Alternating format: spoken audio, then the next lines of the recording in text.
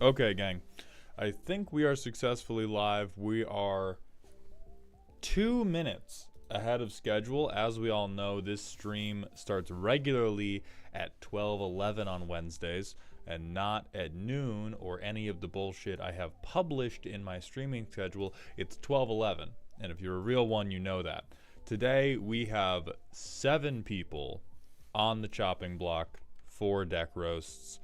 I'm going to dump the order into chat, but as always, the order is subject to change. If anybody is not here, if anybody is late, if anybody has to do a late reschedule, these are just the 7 people going today, and we may flip them around, slap them down big style, depending on who is available when.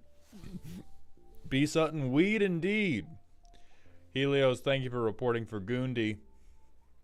We will likely need your particular skills during the World of Warcraft stream on Saturday because my girlfriend very much wants to get us killed so that we can begin a leveling trio called the Goon Squad. Henry Wickland, PST. That sign up should be, that time zone identifier should be in all the sign up messages.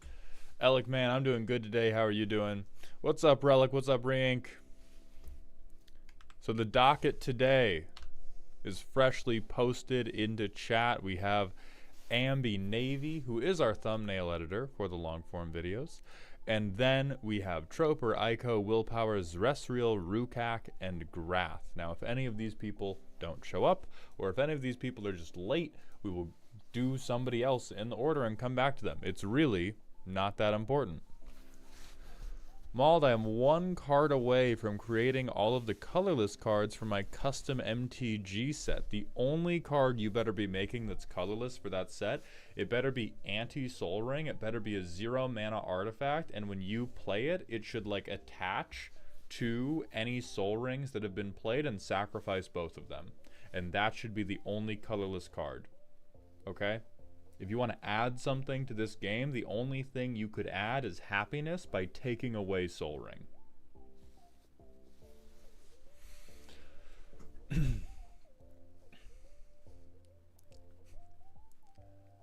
Alright, I forgore what is the schedule. So the schedule this week is going to be, we are doing deck roast streams today. That is going to be quote unquote normal. So normal deck roast stream today, and then after today, I'm probably not going to stream Friday for 2 reasons. One, I've been streaming, well, no, for one reason, but it's a long reason, so buckle the fuck up.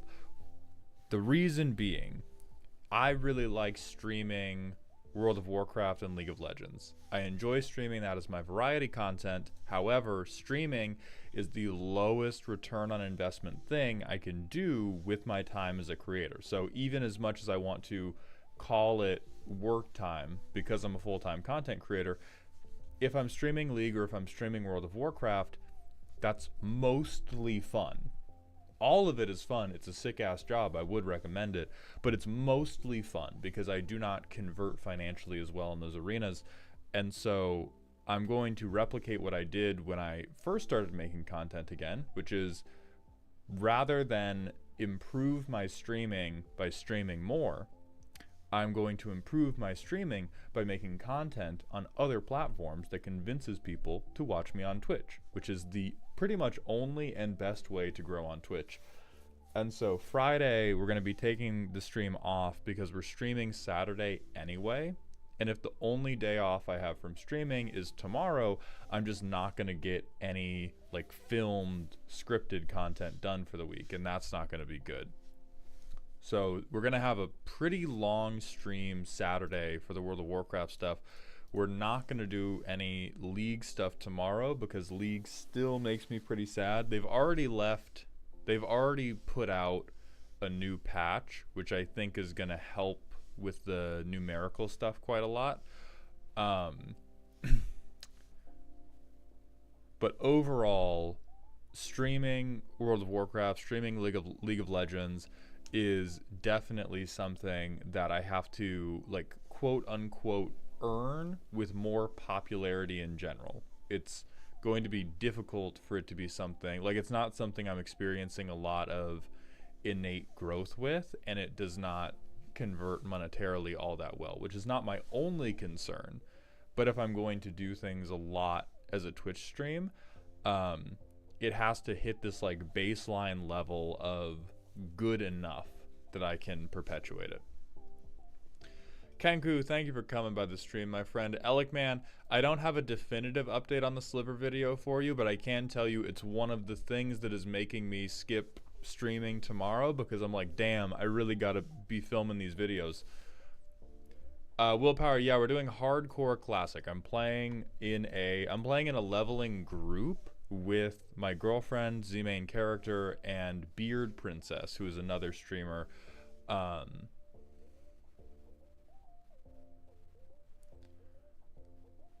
We're Horde, Willpower. We did a group of Tauren. I maintain that to this day,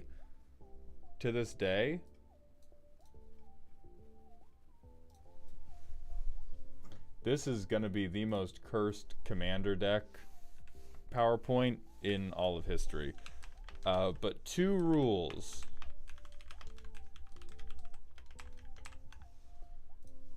Rule number 1. I never die.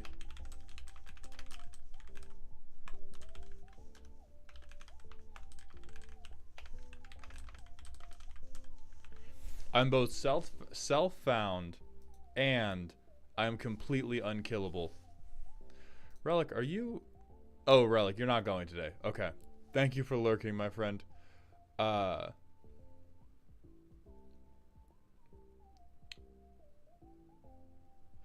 And so now I've had to roll a new character once already because Beard Princess pulled a thing that was like 5 levels above us when we were level 6, and then demanded that we commit seppuku to re-roll with them because they were like, you didn't do anything to help. And I was like, of course I didn't do anything to fucking help. You were a level 6 shaman and you aggroed a Kodo when I was a level 6 warrior. What the fuck did you want me to do to help? Die with you? And they said yes. And I said, fine. And so I went and slapped the Kodo and allowed it to ritually claim my body. And now we're trolls. So I'm yet to fuck up. I'm yet to do a single thing wrong in hardcore World of Warcraft, because it is a mix of I am a strategic master and I am also God's precious prince, and nothing bad is allowed to happen to me. Venom, it's going good. Intario, that sucks. I woke up a little bit early, but I did not wake up at 3. I woke up at like 7. Oh, I forgot about the death. That's a World of Warcraft thing. Chat doesn't get to decide shit. I'm never dying. I am immortal, and none of you get anything in my will. Willpower, we slammed the roast order once already, but I will slam it again for you. Mauled, I'm playing Oathbreaker after work. Thoughts on the game mode? I think it can be fun from an intellectual standpoint, which is to say I don't find anything wrong with the game from a raw balancing perspective, but anytime I play it, it makes me want to lay in a corner and cry. I think that Oathbreaker is like, it's sweaty Commander. The floor of how effective your deck is going to be as an Oathbreaker deck is so much higher, both because Planeswalkers can do some pretty fucked up things, and because having the signature spell, the instant or sorcery that you get to cast from the command zone, is so potent, and you have a smaller deck, so it's more consistent, and the life totals are lower, so it's easier to get a damage-based win. It is great Commander for people that think casual Commander is too soft. I think it's really bad Commander for anybody who really likes casual Commander, because the base level of thing you have to do to be participating in the game mode is so much more serious than what some of these like precons or some of these like, oh, my deck is a 7-ass things will do. Any update on the Kickstarter? No, I'm waiting for an update from my manager. Lurkin, thank you for the Twitch follow. Welcome to the doghouse, my friend. I've been meaning to ask, is the Sol Ring hate because it's a generic card that people auto add to decks and stifles creativity, or is it some other off-screen trauma-related reason? It is because it's an auto add.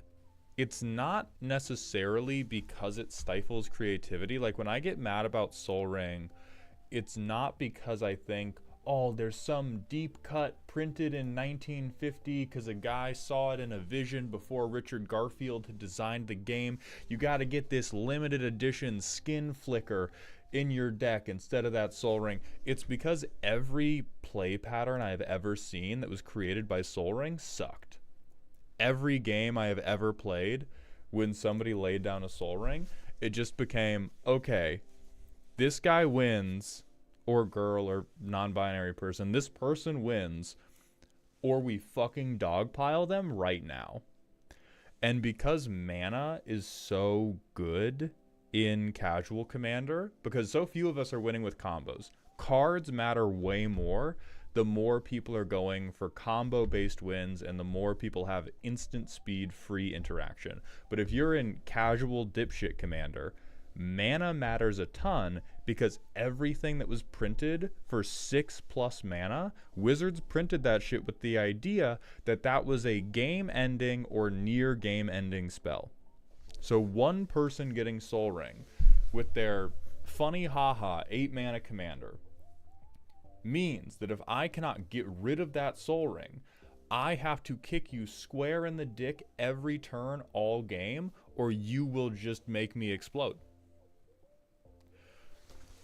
So that's really why I dislike it. There are also some people that will go like, oh, I have 25 lands, no ramp, but it's fine because I mysteriously friendly mulligan to Sol Ring at the start of every single game. And that is a separate issue. I really dislike it the most because I think the games Sol Ring gets resolved in are not very interesting.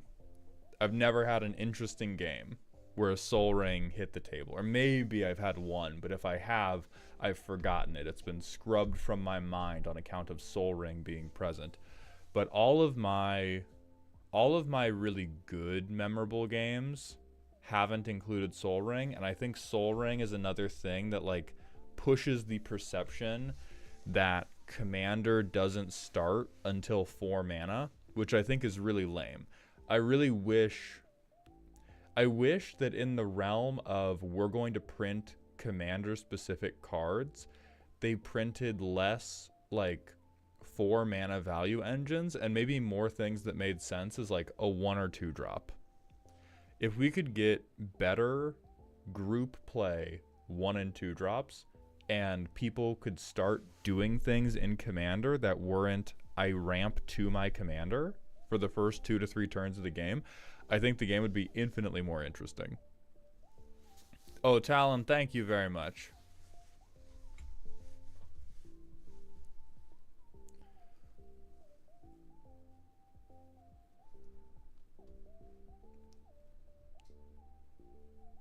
So more things like Polywog Prodigy.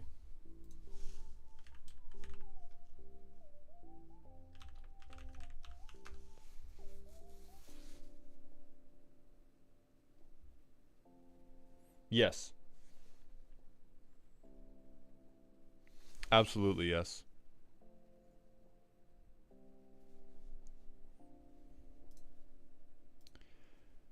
Can't you just build your deck like that? Yeah, you can be the change you want to see in the world, but like an important thing to consider is, as much as anime would like you to believe it was so, it's actually not that possible for individuals to overcome the will of the systems and the designers of those systems. Like one persnickety team of high schoolers can't actually defeat all of capitalism, and that's the type of thing I'm talking about. Is like we can be different, we can do better on an individual basis. That tends to matter a lot less than what the hegemonic power structures are doing. Like if we talk about greenhouse gas emissions, hey, you can bike to work. Guess what? Taylor Swift, they're worth 100 million of you in terms of emissions. Hey, guess what? Delta Airlines, you don't fucking matter. it's still good that you do it. Ethan Hills, this is a deck roasting, which is kind of half fixing, half me being vaguely mean to you. And the way you get in on it is by signing up for the Patreon or by purchasing a commission on Ko-Fi. Now, signing up for the Patreon does not guarantee that you get a deck roast. Ko-Fi does, but it is a limited stock sold at the beginning of every month. Holy Roman Empire 58, thank you for the Twitch follow. Welcome to the doghouse, my friend. Do you have any recommendations for taking down capitalism as a group of persnickety teenagers? I would watch the Mario movie. Luigi from the Mario movie is a tremendous role model. If you want to take down capitalism, I would really recommend, again, serious notes on the behavior and life trajectory of Luigi from the Mario movie.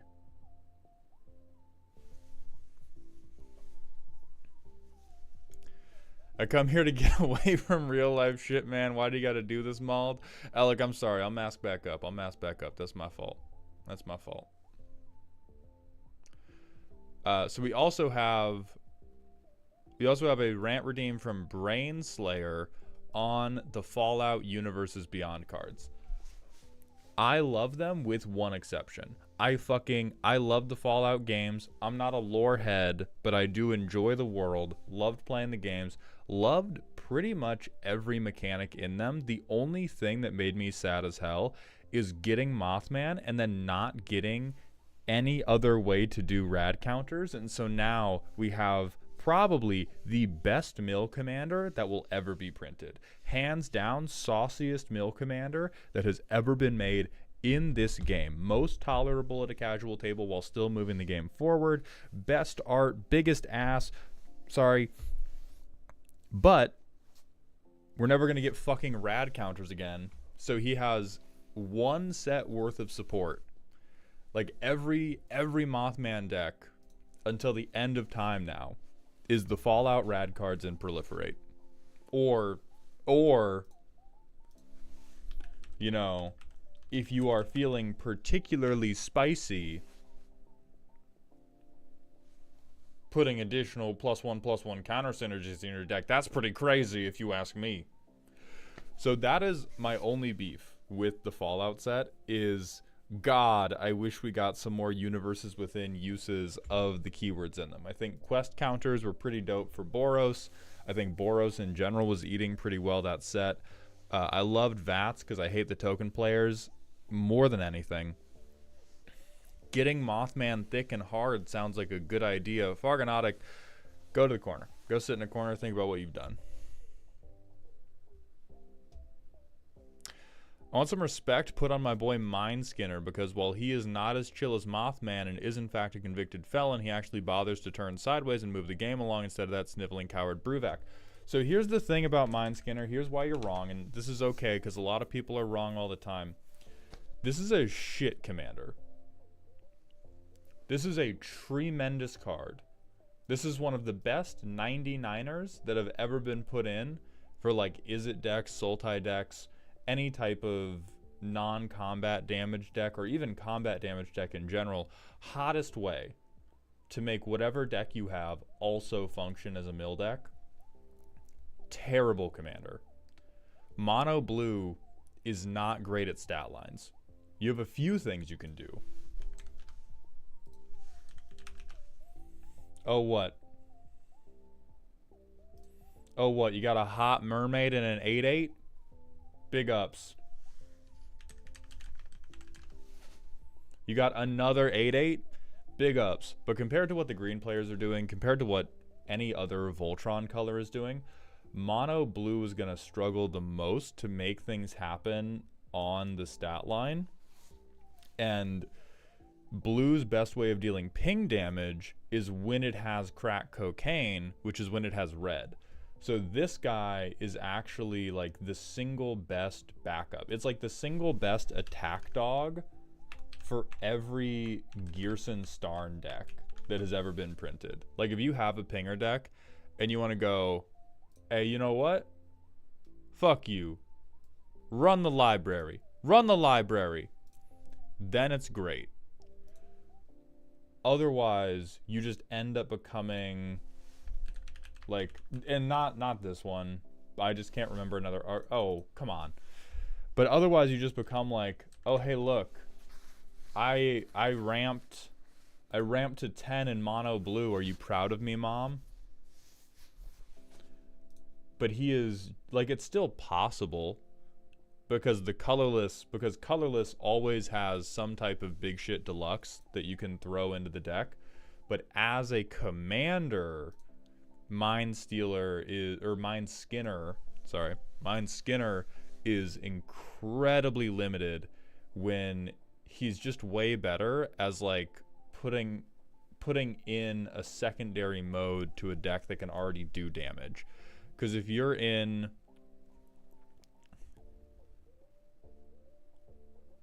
Isn't damage just more reliable, 40 damage versus 70 to 100? Yeah, it is more reliable, but it's not as funny. People don't cope and seethe as much, and therefore it is not as satisfying to kill them with damage.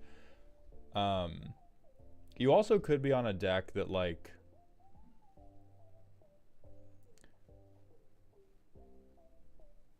You could be on a deck that just, like, wants to use graveyards or somehow uses the mill. I mean, I think universally it makes mill relevant again because it's doing the each thing. So you have... It's actually honestly kind of similar to damage once you do the math on it, because on math damage, there's 120 life points at the table. You probably are not solely responsible for all of them, but if you want to win, you're going to have to be able to deal a lot of that damage. Mill, there's like 100 cards, but if you deal 100 damage through this commander, you kill everybody. And pingers, I think pingers get tripled. Like if you hit every opponent for 1, you mill everybody for 3. So the rate is good enough.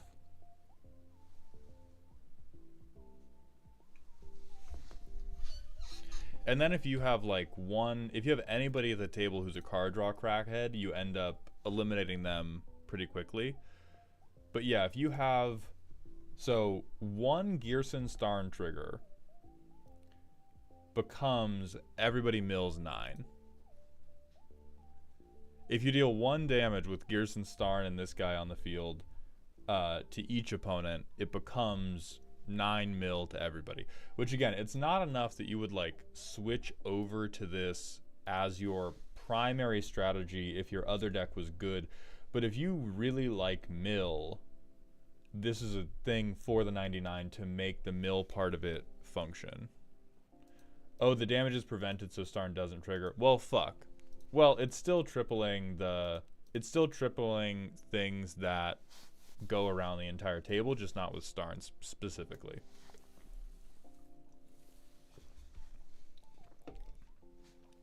Mind Skinner with Narset Enlightened Exile Theft is hot. That is probably pretty funny. Mothman Co-Conspirator. Probably. I think it... Yeah, like I think the thing is it's never gonna be the optimal solution, but it's probably gonna be hilarious some of the time.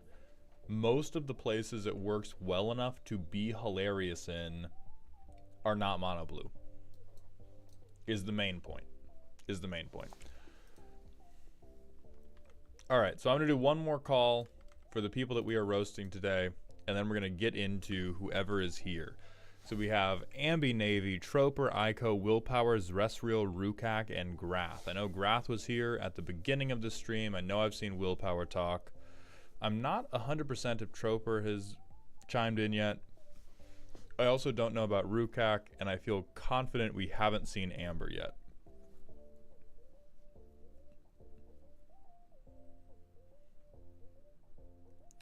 Do I play other formats like Modern? No, Miller, I've tried to get into it a couple times, but I hate 1v1 Magic so much.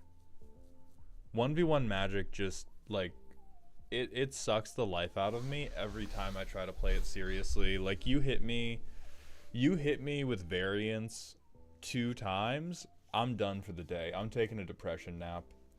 I just can't do it. I need it to feel more like it's in my control if I'm going to take it seriously as a competitive outlet. And I don't know, I haven't found a way to be emotionally engaged in 1v1 Magic and not have it be a competitive outlet.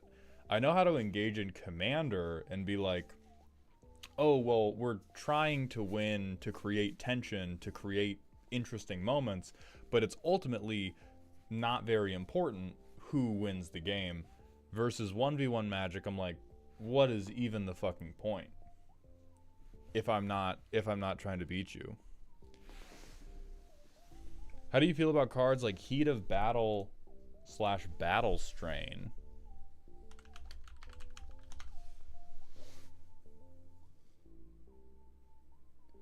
I fuck with that heavy. Yeah, absolutely immaculate. Really dope. Perfect thing to play into dipshit like token pseudo Pillowfort players. Mauled, you should look up Heat Stroke. I'm tenuous about looking up anything with the name Stroke in it on stream, but I'll try.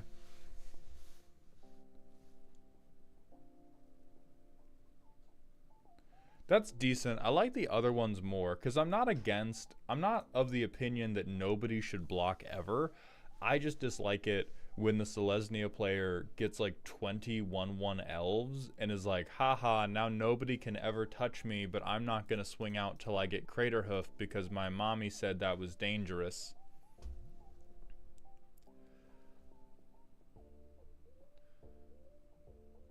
If you get depression, if you take depression leave when you play 1v1 Magic, how come I've seen you play Arena? Curious. I mean, Dark, it's for content, right? Like, Draft is almost bearable. Draft is almost bearable, and even then, Draft is bearable because I'm playing it mostly to have, like, a goofy thing happen that chat can then interact with versus just playing the same, like, 20... God, like... I remember seeing a ton of tweets and Blue Sky posts from like Brian Kibler and all the other people that play 1v1 Magic really competently being like, oh my god, Standard is back. You guys are missing out if you are not playing this format. And I loaded it up and I lost count of the Shieldreds that I ran into. I lost count of just copy paste dimir.removal.exe.gov that ran some form of hand rip, some form of 1 or 2 drop removal, and then Shieldreds.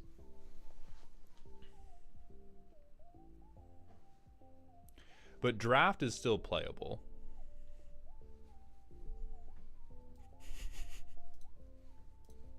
Dark, I swear to God I will put the deep state on you. Then we have a random Smasher Pass from Dungeon Masters Consortium. Yeah, if they're courageous, I'll dive in with them. For sure. Okay, so who has sounded off? We've seen Grath, Willpower, Zrestrial.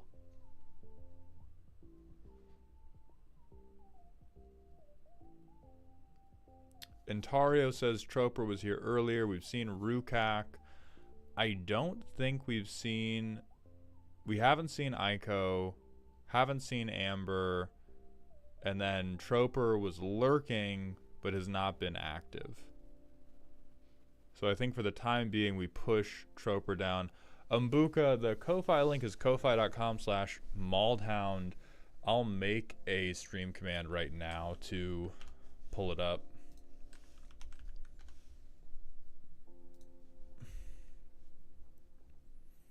I will simply edit the dashboard. I will make I will make reality my own. Dark, I swear to God. Take a breath. Do you have any plans to bring back the custom card redeem for Twitch? Yes. I'm just not sure when, because I don't want to bring it back on a deck reviewing stream because I feel like we will go too far down the rabbit hole to actually focus on people's decks. So like it's normally been, oh, I'll do the custom Magic card redeem whenever I'm doing a Magic stream that is not deck roasting, and I've just flat out not been doing any Magic streams that aren't deck roasting. Like I just haven't been drafting or playing 1v1 or whatever. I am pacing my room every day waiting for custom card reviews to return. Maybe that's how I get people to watch me play World of Warcraft. Maybe that's how I game the populace. Is I just bring that redeem back, but only on days when I'm streaming World of Warcraft.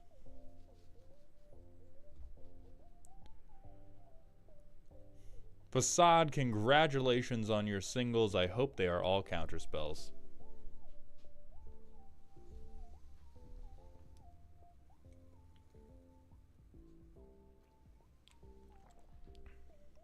I wouldn't mind watching some more draft.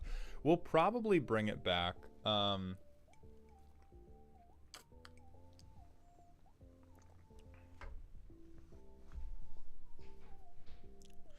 have an idea. When you die, you have to open a custom card pack that is filled with cursed cards.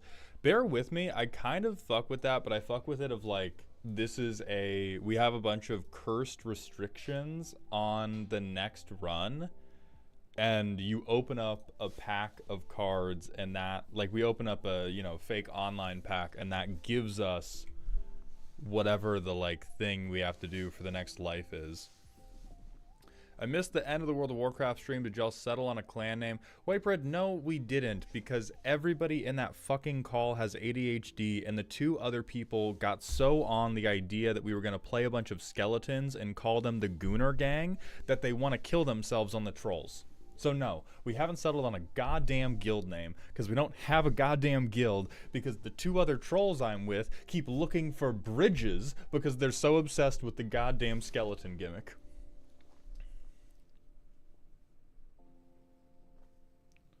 You just invented the World of Warcraft roguelike.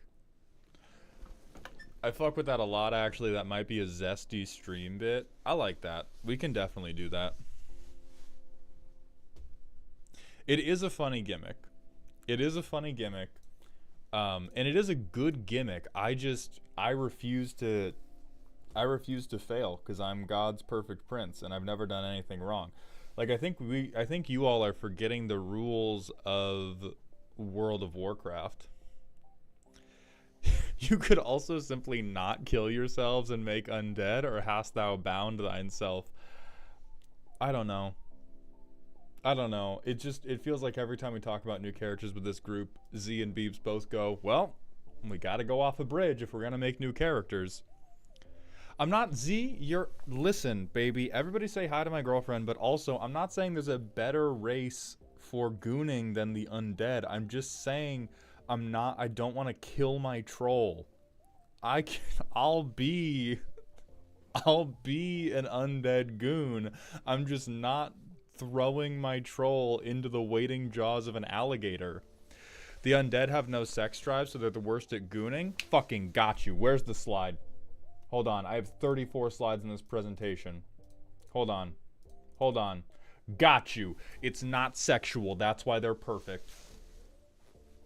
There is no way to misinterpret the gooning of the undead because they have no genitalia. Got you. Red-handed. Welcome to the committee. You are now a 1920s street tough. We picked the undead because they look silly when they shoot guns. That's what makes them goons. That's what makes them the best gooners in the world. Fool.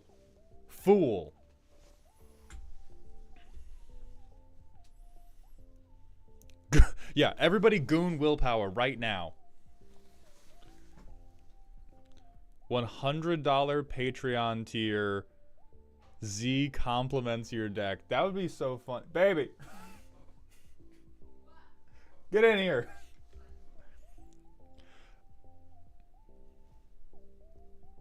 But Maul, they all have boners. Zahir, I'm banning you. Somebody in chat just suggested $100 Patreon tier for you do aftercare of their deck after I roast it. I can Who do is that. who is a good little deck? Who was a good dad? You were so actually did fine. so well. I see your vision. You'll get there one day. You're trying so hard.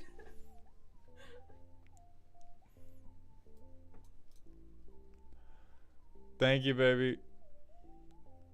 Kill your troll at the undead starting zone and rush to your body to eat it. You are all going to hell. This is why none of you will make it to 60, and I will. And I will stand alone atop the mountaintop.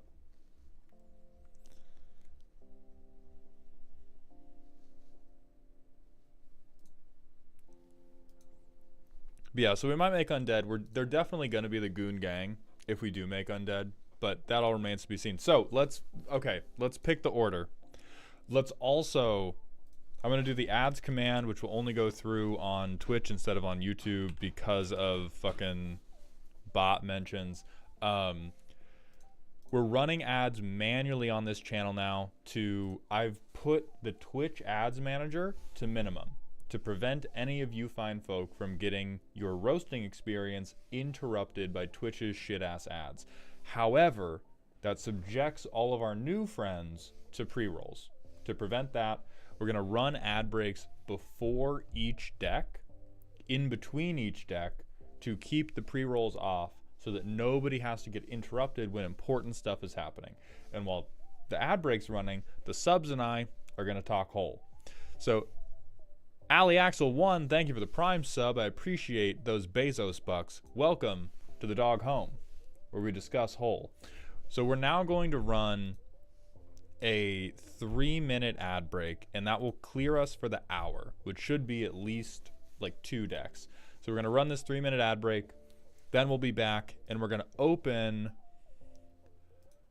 with Willpower, because I know Willpower is present and able, and that is the first person on today's roster that is definitely here. I closed my fucking chat compiler. Okay, hold on, we're back. Hold on, we're back. Hold on, we're back. Okay.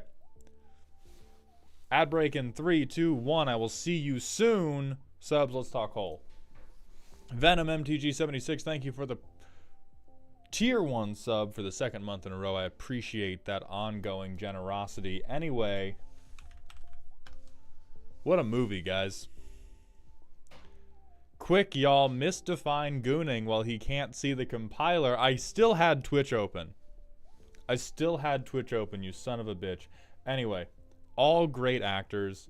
Jon Voight, absolute treasure. Dual Hill? You haven't heard of Dual Hill? You gotta go watch Psych. Amazing movie. Can we talk about the card Sinkhole? Yes, that is an acceptable definition of talking hole.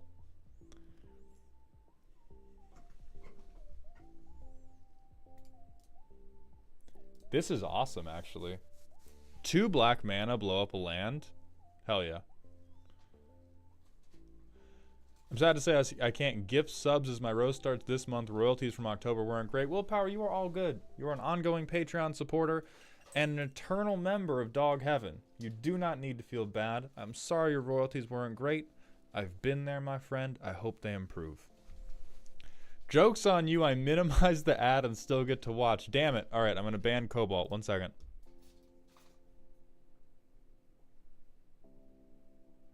I don't know how to unban people, so I'm actually kind of worried about pulling the trigger on a lot of these I'm going to ban people think, because I'd be like, oh, I just unban them after I do the bit. But I don't actually have a lot of confidence in myself to do that. Since Maul's stream got me a 25% pay increase, I should probably upgrade my Patreon tier. DMC, if you just like... I swear to God, if you can trick one person into watching a World of Warcraft stream, I'll take that as payment. If you can rickroll, like, your cousin or something with my Twitch link when I stream WoW, good enough. Mr. Mald, what are the various ways I can give you money? Just checking my options. So the best, or the link that gives me the most money, is the Ko-Fi link. I think every other way you can give me money takes more money per money than Ko-Fi does.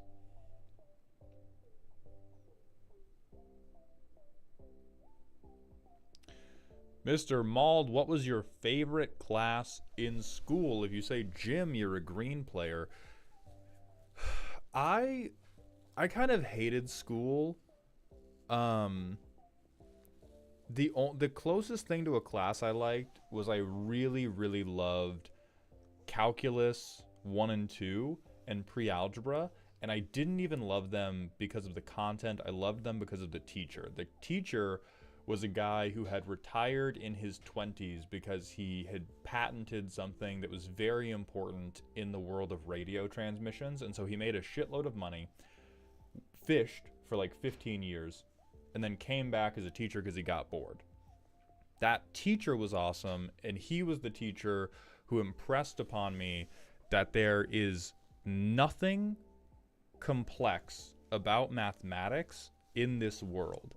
There are merely many simple things stacked on top of each other, and they appear complex when you attempt to do them all at once in your head. And that is what tricks people into believing that you are, quote unquote, like just bad at math versus someone who's innately talented. They just might be better at lining up all of those 18 simple things in their head. That does not make math itself highly complicated, and that made math click for me. And I've been chasing the high of a teacher that good my entire life. He also let me goof off in class because I was good at math. He had a running list of the 10 students across all of his classes that had the highest grades in the class, and if you were in the top 10, you got to do whatever you wanted within reason. I was allowed to sleep in class. I was allowed to read manga in class. I was allowed to like doodle in a notebook in class. I couldn't like take my phone out. I couldn't like slam my meat on the table or anything like that. But all of the normal fucking off at school thing, he was very on top of it. But if you were in the top 10, he was like, whatever, you get it. What the fuck am I, why am I, it was interesting because normally every teacher goes like, oh, you're good in the class, you're my favorite, I'm gonna give you all my attention. If you were in the top 10, he was like, why would I even look at you? I need to spend my time helping the students who are not yet proficient. Dark, thank you for coming by the stream, my friend. Have a good train ride. I need to help the students who aren't proficient. Why am I gonna waste any time worrying about your behavior or worrying whether or not you get it? You obviously get it. And so I really liked that approach. Other than the fact that he was super woke for not letting me take my meat out in math class, that was too bad. But other than that, he was pretty good,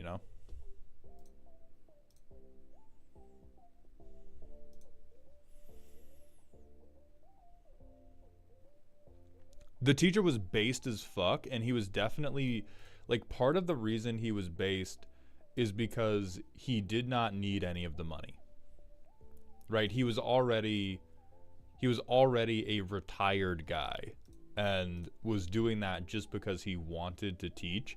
And so he was definitely living his life as a guy who could not be punished, because if the administration had punished him, all that would have happened was he would have gone back to fishing and they would have lost one of their best teachers.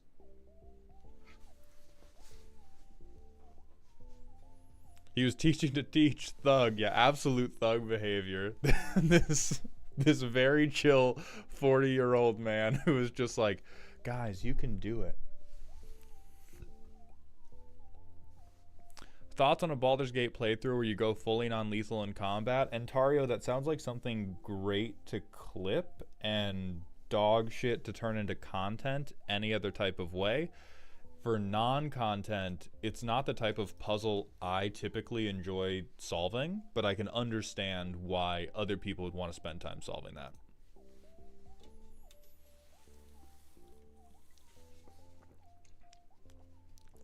I had a teacher who had a mental breakdown during the semester and never showed up after one day, where he accidentally sent an email to our entire department about how other teachers were servants of the devil trying to tear him down.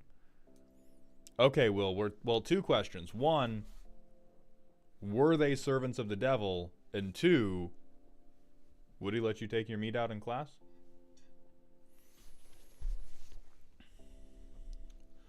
My chem teacher in high school had a PhD and threatened to melt a kid's phone once. To be fair to him, the kid was a disruptive asshole.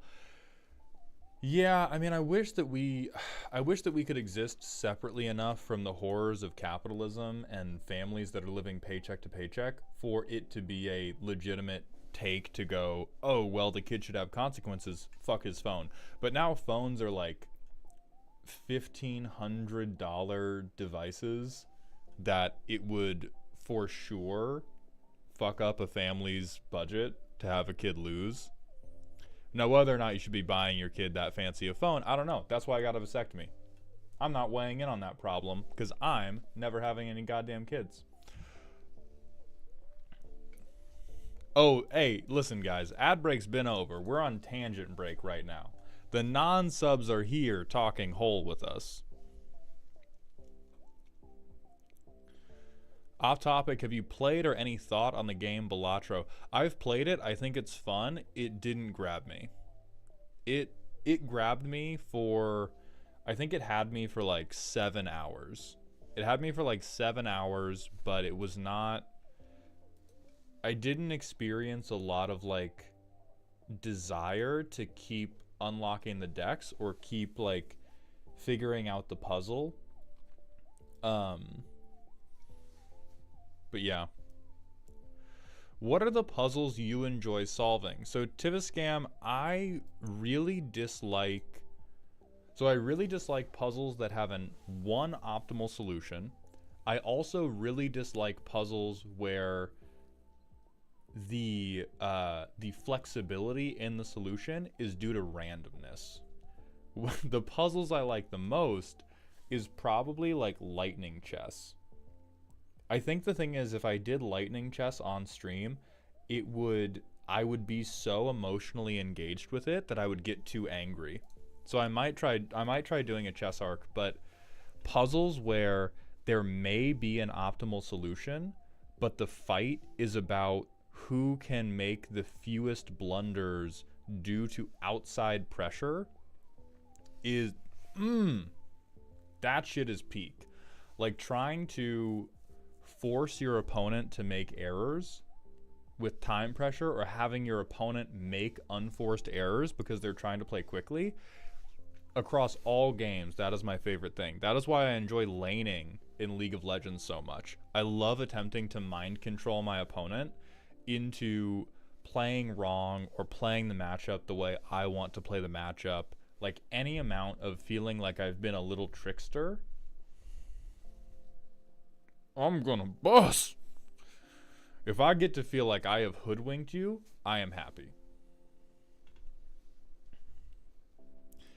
I feel like you would have liked Monster Train multiplayer. I'm gonna Google this reforming one, and based on what we see, we might ban you.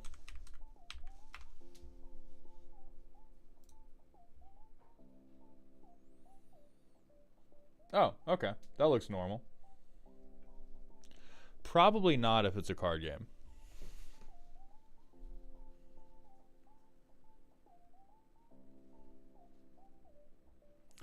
I assume you enjoy fact or fiction style cards then? Yeah, I do. As much as I dislike, oh man. Oh fucking, okay. So for those of you that have never played with fact or fiction, that is when an opponent, bruh. Okay.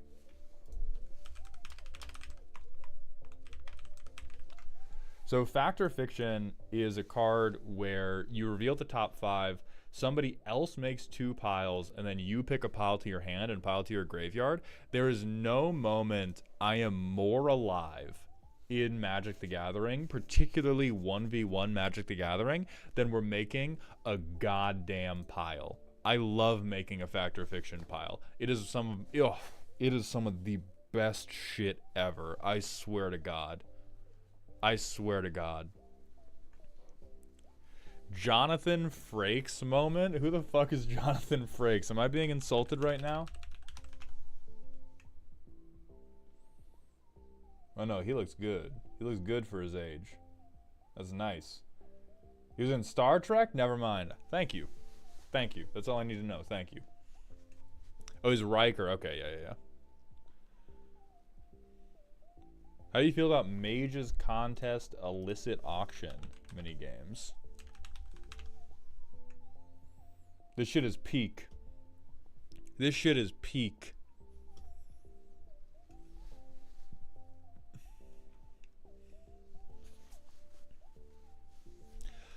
Zahir, I haven't really built it. I haven't built a deck like that because I don't want to fall into, mainly because I don't want to burn it out. Like, to me, Fact or Fiction is that one song that I really love, but I haven't added it to my Spotify because I know that if I listen to it 100 times in a row, the joy will go out of my heart. And this is the one area where I can hold myself back from milking the Spotify rock dry, is Fact or Fiction and Magic the Gathering. It's just a fun little, it's just a nice little treat. I refuse to overdose on Fact or Fiction.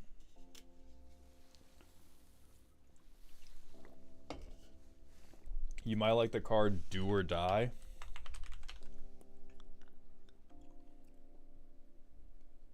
Oh, not again.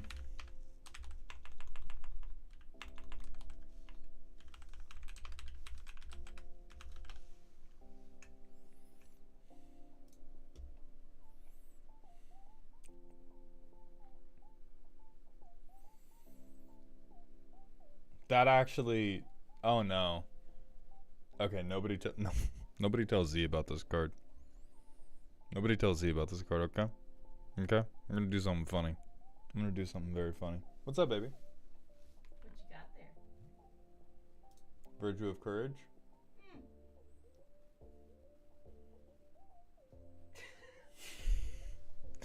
Pew Pew Laser Beams, thank you for the Twitch follow. Welcome to the doghouse, my friend. Alright. Now that we've burned through 12 minutes of our no pre-roll time, we're going to get into Willpower's deck roast. So for those of you who have not been to one of these before, my patrons and Ko-Fi commissioners will send me a deck list, a power level, and a primer. However, we do not accept the power level 1 through 10. It's wrong and bad. Instead, we take Silly to Spooky to Scary, a scale originally developed by Danny Phantom EXE, which is a measure of how ominous your deck is to somebody who knows about Magic and is paying attention to the turns as they happen. Your primer is a short paragraph about what your deck currently does or what you hope it does. It's about the play pattern of your deck. And this is where I will call you a liar and be mean to you if you fib about how your deck plays. The deck list itself is self-explanatory, so without further ado, I'm going to grab Willpower's Silly, Spooky deck. This is my only currently functional theme deck. It started off as just a Started off as just a Kindred deck, but I made it into more of a theme after realizing there are so many Izzet pirate cards. The deck is silly because it's a theme deck, but spooky because it's a decent deck that can win at mid-power tables. My twin captains lead their boarders for booty from enemy ships. They loot and rummage and pillage their way to victory, either with my value beating out everyone else or my big captain beating his way to the win. For upgrades, tweaks, I'm not looking for creatures that aren't pirates, and the not quite on theme cards need to loot or rummage or deal with treasures for them to make it in. Also, I know the partner breaches is better, but I don't care. Okay. Booty, booty, booty, booty, rockin' for them pirates. For them pirates. For them pirates. Amazing. I took Dockside out of my generic good stuff deck to put it in the perfect theme deck, and now it's banned. I did nothing wrong, and they banned me anyway. Alright, so we have tags enabled, because I'm not a fool. So we have Dargo and Malcolm. We want to make treasures, and we want to sacrifice treasures to make Dargo cheap. Now, off the rip, if we're doing Pirate Kindred, Dargo is probably a hot failure. If you think he's cute, that's a different thing. But saying my 7/5 commander is going to hit everybody unimpeded 3 times when I'm not Voltroning them is objectively insane, but I'm going to give you a chance. This guy is just awesome. Malcolm Keen-Eyed Navigator is just goddamn incredible. Blue did not need it, did not deserve it, but I will take it. Benefit from the booty. Whenever we spend money, this guy gains flying until end of turn. Oh, okay, so this is a draft deck. Got it. Whenever an artifact enters the battlefield under your control, put a +1/+1 counter on target pirate you control. See, now we're back to an actual commander deck, and so I'm already worried. This is, right here is all of the silly, and right here is all of the spooky. Okay, when it attacks, deals damage equal to the player or planeswalker. It's attacking equal to the artifacts you control. That's pretty good.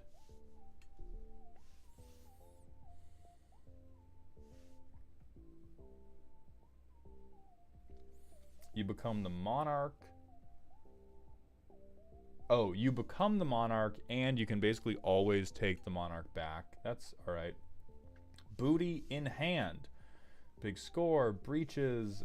Whenever you deal damage, you get to steal. That's pretty cool. Chart a Course is good for a deck like this. You definitely want to crash out. Become the monarch. Whenever you attack, reveal the top card of each player's library. Make treasure tokens draw cards. Okay, become the monarch. Attack triggers. Can't block this turn for a cantrip. Siren's Ruse, but on a pirate we can draw a card. Incoming Borders. Are these all ETBs? It looks like it. Alright. Oh no, this is also combat damage. Whenever you cast a pirate spell, untap Lightning Rig Crew. But with Malcolm, that's honestly fucked, because every tap is 3 mana. This is like... I like this card probably the most out of any card you've put in this deck, because this is like draft unplayable into golden egg laying goose in this commander deck. Port Razor is a classic. Counterspell for Malcolm, sure. Nope. I'm not going to hear you out. I'll hear you out on this one. Flying's good. Flying is worth way more in a deck that exclusively wants to punch people in the face. So Zephyr Slinger, it's Spectral Sailor I'm not hearing you out for. It's there just for the fly? Alright, we're going to deal with you. Pylord Malcolm is off all damage. So there is a ton of very easy ways to, even if you don't go infinite, make truly obscene amounts of money that make the East India Trading Company look like the good guys with Malcolm. Pirate Workout Regimen. So we have a little bit of evasion. We have a big board buff. Pirate Hat. No. Pirate's Cutlass. Sure. Also no, but we'll fix you. Rising of the Day. Haste +1/+0. I can almost see this, but not totally.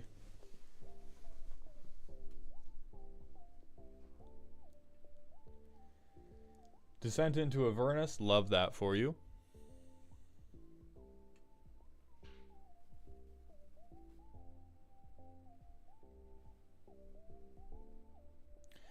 It's 85% just from my collection. Willpower, I don't think there's any statement that could have told me less about the deck. Both because if you say, oh, it's what I have in my collection, it's like, we're not here to judge what you have in your closet, other than the skeletons. We're here to judge you as a person. So whether or not you built it just from your collection does not make you a moral failure. And secondly, if it's 85% from your collection, that means 15% of it is from your demented mind. And I'm going to focus on that part. And I'm going to assume it's all of it, because I don't know how statistics work.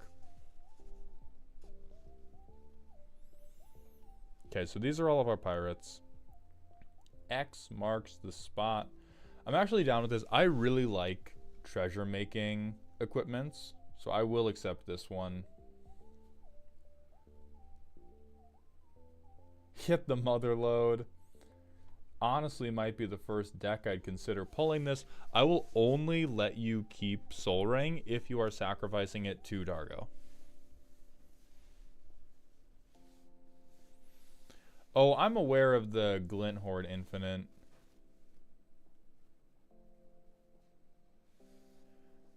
I think we have differing opinions about what funny is, but you know what? Hey, you know what? I'll kill you. So whenever you discard, deal 1 damage, makes 3 treasures, allows you to discard another card. I think you can. It will no longer win you the 1v1, and so if you ever get into a situation where like there's an opponent, if you had opponents at like 40, 30, and 20 health, you would end up, I believe, running out of dick when the third player had 20 HP, because as soon as you're not pinging at least 2 people with the ability, it's no longer mana infinite.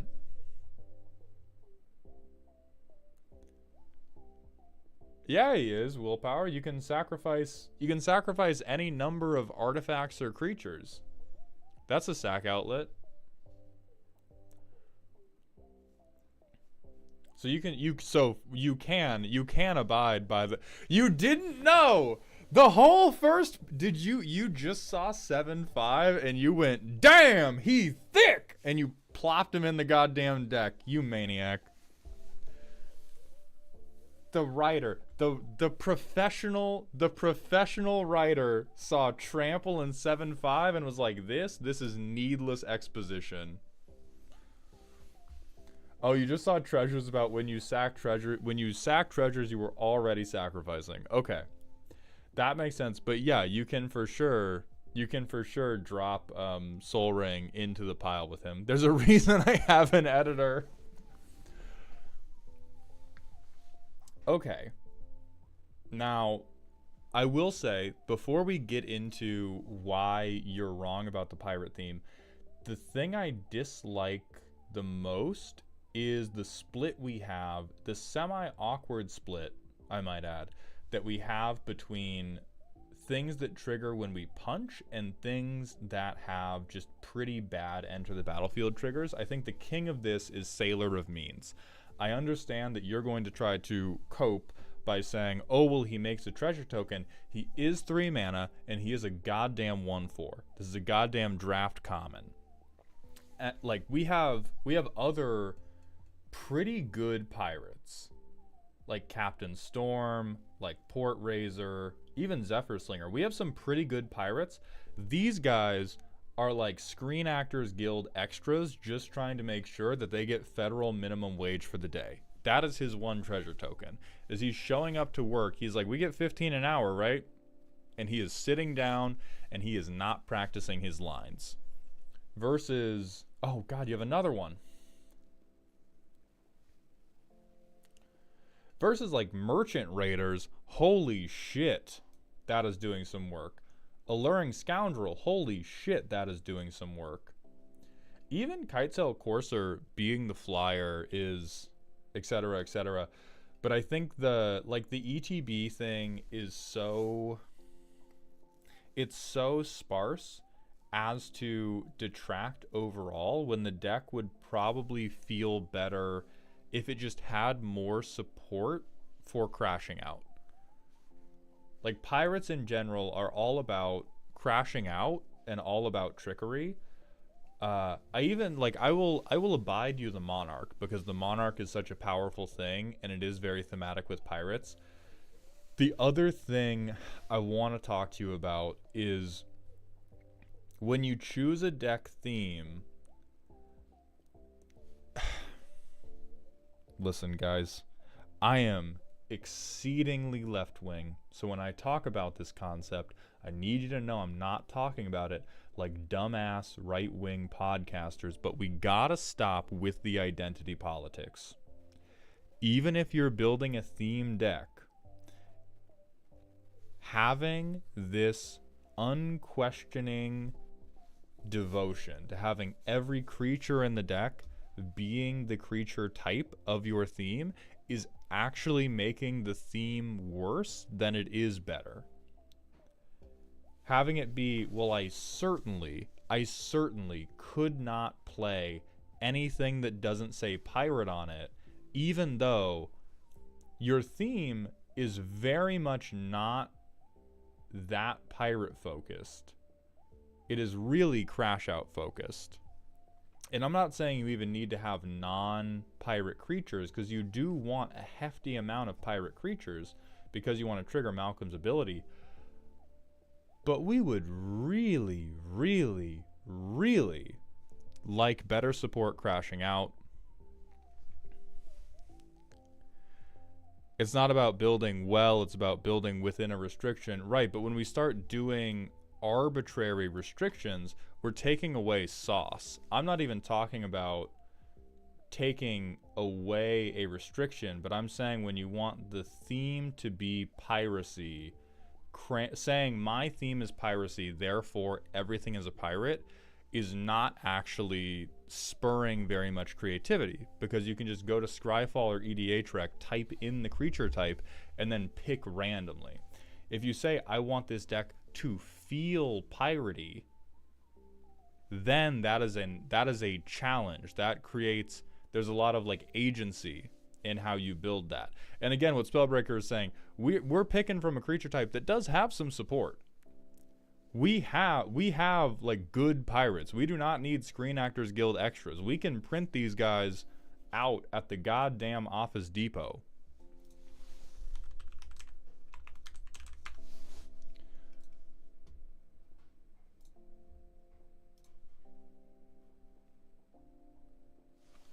So I don't know why I'm zoomed into hell.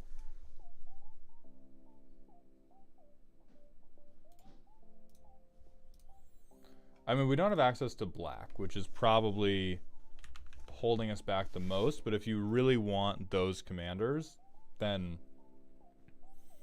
I will not stop you.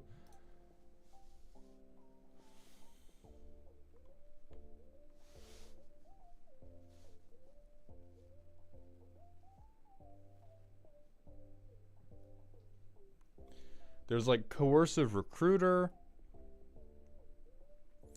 There's a difference between building decks and playing Where's Wally with a word. Exactly. Like, just because your word, like, having your word cloud disease progress from I built a deck where every card says good on it to I built a deck where every card has one particular creature type on it is a good advancement, but it is, like, there is a lot better we can do. Even Corsair Captain, like, maybe we have this guy already and I'm just being absolutely crazy. I don't think we do. But versus the other 3-drops we have that make a treasure token on ETB, this guy at least helps our other pirates fight.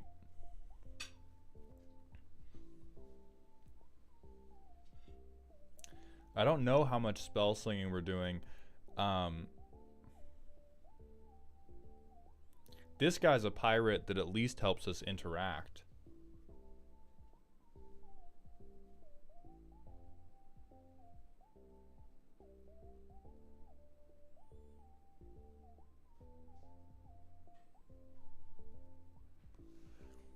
But there's a lot of stuff where I do not think like this deck definitely has a little bit of creativity, assuredly, to build something functional with $30. But a lot of the times, if you give yourself too literal and explicit of a restriction, you end up being less creative than you otherwise could have, because you give yourself a very clean little sandbox where you don't actually have you don't have decisions to make. And that's not necessarily this deck. I think this deck did have decisions to make. You made a number of wrong ones.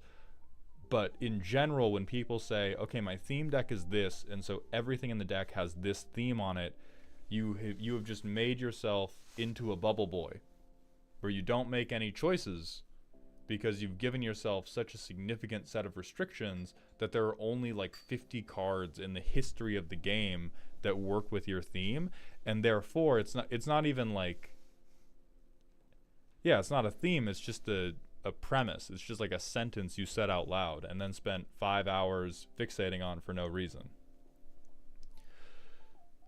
Like Amphin Mutineer's great.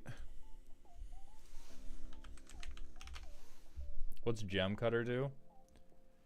Yeah, see, pirate or another pirate, this is great. If we want to have ETBs, I think all of your ETBs, or I think especially the treasure token ETBs, get replaced by when this guy or other pirates, because then all of our creatures saying pirate on them makes more and more and more sense. But right now, the only thing we have that actually cares that these guys are pirates are Malcolm. There's only 3 of those? Shut up. That's too damn bad.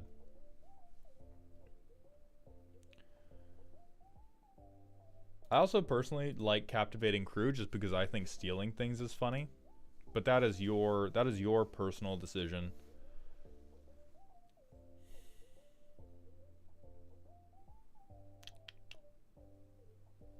Crazy to not have Ragavan.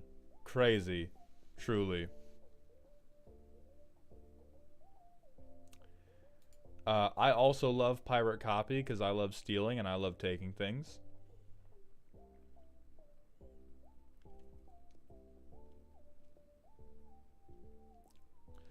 So this would be the type of flex where, okay, not everything has to say pirate on it to be in line with what we want to do. We want everybody punching. This in our deck effectively says second Malcolm.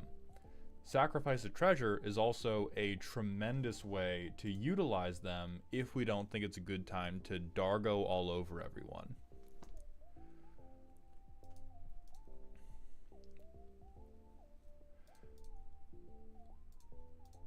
So these are the types of cards I'm talking about when I say reconsider whether everything needs to be a pirate, or if somebody can go like, actually, I'm going to become a pirate later in life. Maybe this guy was an accountant, and then he found out that he likes boats. You can have honorary pirates as long as they don't detract from the flavor of what you're doing, and we haven't gone to the playtest yet. The flavor of what this deck is doing is treating all of your friends like they are piñatas filled with gold. And that can work pretty well with some things like Professional Facebreaker that are not necessarily pirates, but want to beat gold out of people. Dockside didn't deserve the hammer. I said it, and you said a fake thing, Spellbreaker. What's next? You want to defend Anthrax? You want to talk about how maybe you wished Obama had put anthrax in school lunches? We want to talk about wrong takes? I hope they unban Dockside to ban him again, harder. I hope WotC unbans Dockside just to say we unbanned this because we thought it was wrong that the official body of the game didn't ban it. So we're unbanning it, and now it's banned from Wizards directly.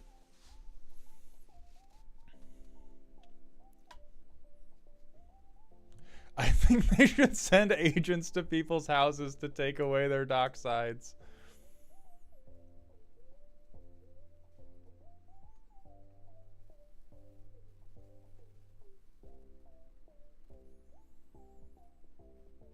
Yeah, like, so Crime Novelist is another really good, like, hey, maybe the pirate crew has a guy keeping a record of their exploits. Next 1023, thank you for the Twitch follow, my friend. Welcome to the doghouse. Maybe there's a little guy on the bottom of the boat who's keeping the ledgers and stuff like that. So there's a ton of little changes we can make. For the most part, I like what you're doing. I think that it is just a little on the erring on the side of word cloud disease. Not ostensibly so, because for the most part, you've kept on the game plan of punch everybody. But I do also think have we seen any interaction? Oh, I skipped it. That's my fault. Hornswoggle.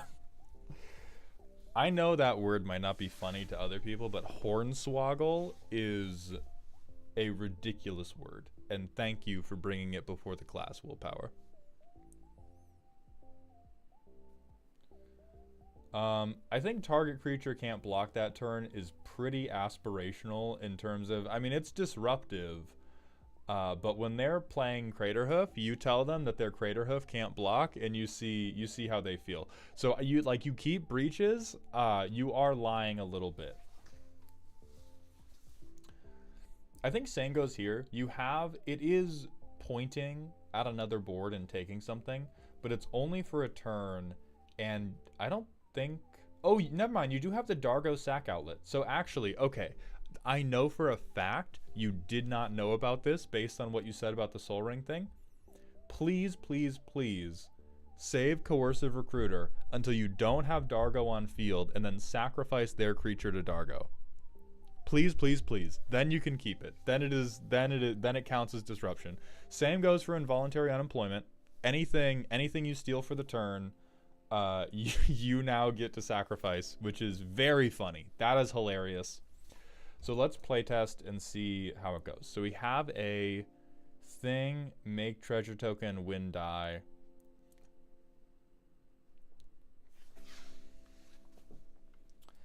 I'm gonna bet on, I should not have bet on you getting, oh, never mind, there's the island. Holy fuck, dude. Turn 3, it's casual, they're not blocking. Let's make a treasure.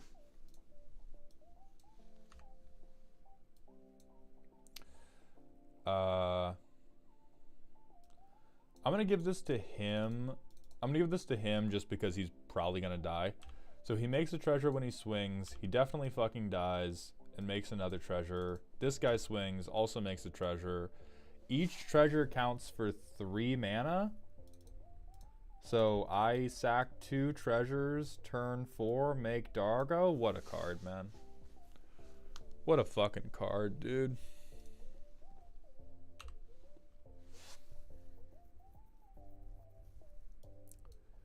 And then, yeah, turn 5, if they can't remove Dargo, I think we just kill everybody. See, that's not horrible. I do agree with Spellbreaker about cantrips not being important. I think there's a critical thing you need to be able to assess about your commander decks is, do I fail because I drew it in the wrong order, or do I fail because I ran out of cards in the mid game? I think pirates and I think a lot of beatdown heavy strategies fail because they run out of cards in the mid game. A lot of decks that have like 5 mana plus commanders, they need card selection because they need to make sure that they are ramping appropriately and curving up to their commander. You have a lot of 1 and 2 drops. You have a lot of ways to make treasure. Really, most of your starting hands are probably going to be playable. What's going to hurt you is as you get towards the middle to end of a game, if they hit you with targeted removal like 2 times, if they hit you with a board wipe once, or if there's anything that shuts down a creature strategy, you're going to get a pretty good board by turn 5 or 6 every game, and it's going to be really frail. And so, like, chart a course I will accept because you are crashing out every single turn, and so this at least gets you up one card and does not cost a lot of money. But like Opt, you probably don't need.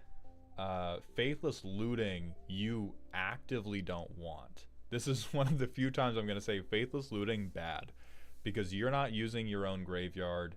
You don't want to go card negative in the early game. What's Double Down?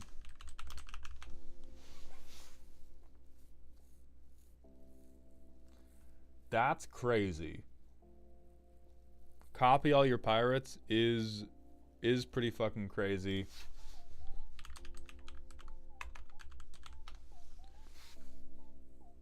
What about the Indomitable? This is awesome. This is the most on-theme version of whenever a creature you control deals combat damage to a player, draw a card. Probably only tied with Coastal Piracy. Because again, you're pirates. I mean, if you really like the pirate art of Opt, I'll let you keep it for the art. But like Pirate Hat, no. Draw, discard, we don't care about. Pirate's Pillage, again, you can keep it if you want just for the name, but like Preordain for sure not. Renegade Tactics, almost 100% not. Thrill of Possibility, no. Unexpected Windfall, no, because that's no longer pirate thing. Big Score is still on the edge. Pirate Cutlass I also don't think is good enough, and honestly I don't think Rising of the Day is doing much for you either. We really want to be on like what 3 to 5 mana spells can I resolve that's going to keep my hand full.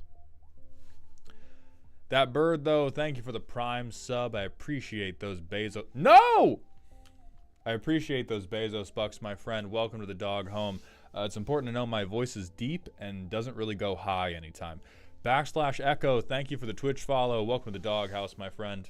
They have Glittering Stockpile already, I believe.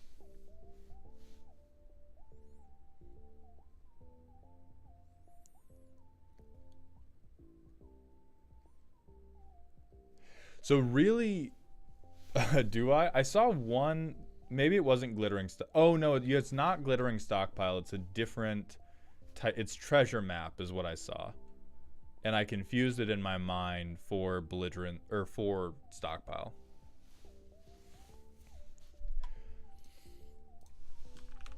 Yeah, listen, Shared Animosity in this deck is just aggressive union behavior. This is aggressive union bargaining, and I love it. But Glittering Stockpile would be good. It would also be on theme, and this is how you pay for Dargo after they've killed him 3 times. What's Open into Wonder?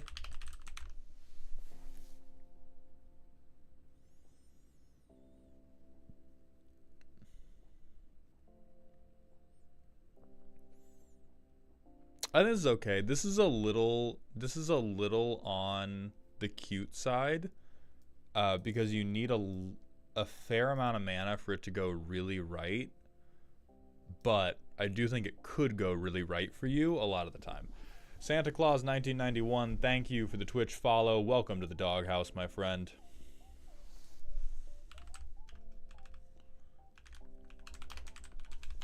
Reconnaissance Mission, definitely playable. I don't know if I would take every instance of 4 mana I draw a card when I touch you, because you may begin to clog up your curve. Part of the reason this deck works really well right now is because it is so likely that our average opening hand is keepable. And if we go into like, okay, just fuck this shit up with 4 mana permanents, then we can get into trouble. I would definitely take Recon Mission over probably Coastal Piracy, because this one has cycling, as Elikman has mentioned. True, you could, hold on. Willpower, in your opinion, do pirates have cats?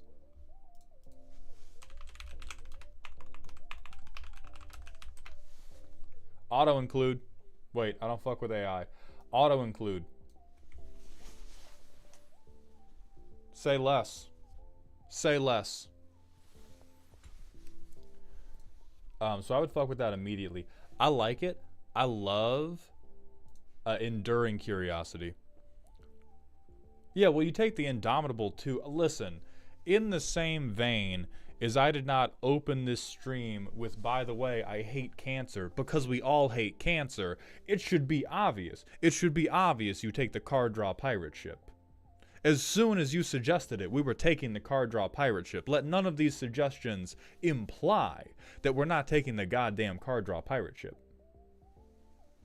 And also, fuck cancer. We do have Charter Course, yeah, Blizzy. So let's put you on the Matrix.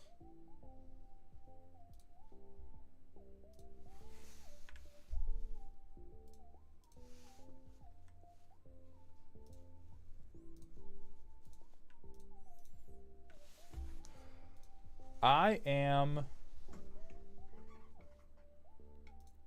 torn between handcuffed yourself to a radiator for the bit and oh my god, it's functional sometimes. I believe it's handcuffed yourself to a radiator for the bit because you very pointedly played some bad fucking pirates because they said pirate on them.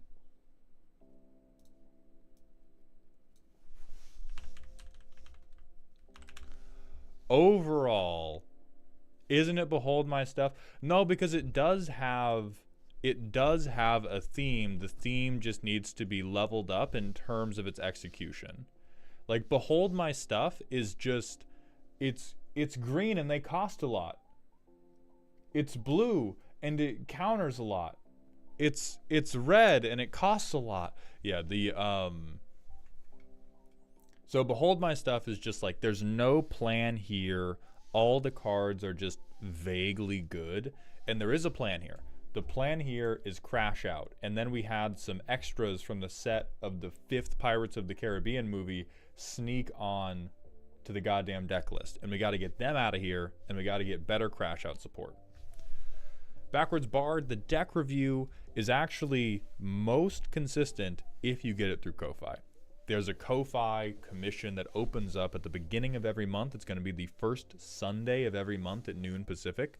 There will be 18 spots a month that open up on the Ko-Fi commissions. It's $25, but if you don't get in, you don't have to pay me any money. Patreon, you pay me money every month. You get first come, first served access to 30 deck roasts, but if you don't make it into signups, you are never getting your fucking money back. Which is a new thing, because previously I just refunded everybody because I felt bad. But now that there is an option where you don't have to do the membership, you are never getting your goddamn money back, okay? I am spending it on what? A World of Warcraft subscription.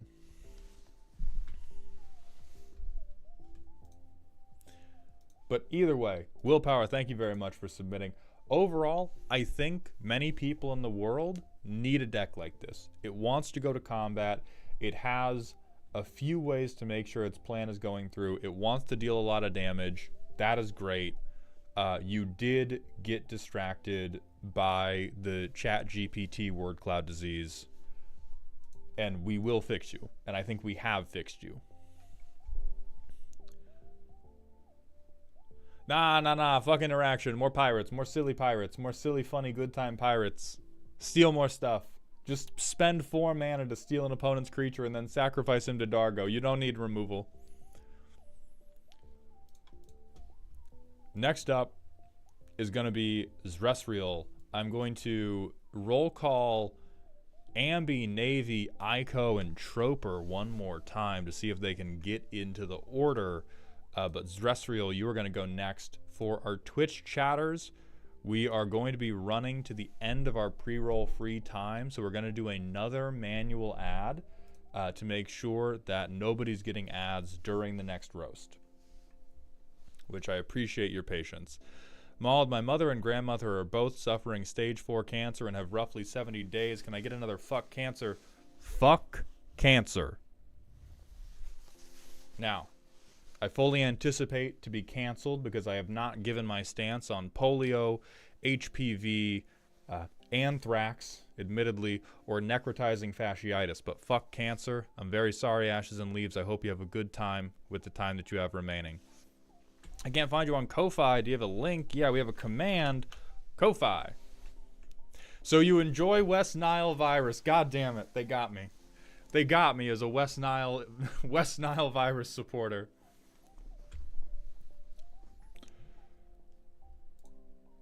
So we're going to hit one quick ad break. I'm going to pee, and then when I get back, my subs and I, we're going to talk whole. Then we're going to get into Zresriel's deck, which is Zresriel. Can we please get a fuck cancer from you in chat to make sure that you are here and ready and your ears are open for when I start bullying you?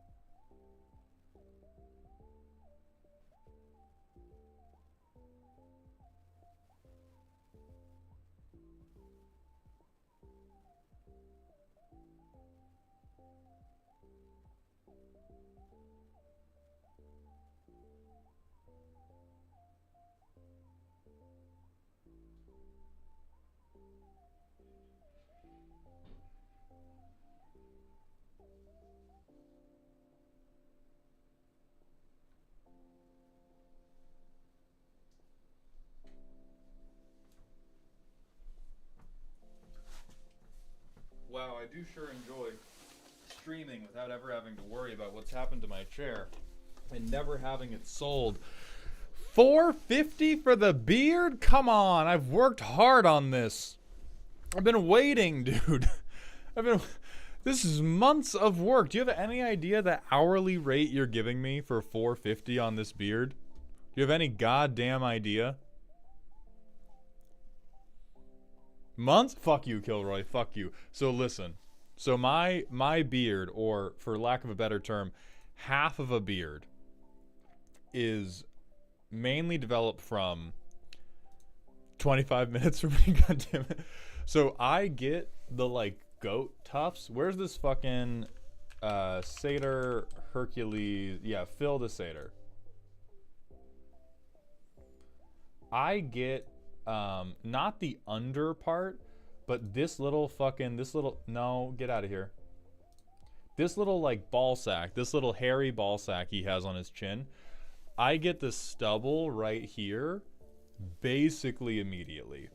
It is this area, so under my chin, around my mouth, and at the chin, that grows relatively quickly. And I trim that every couple days. This part, untrimmed. Okay? For like half a year now. Untrimmed. Not once. Still, you can see the rosiness. Because God is a fickle bitch who doesn't exist. Spellbreaker, I will lick your entire beard off. I swear to God. I will lick it all off. I'm doing my goddamn best.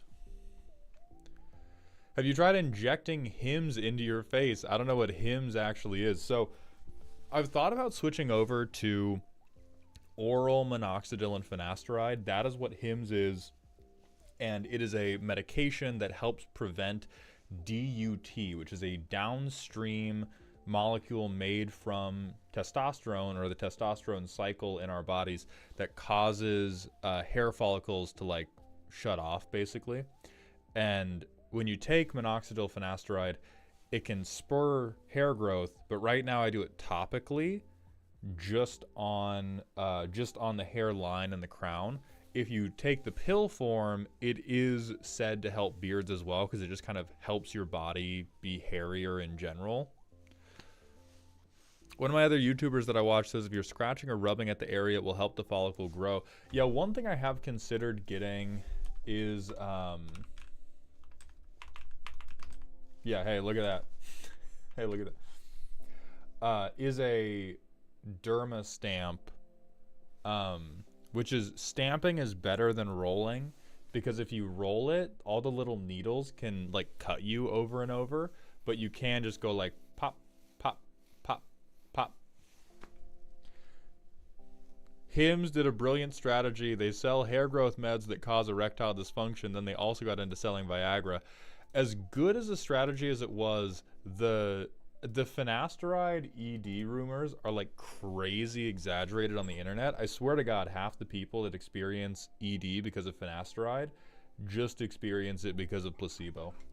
They're just like, oh, I saw on Reddit that it made somebody's dick stop working, so of course my dick is not going to work.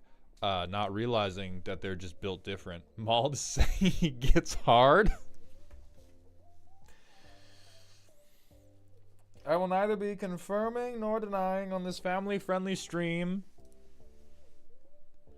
the veracity of that statement. Maul, before I go work on book for next month, you want ninjas but too many Saitos, the slowest step deck you'll ever meet, a mono blue draw deck that you'll call me a crack smoker for, or Abzan tokens with butts. Please, ninjas but too many Saitos. It's going to be all wojacking of me screaming why whenever I see a planeswalker, but please do it.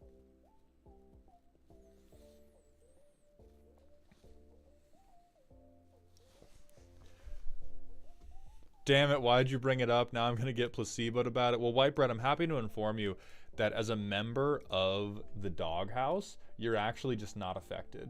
I have a special deal with Hims where I said, okay, I'm going to use your product. I'm not going to promote it. You're not going to pay me anything, but you're going to make it so that my Twitch audience, my regulars, they are not affected by any side effects from your medication. And they said, yeah, they said, sure.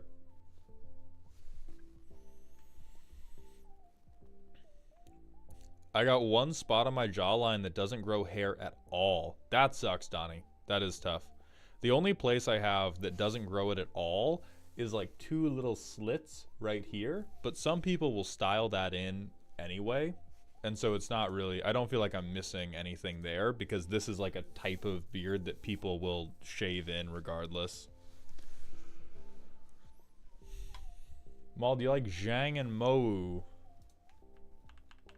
Is this a D's nuts joke? Am I getting...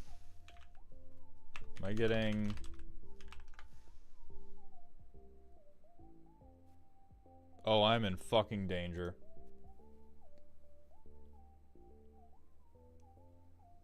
I am in so much fucking danger. This has to be a card. Okay, there's this guy at least. YouTube, you are also immune.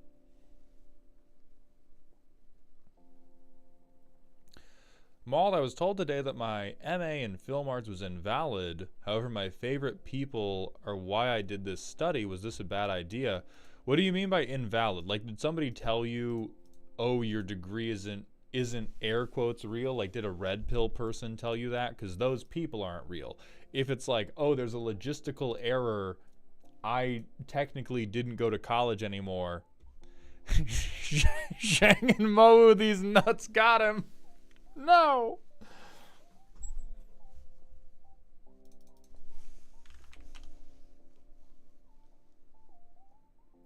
Oh, this guy looks sick as hell. Yo, this dog needs to go to the vet. This motherfucker is ill.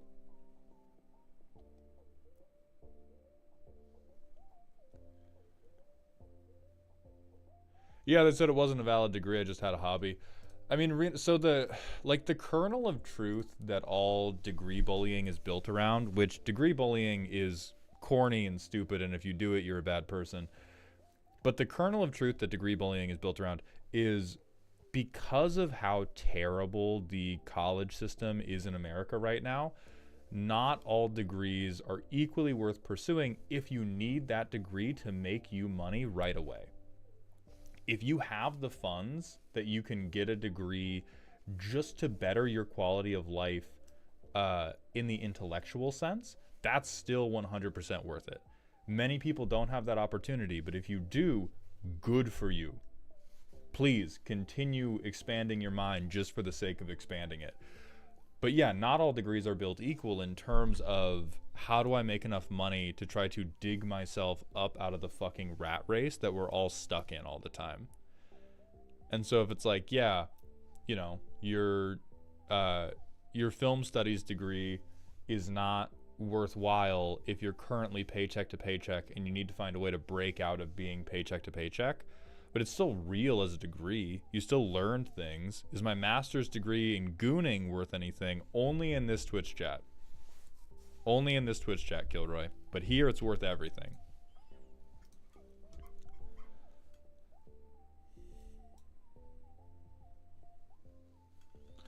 The first university that I went to lied to me about having in-person classes, and instead all my classes were online. I graduated high school in 2020. It was pain.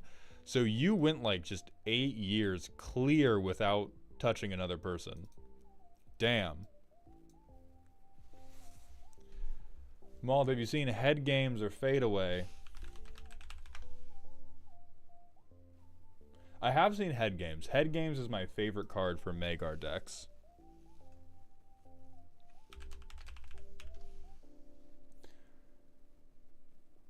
Head Games these. Oh, wait, they meant it. I like this. I like doing this to the green player who tapped out. That sounds beautiful. Maul, check out Do or Die and type die in quotes. Separate all creatures target player controls into face-up piles. Destroy all creatures in pile of choice. I fuck with this. That's amazing. That's amazing. But yeah, like this for me, right? Like I didn't go to school for entertainment. I didn't go, this was not plan A. I went to school and I got a chemical engineering degree like a good little boy who was gonna get an like 90,000 K a year job fresh out of college. Scary Circle, I fuck with Prisoner's Dilemma. I always choose silence because I'm just better.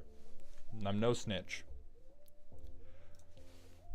And now that we've wasted half of their pre-roll free time, let's move on to Zresriel's spooky deck. I've only gotten myself killed 5 of the last 7 times in the past from greedy card draw, but it's too hard to resist. So I made a life gain deck, with the thought process being to both gain life and pay life for benefits. Make tokens because I gain life, gain more life, and if I get lucky, get the laser pointer and use the life gain to kill other players, rinse and repeat. If I don't get laser pointer, just exploit flying. I try to make sure I didn't have any 2-card infinites with life gain that are so easy, and if you notice any, please point them out so I may remove them. That is a good boy.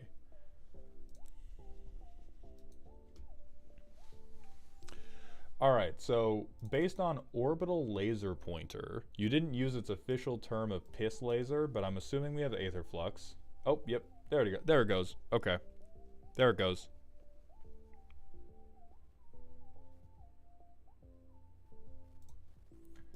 Let's get tags on for once.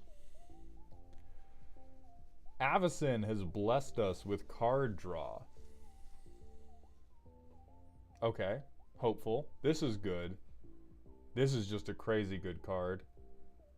This is okay for life gain. What does our commander do? So 5/5 with lifelink, where you can pay life for commander tax, and whenever you cast a spell, lose 2. I am smelling literacy problems with the deck already. I will elaborate in a moment. So Dawn of New Age. Okay, draw one extra card a turn because I have a ton of creatures. That's probably reasonable in Orzhov. Dawn of Hope, gain life, turn mana into cards. Probably reasonable. Pay life to draw cards. Gain life, draw one card a turn. Pay life to draw cards. Pay life to draw cards. Stuff happens, draw cards. We do have Rev in her tiny little AI hand. Not can, have to. Oh, it's rather than.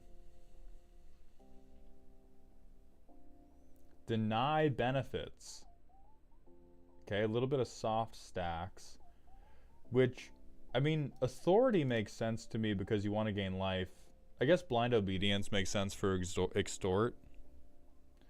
I also love everything under card draw, just making Spellbreaker lose their fucking head because this is a cantrip and not technically card positive. I gain life. Yeah, true. Listen, if a white player says they're gaining life, you just believe them. It's like a white person saying they're in an HOA. Like, of course you are, man. We know. Okay, whenever they cast non-creature spell, you gain life. Whenever they lose life, you gain life. Yada, yada, yada. This all does what it says. And then here, we're doubling our gain. But then the main point of our deck is we would like to point the piss laser at people. And we need to gain 150 life over the course, or at least 111. Right? We need to have just enough life to pay for this 3 times. I have a Guardian Angel and one of these Simulacrum. All damage done to you this turn is instead retroactively applied to one of your creatures in play. If this damage kills the creature, it can be regenerated. You don't suffer any of it. Holy fuck. That's actually... This is going way too hard for a deck that doesn't have Stuffy Doll in it.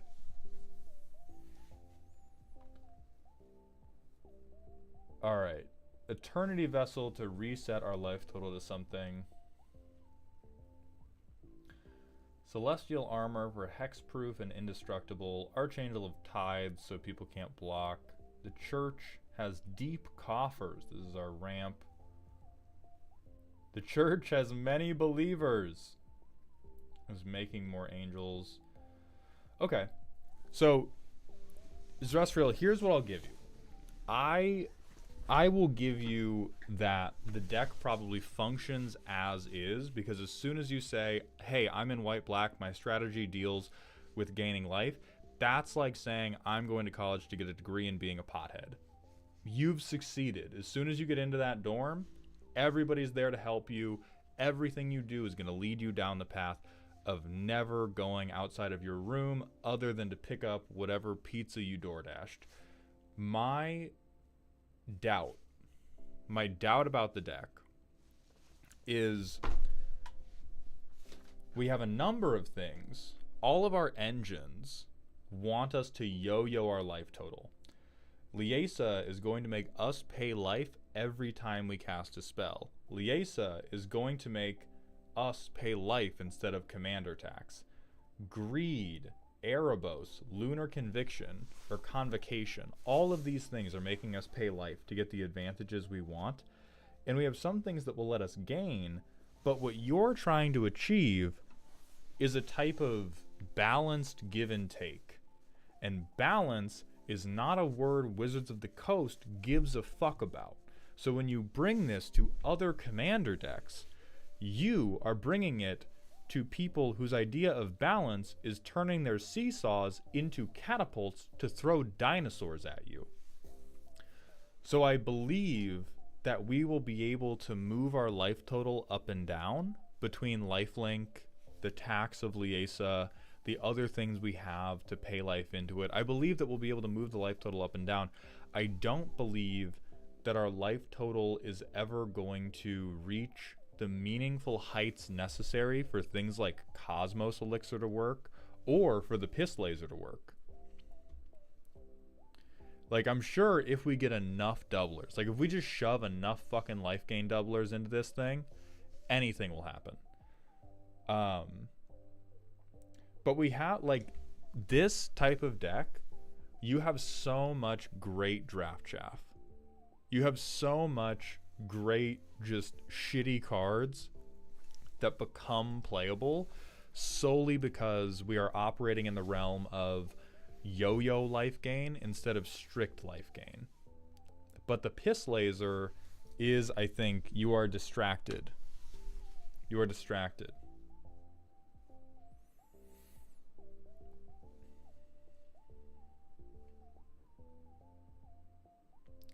Yeah, all of these little dumbass bats are going to be great for you.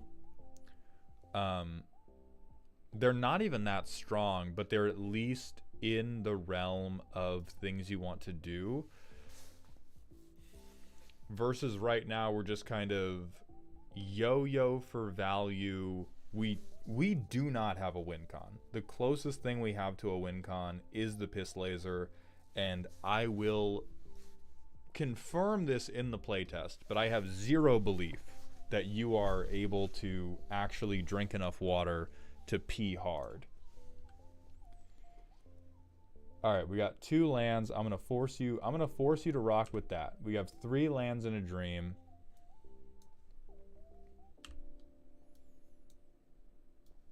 We get Giada down.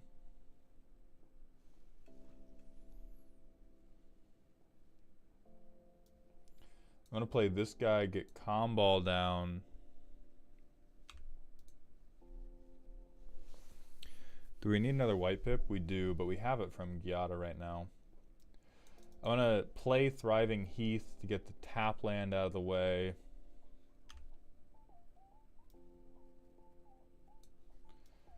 We can greed, and we can pay 2 life into greed to draw 1 card. We have done a whole lot of nothing so far. We go to our next turn.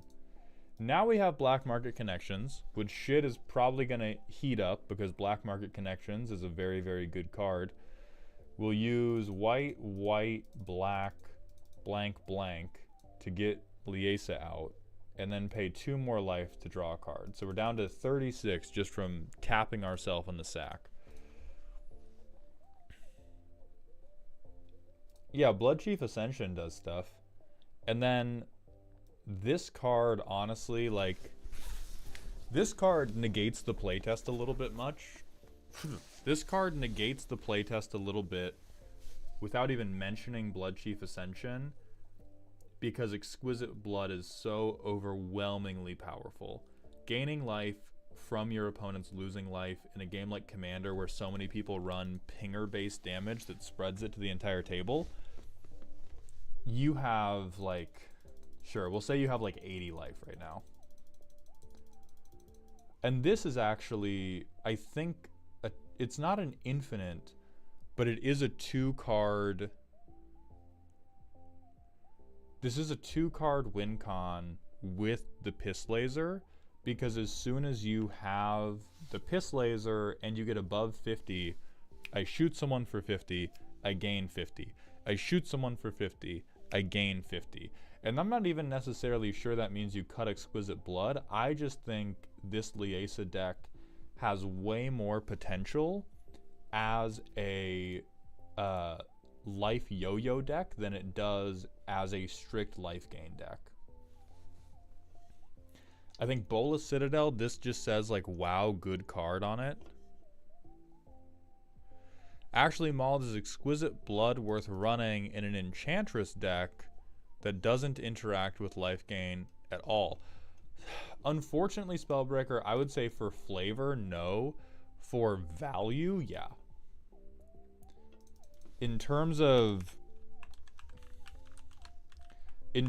raw value, I don't know that I've ever seen any card wreck house as reliably as Exquisite Blood. For some reason, it is like just people are so confident in their ability to remember that it exists that they do not target it down like they do with something like Smothering Tithe or Rhystic Study, and everybody just feeds it. Everybody punches each other and gives whoever's playing Exquisite Blood a non-consensual blood transfusion.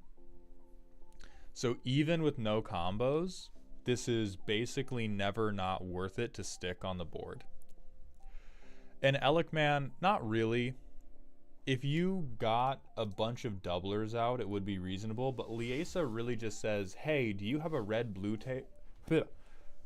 Liesa's text box, in terms of win conditions, just reads, hey, do you have a red-blue player at your table? What if they died? What if they exploded? Because the flying lifelink just stick like any equipment on her, any type of Orzhov Voltron onto her, does way more to kill somebody in a reasonable time frame than whenever they cast a spell they lose to. All this is for is to, like, I don't know, make everyone angry. Or maybe if you have, I don't know what types of, let's go to the zoo, everybody. Let's take a trip to the zoo and see what type of life loss benefits people are putting in here.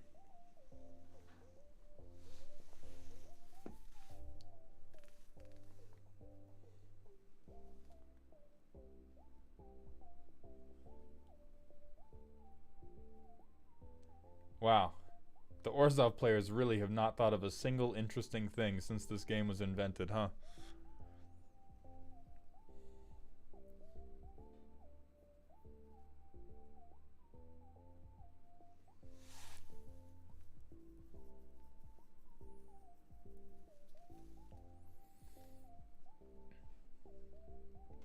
I think we already have this Valkyrie Harbinger, but some type of life gain into make token that beat people to death, that's probably reasonable.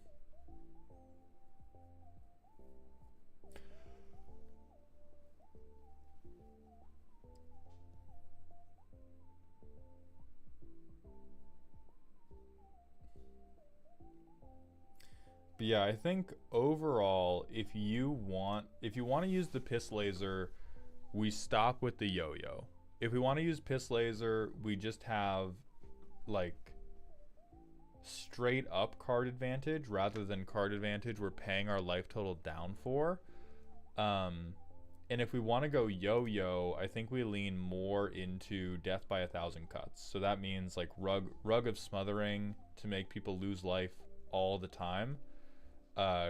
Things like Cliff Haven, but then that starts to go infinite with Exquisite Blood in like half a second. Which of the Moors would probably be playable? I'd prefer the yo-yo over the Piss Laser. Okay. You could do Astarion. He's really expensive. But if you're yo-yoing and you have a combat backup, I think this does play into the yo-yo strategy of sometimes I want to make sure that this guy is dying much faster than the table, and sometimes I need to defend myself.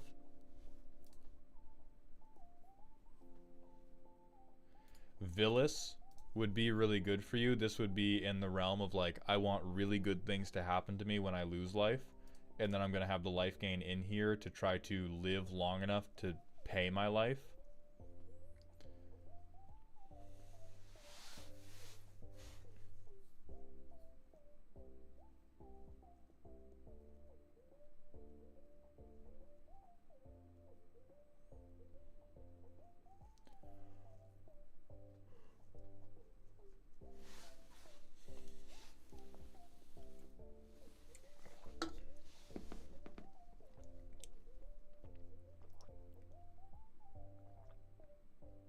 Let's see. Ink Shield, my beloved. I had him in, but he kept getting sniped before it came back to my turn. I mean, the thing is, a card that's like... a card that is worth removing every time it comes down is probably worth playing, if that makes sense. Like there's the angle shooting part of it of okay, try to gaslight your friends, try to trick them into letting me play this really really strong card. But if the card is good enough that everybody goes, okay, we have to deal with that, then that probably means it's good enough that you're gonna get everyone if it does ever stay.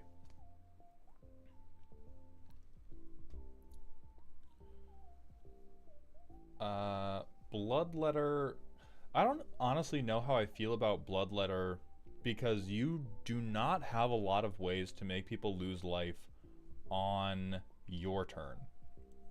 Liesa is really, really good at making them lose life on their turn. But in the current iteration, natural damage, I mean, that's again like we're just assuming that we're at the zoo and everybody's going to crash out. Yeah, we could do it for commander damage to make the commander hit a little harder. Okay.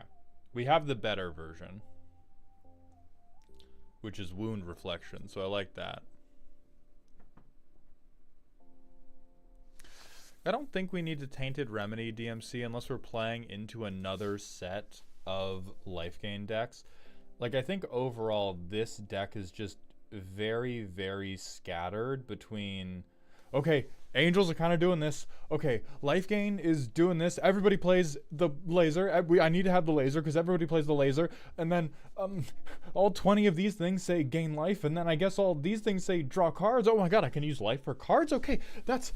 Okay, now I can get a stew going because now if I just get enough life to pay for the cards, I can draw to the laser and then I'll finally win because I'll somehow have 20 lands on turn 5 and I can cast my entire library and shoot you all for 150 and then we can finally play Mario Party like I wanted. That is the feeling overwhelmingly that I get from this deck right now. And so I think if we it started specifically due to greed the card, since I cannot stop paying too much life into it. Gotcha. Then yeah, I think we go for... I'm not even sure if Liesa is the right commander then. Like if we want to play Greed the card and we want to be able to gain the life necessary to allow us to draw our entire deck with Greed because we're little bastards. We need to be in black for sure. But we don't necessarily... I mean, we can look at Orzhov, but we look at Orzhov, I think we also look at Golgari. Rakdos is super not going to be gaining shitloads of life. Dimir is not going to be gaining shitloads of life. Elas Ilkor, you'll probably just have like better things to do. Willow Dusk is the call in chat. Willow Dusk Essence Seer. 1 mana. Choose another target creature, put 1/1 counters on it equal to the amount of life you gained this turn or the amount of life you lost this turn, whichever is greater. Activate only as a sorcery. I do think this is a little bit more... Oh, you could do... Yeah, Judith is probably... Carnage Carnosaur is going to be your only answer in Rakdos because she makes any board wipe be worth $1 million. I think the biggest pitfall with choosing Judith is then this deck devolves into what every Judith deck devolves into, which is, hey, look at this hot lady. Oh my god, there's a bomb in her ass. Because all that's worth doing, both for gaining maximum life possible and for just anything, is Blasphemous Act. I play a ton of little sweepers, and ooh, look at me gaining a million points of life, and ooh, look at me board wiping all my ops.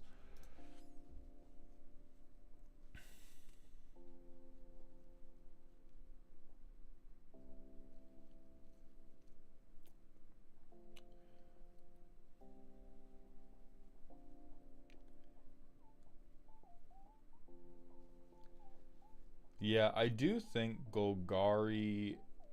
I do think Golgari has the tools to make this work, and so I would consider swapping over to Golgari.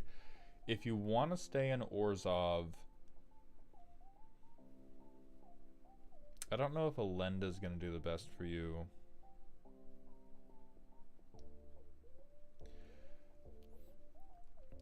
If you want to stay in Orzhov, it might honestly make sense to go with something like Karlov, because then you can at least be wildly irresponsible with your creature removal, because Karlov will handle all the creature removal for you. Zeotrove, thank you for the Twitch follow, my friend. Welcome to the doghouse.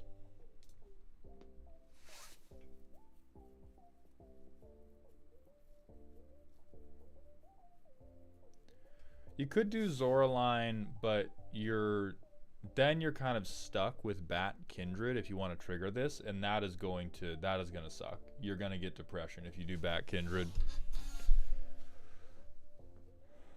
Flip Edgar is the other one.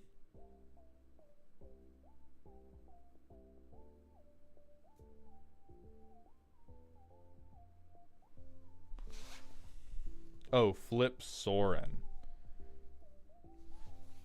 So it's extort, gain 3 or more life, swap to extort, make a food, steal a token. This guy kind of seems like he sucks, though.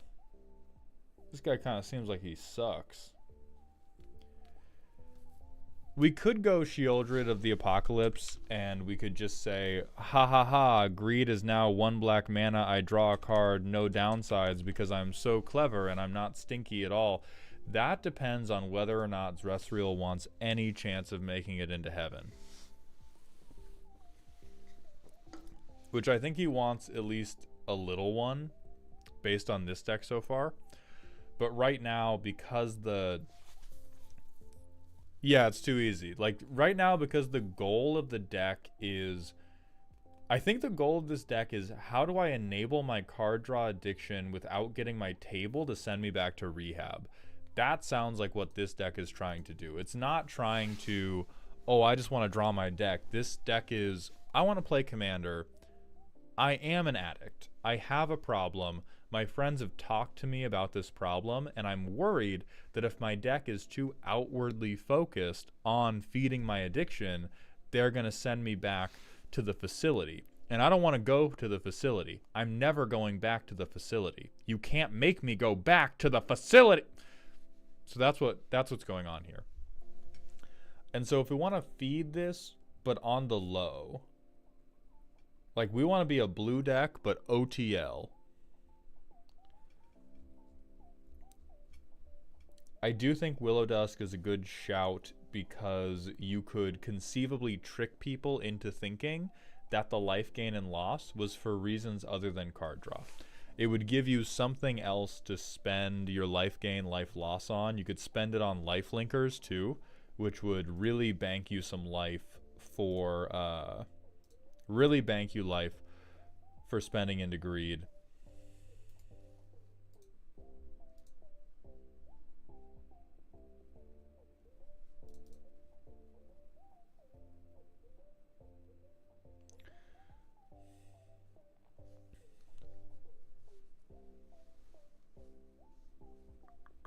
You could do Abzan. You could do Abzan Frodo.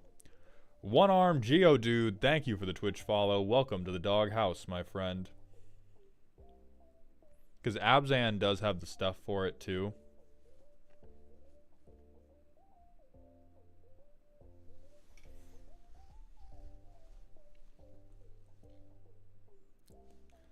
You could do Beledros, but you have to ramp way too much. So that's what I would go about it, is I would probably recommend a full-scale makeover of this deck, rather than just trying to tweak 1 or 2 things. Right now, I do think this is behold my stuff, not because you didn't have a plan, but because the plan was so broad that you have like 8 different Ocean's 11 movies happening in your head at once. Rena, I scrolled past Lycia Sanguine or Sanguine for a goddamn reason, and I did not say their name for a goddamn reason. Nobody play that card.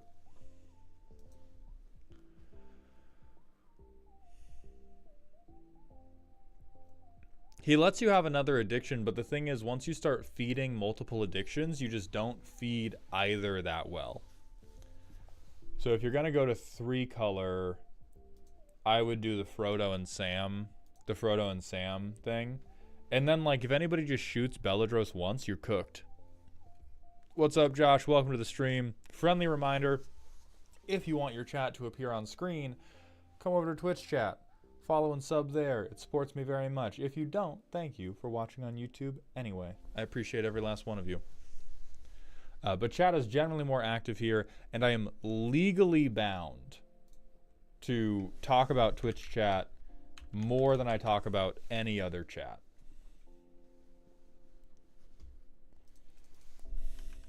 I made up a word. Oh, Tribune, not Tribute. It is a hot vampire lady. Which is, hey, it's pretty good. So it's not impossible to do this, but her commander tax adds up pretty quickly. And after, it's one of those commanders that just folds so hard after a board wipe. Because if they only take out Lycia, whatever, I'll gain 1,000,000 life on the next turn, it'll be fine. If they cast fucking Wrath of God, and I lose the life gain engine that I had, oh, I'm just going to sleep. I'm going to sleep on the spot, dude. Leave me to my fucking Rubik's Cube. RF Wizard, thank you for the Twitch follow. Welcome to the doghouse, my friend. Dead Excrement, I appreciate that, my friend. All right. So we've come to another scheduled ad break. This one can be shorter, though, because we have not gotten distracted by as many tangents. This one can be a little bit shorter. And then we're going to do Rukak X's commander deck. She does, but she's still quite a lot, even once you get rid of that Zilla. Like, she's for sure cheaper, but if you do, like, Revitalize, I'm trying to think of what the life gain sorceries you would play are. Ben is fine. Thank you for the prime sub, my friend. Welcome to the dog home. I appreciate those Bezos bucks. 2 mana gain 5. Yeah, that is good. That's still a 5 mana 4/4. Right? That's still a 5 mana 4/4. And again, get shot, cooked. And if it's happened post board wipe, it is a 7 mana commander now, even if you have the 2 mana gain 5. Like, it's not impossible. It's just you're fighting uphill to do a thing that most other decks, like, to do a thing that is not particularly individualized. I've decided to choose Keza from Turtle Stew's recommendations. Restriel, I'm going to tell you one thing right now. If you're trying to hide the addiction, if you're giving into addiction, that's fine. If you're ready to be the bad guy, if you're saying, I need to trick my table into letting me be an addict, Keza is walking in and going, hey guys, check out these new marks I got on my wrist. It's a 5 mana 7/7. Fair enough, if you pay the life, yeah. It's still, again, we're fighting uphill for inefficient things. Like, we can talk all day about, oh, there's the thing. It's also just the type of mechanic that I don't give a fuck about. And so the things you can do to make it more efficient do not entice me in the same way that you can make, like, for instance, a based card.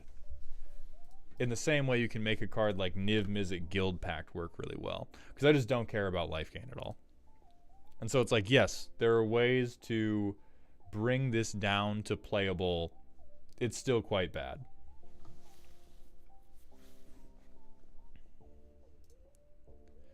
But Keza is super fucked up. And if you just want good card that's going to work with Greed, yeah, Keza's going to do it. And then Greed is just going to be one of the 18 million forms of card draw that you're going to get in this deck. Mauled, if you find a hotter vampire, I'll stop recommending Lycia any chance I get. You really think I won't bring out the Futa vampire? You think I won't?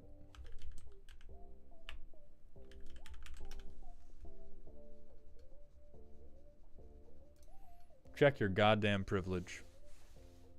Lycia is hotter. I'm just making a dick joke here. I'll look. I will examine the archives for a hotter vampire. Hey Moth, can you explain to stream what a Futa is, just for clarification? No.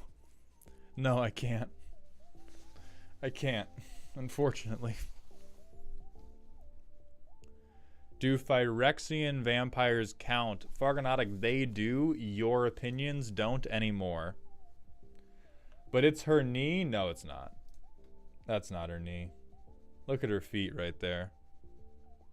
Look at her feet right there. Interesting. Schmeat vampire clears. Did I see your last suggestion? No, Alec man.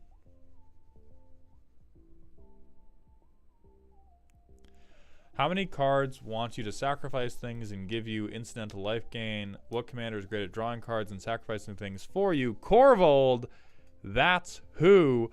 Alec man, I think you are lying about incidental life gain. Black can do life gain with sacrifice. Corvold would be another hot option for I am a hopeless card draw addict and I want to play greed. But the idea that you're just going to whoopsie into a meaningful amount of life gain off of the Corvold sacrifice is not happening.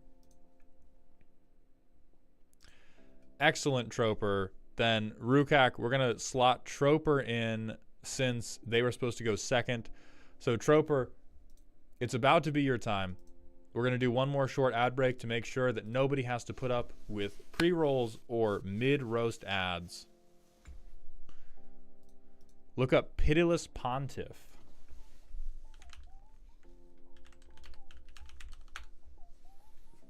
God damn.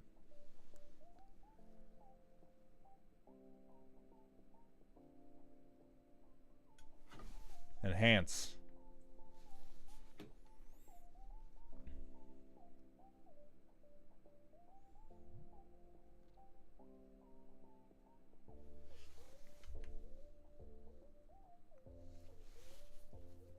I'll be back.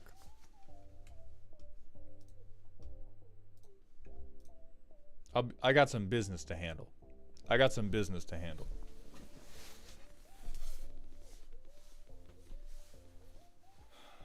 I need like a pot of macaroni to stir when I walk off stream like that. Mr. Rogers 1376, thank you for the tier 1 Twitch sub for the 5th month in a row. Henzy's Hammer Brigade rolling through indeed. I appreciate that generosity. The full art is even better. They full arted that dog shit card, huh?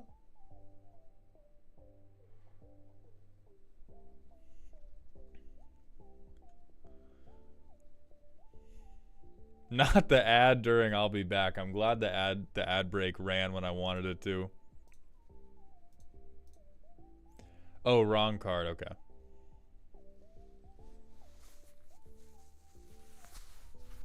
She could ruin me. Mauled, how do you handle good cards that you want to play together but are combo pieces? I have too many decks that I want to play both Bloodchief Ascension and Mindcrank in decks together but don't want the 1-2 combo.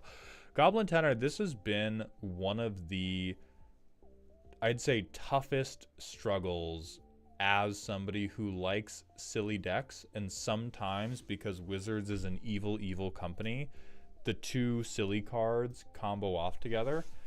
The best answer I have come to is you just have to pick one that stays home that day, or you have to accept making the deck that powerful. like you just have to come to terms with, I'm going to play this deck. I'm going to make this deck powerful enough as a whole that the combo makes sense as a cohesive part of it and is not just a frag grenade hidden inside the pool noodle. But otherwise, you just got to pick one, even pick one at random to leave out. No, those two specifically are fine. If they don't kill Ascension before it's online, it's their fault. So how does Bloodchief Ascension work? At the beginning of end step. That's not fucking true, bro. Listen, Spellbreaker, I realize that you have brain poison from playing this game in the 1v1 format. I think the level of innocuous and generally difficult to stop that Bloodchief Ascension is from ramping up into, hey, you lose the game to an infinite is like, it's certainly more fair than Thoracle, but so's everything. Like it's one of the less powerful infinite combos, but there are plenty of people, me included, who thinks that any degree of infinite is generally too stinky.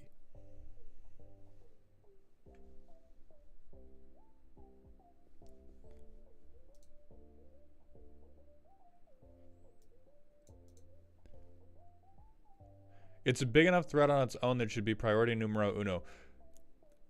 The card being good doesn't mean going infinite with the card is therefore fine. If they can't recognize that, it's on them. Listen, bro, everybody in this chat is on the spectrum, and yet we cannot realize that this is a spectrum of acceptability. We're all on it together. The fact that Bloodchief Ascension is always going to do work and should always be a high priority is different from, this will go from dealing a lot of damage this game to, I can play this one turn and I will win the game with an infinite the next. Like, those are big differences. Those are big differences.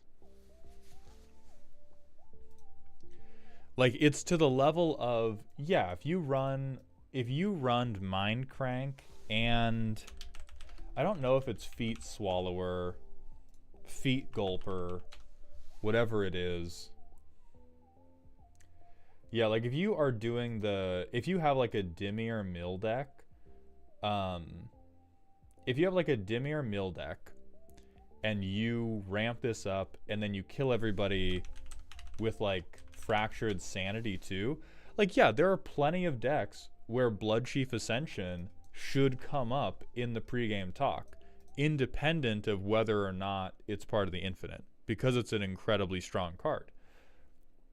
That doesn't mean that the level of effectiveness of the infinite is indistinguishable from the level of effectiveness of the card on its own. Mauled acting like he isn't the biggest Feet Swallower fan is crazy. We know you can make that card in Paint by memory. I can neither confirm nor deny these accusations. Bloodchief is a May ability. If you don't want the infinite combo, just don't do the combo. That's the boom sound that happens when somebody says the wrongest thing ever.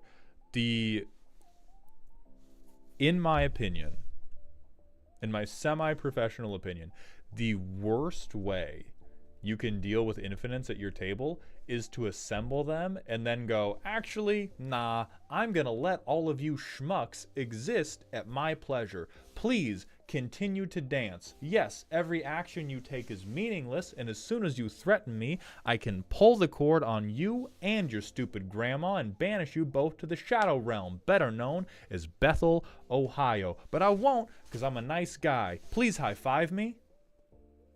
Like, that is, I know that is not the intention. I know that is not the intention. But that is what happens when you are when you have an infinite and you're like, oh, I'm just not gonna fire it. Hold on. Why are my headphones not my headphones? This explains a lot. Oh. Well, that's the boom that happens when people are wrong. That sound setting, baby! I figured out why the audio was fucked up. I don't know where it was taking it from, but the OBS source labeled my headphones was not my headphones. And so I balanced you guys in my headphones. But the thing I had named headphones, I don't know what it was, but it was not. I figured it out because my soundboard wasn't. So yeah, that'll be. We got it. Shamate, thank you for the Twitch follow. Welcome to the doghouse, my friends. Mauled, could you settle a debate for me? My friends keep roasting me because I put the Ozolith under the protection tag in my Azuri cop deck. I think it fits, but they think I'm dumb. Who is right? James Burner, you should settle that argument like the great philosophers of old settled all semantic arguments. Take a note from Plato and wrestle them. Just begin fucking flexing on these assholes, okay? That's how you handle meaningless arguments about verbiage, which are some of the most common arguments we have on the internet. Just judo chop them. Fuck it. It's stupid. Is it protection? Vaguely. For your game plan, yes. For Azuri itself, no. And they're going to die on that hill. Allow them to die.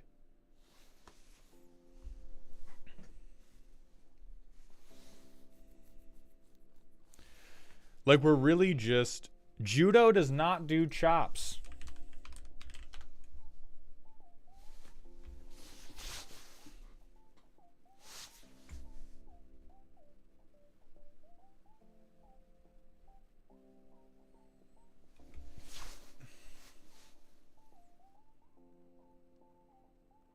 How about you piss for me real quick?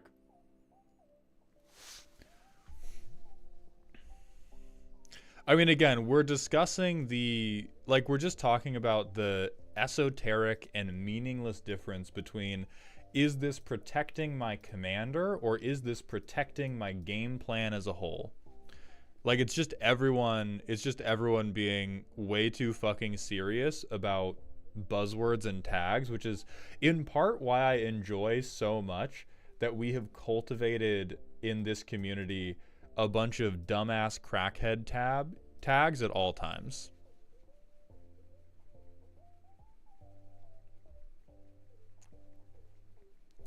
Laserface, I disagree respectfully. I realize there are a few edge cases. I do not think those edge cases make up enough of the games you see them in to be a legitimate consideration.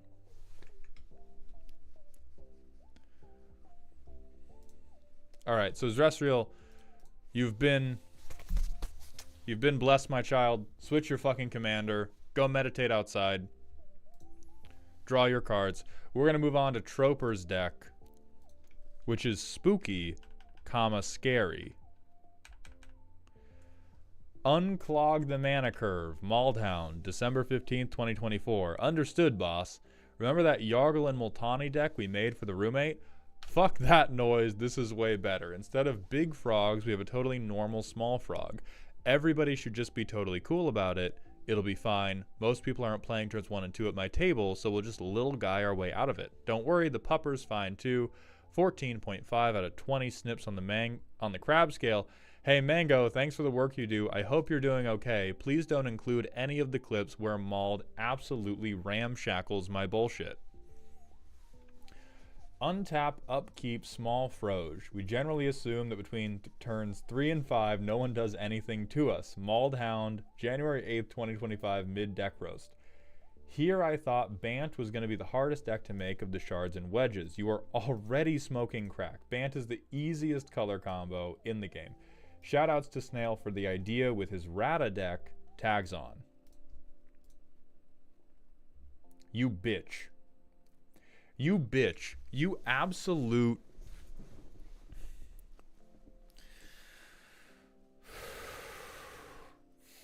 What was Snail's idea that you stole? What was the idea of like, hey guys, did he make a video essay about how Commander could actually be an idle game? Did the Raid Shadow Legends money get to Salubrious Snail and he was like, hey guys, actually, you can just jerk off the whole Commander game. Play at sorcery speed. Nobody will stop you. It's casual. I missed that video. Ramp in the command zone? That's not Snail's idea. That's every 5-year-old's idea. What? I will kiss every last one of you. I will kiss every last one of you. Defog, look at the curve. I hate you. This is the most normal Karuga curve I've seen in my life, and it makes me want to vomit. I've played a Karuga deck. It almost killed me.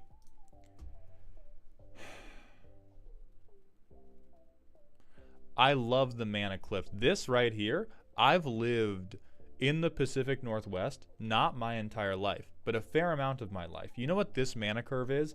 This is the ridge between Eastern and Western Washington. Here's Western Washington. All your shit is on Eastern Washington. If you've ever been there, you know it fucking blows. I hope you're happy over here. I hope you're happy. Is this real beef or are you playing for the camera mold? Oh, it's not even, I think, even play beef. Most of the time I bring up Salubrious Snail, it's because he's said something very intelligent that I wanted to say in a clever way before I said it. So the motherfucker just beats me to the punch all the time and eats my goddamn lunch. Which is, I cannot interpret as beef in any type of way because I agree with basically everything he says. I don't watch any of his videos because they make me too angry, but I agree with all of his sentiments and I think he makes good content. So it's not even beef, it's just me being like, you son of a bitch. Okay, 44 lands, which makes total sense in this absolute hacky sack dipshittery we have going on. That is a worm.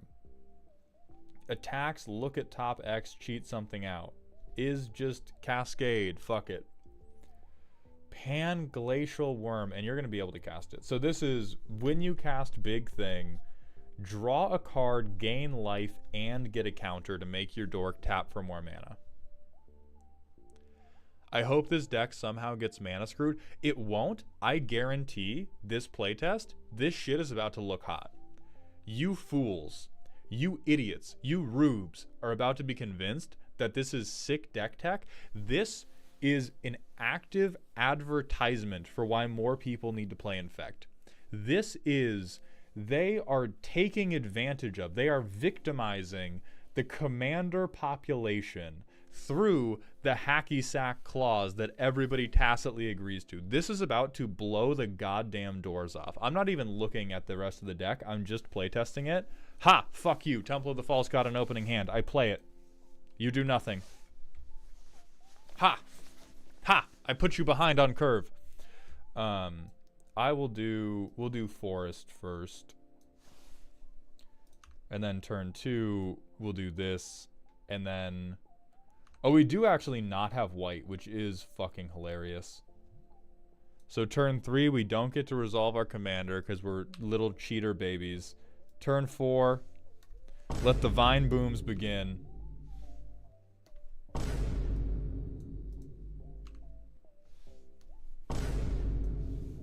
I'm so happy right now. Alright, Garruk's. Turn 7, we've resolved a spell. So I think we do have to...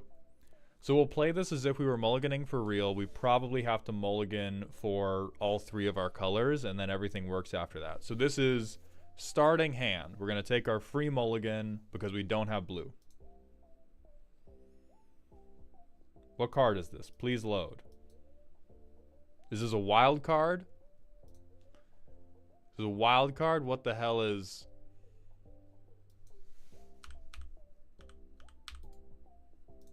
I can't even turn it back over. We're going to redo the free mulligan, I guess. Okay, we keep this one. This is our free mulligan. Who cares? We'll play the tap land first because I'm so smart. My brain is so big. We are just idle gaming through these first 3 turns. Oh, look, nobody killed the small frog because they're fucking idiots. Sorry. I play Gilded Lotus.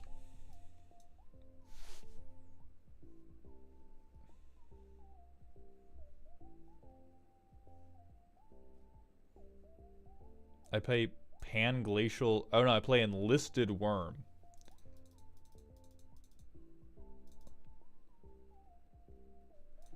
I'm gonna use this mana actually. So I need 4. Yeah. Okay. So that's my mana. I put a counter on, and then I get to Cascade, which is going to hit.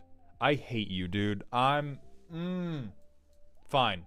I get 2 forests. Fine, they're untapped. Who even gives a fuck, man? I don't even. Okay. Okay. Okay. Which is another. Oh, creature spell only. So we didn't. We do get to draw a card, which I missequenced that. Shut up. Who cares? So we have 6 mana open.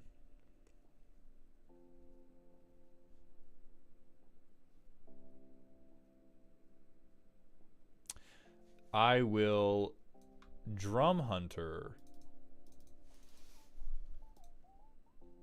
Oh no, I wouldn't have drawn a...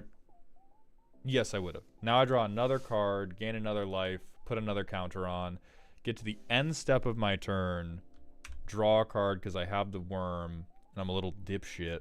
I'm a little evil, little shithead loser.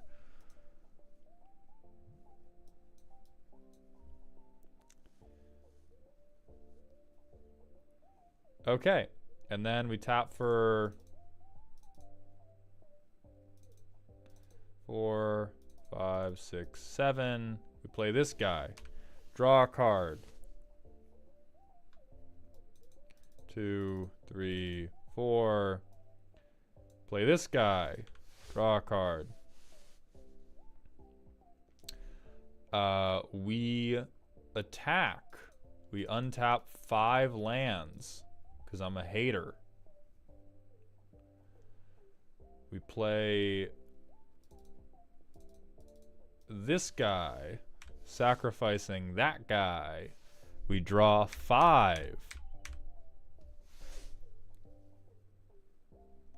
You are disgusting. I hope you know that. We broke... I think we broke Troper's brain when we made fun of 2 decks back to back.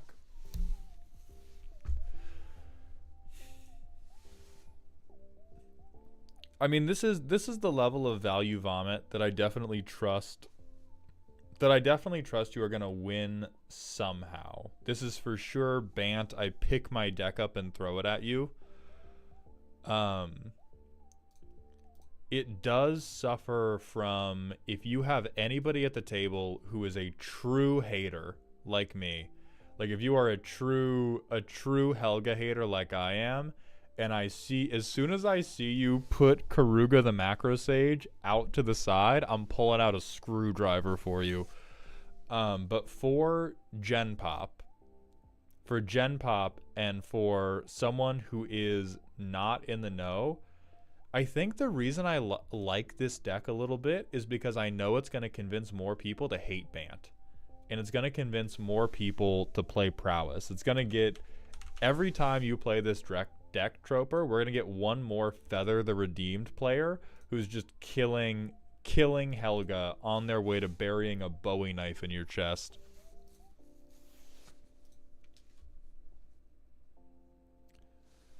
We'll say this works. So we draw, we get to scry 1. We need that guy.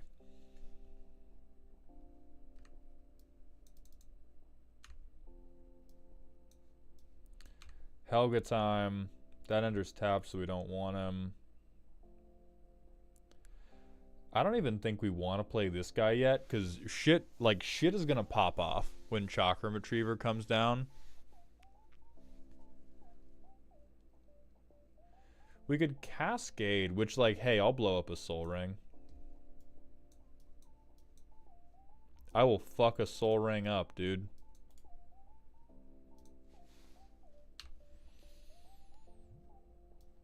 So we'll play this tapped. We'll play Chakram Slinger. So this gets us 3 of the mana. And play Chakram Slinger.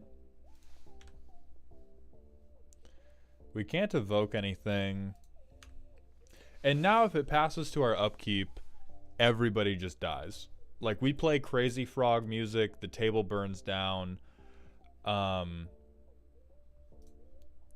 I guess my only question is, when we enter Crazy Frog mode, can we kill everybody? Like, do we have any ways to either give people haste? Not really. Unmute the Newt. God, we have no removal. That's true. In Karuga, you basically get nothing. Oh, Surek and Glorclaw's haste. Okay. That'll do it. Unbench the Kench. League of Legends mentioned. Uninhibit the Ribbit. Unload the Toad. Alright, Troper, we're gonna have to ban you. Hold on. We'll unban you, but you gotta go for that one. Unroll the Tadpole. I'm gonna choose to interpret that non-sexually. Unstick the Lick. Unimprison the Amphibian. Permit the Kermit. Pans, good job. Defog the Pollywog. Okay, I will give you a 9 out of 10 on the rhyme scheme of this.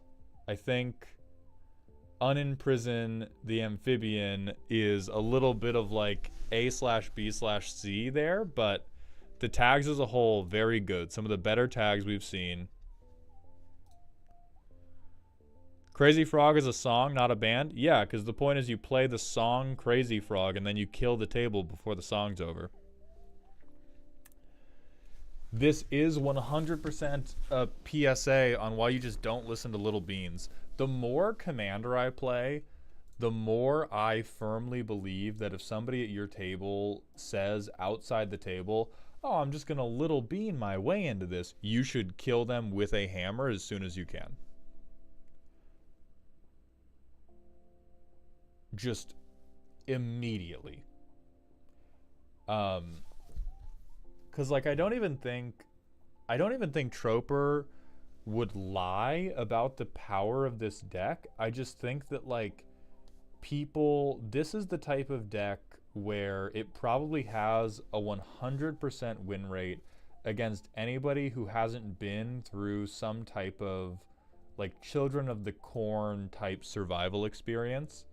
Once people realize that you can just attack someone even if it's not polite, this deck's win rate plummets to 0. But when people are still like, oh, well, they haven't done anything yet, why would I kill them now? That's the point! The point is to kill them before they do the thing. Because the thing is inviting a dinosaur hippo into your living room. And it is hungry.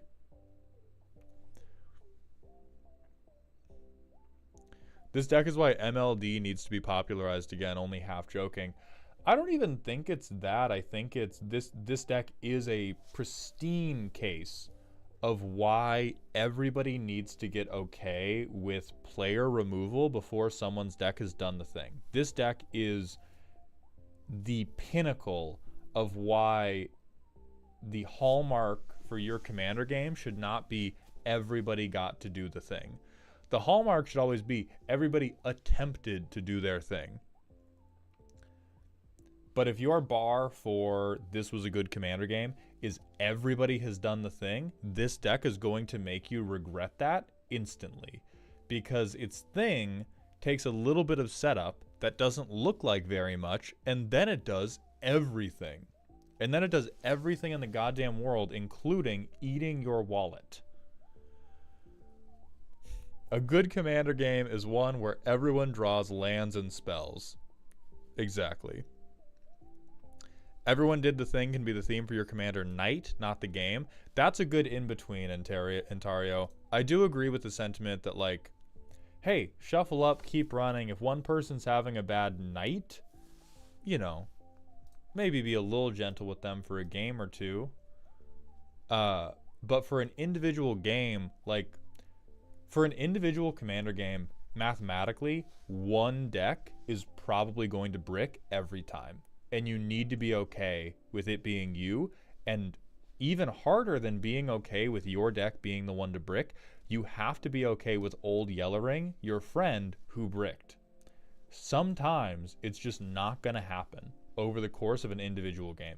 You don't have to hold your punch back until they've attempted their combo. You can just kill them and go to the next game.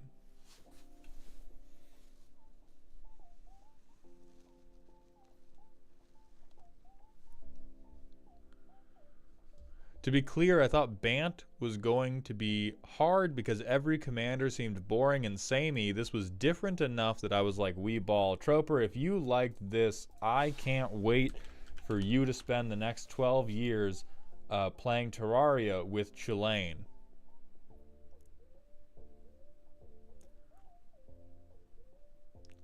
Do you agree with keeping the bricked friend alive through mid-game, or do you put him down? My opinion on this has changed over time. I was originally a keep them alive through mid-game to give them a chance to get back in because they haven't done anything yet. I am now a put your friend down immediately truther. I am a firm believer that one of the reasons commander games will turn into these like sprawling 2 to 3 hour affairs, the reason that people will say, oh, I played a casual commander game derogatory, is because nobody wants to finish anybody else off soon enough, and you get into these like 3-way and 4-way standoffs where everybody has 10 mana, everybody has tools to deal with each other. If somebody has fallen behind, you have to be willing to cut them loose. You have to be, because then you'll get to the next game sooner, and it can be more fun. Like, mana is just, you can just do too much with mana to let people stay alive to the point where they have 6 or 7 mana available.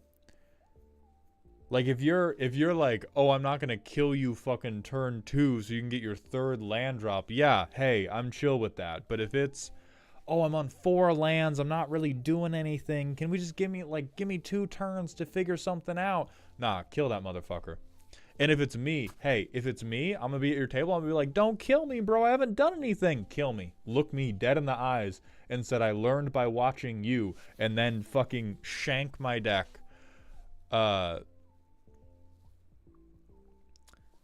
yeah, like, you just, I think probably 70 to 80% of games that went on too long have gone on too long because players passed on an early opportunity to either totally kill or massively pressure a player who was behind out of pity, and it ended up making a worse game.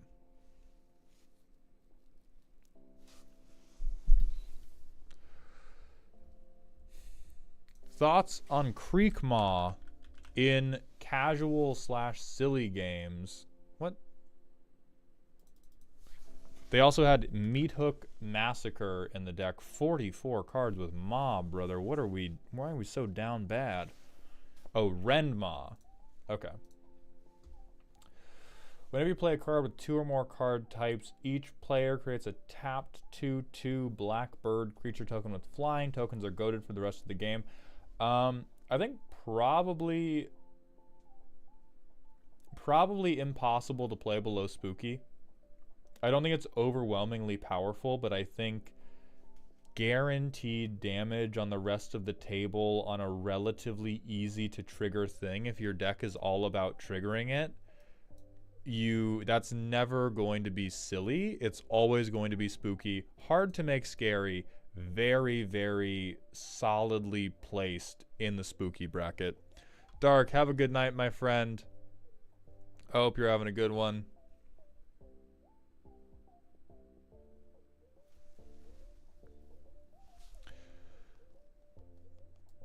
My friend played this and it's not super strong, but it accelerates the game. Yeah, that's how I feel about it. Is like it's not crazy strong, but it's always going to create pressure.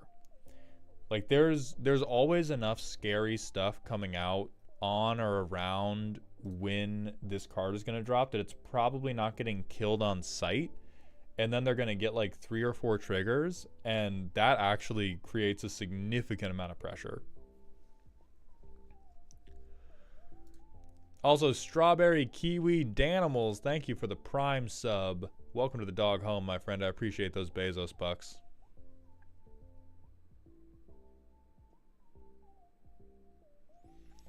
I've got a friend who you would like to play with then, who will 1-2 knock you out turn 4 and 5 for the sport consistently.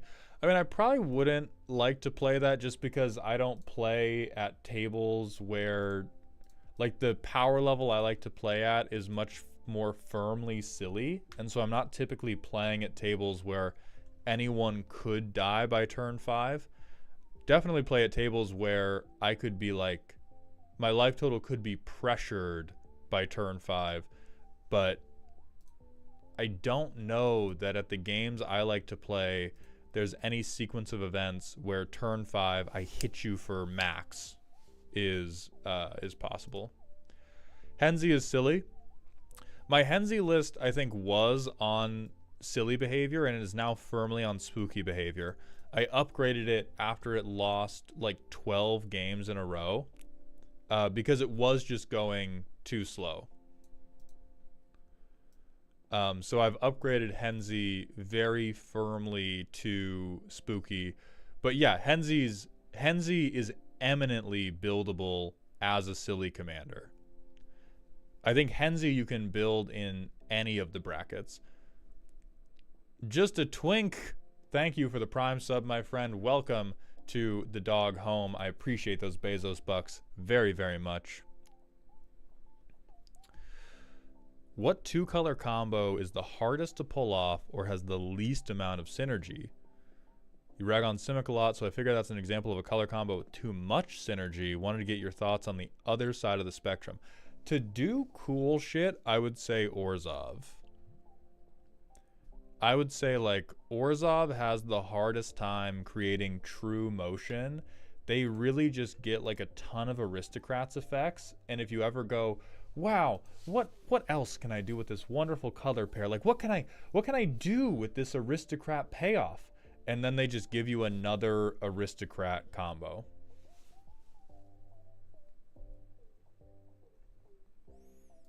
Oh, thank you, Shaden. I appreciate that.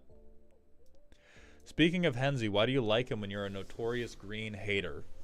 So let's break this down, and then after that we're going to do Rukak and Grath, please sound off. Rukak, I know you were on the road earlier. Let me know if that is still the case. And then Grath, if you are still here, sound off, please. So the reason I like Henzi for all power levels is, one, if you remove the commander. Oh, we have it. Yes, Troper, you are the op for sure. You are the op. You are converting people to being a Bant hater. You are converting people, like at least one person is buying a copy of Finn the Fangbearer the moment after they play that deck.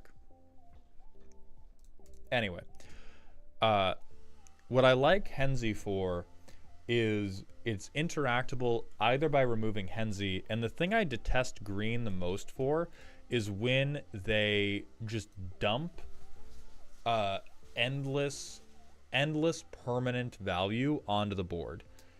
Henzi takes your own value away from you. You can get it back by playing other setup pieces, but it requires additional synergy pieces to really put good value on the board. Like, let's contrast this with Helga, the frog we just looked at. With Helga, I have big card. Because I have big card, I get to draw an extra card, gain 1 life, I permanently make 1 more mana, and I keep my big guy. With Henzi, if I have a big guy, I get to give him haste and I get to keep a card. I get to keep big guy. If Henzi go away, I no longer keep ramp for big guy. I can eventually replay him, but this is actually a lot slower than people think. So I like Henzi because at a baseline level of commander plus big creature, the advantage is not actually very suffocating. He can have some very explosive and very like stack intensive turns, but he does not typically create a totally suffocating amount of advantage just right after you resolve him. Anybody that thinks he does, you are probably like mentally skipping over 2 turns in your head, or you were ignoring other synergy pieces they had to put down, like Riveteer's Ascendancy or something. Because once you start getting multiple synergy permanents, yes, Henzi gets crazy. So does every commander in the game. There's basically no commander you could ever play where if you said, well, if I get my commander and I get this one synergy piece and I get this other card advantage engine and then I start playing big stuff, it goes crazy. Yeah, like you and the other 2,000 legendary creatures they've printed.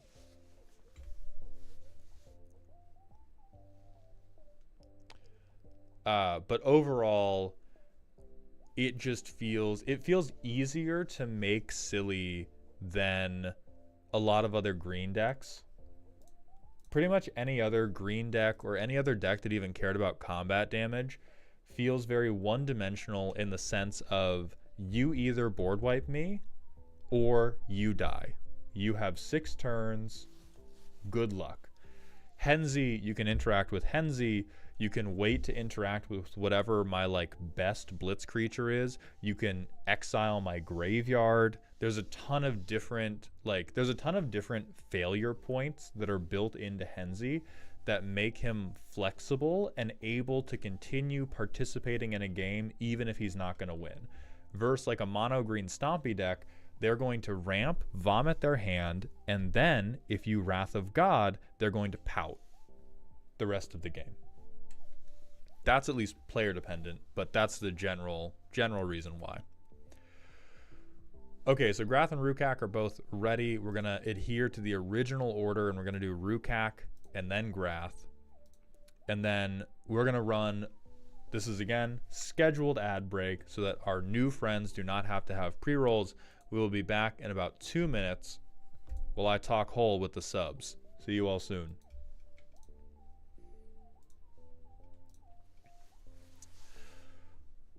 Only 2,000 is a low ball. I would honestly believe that.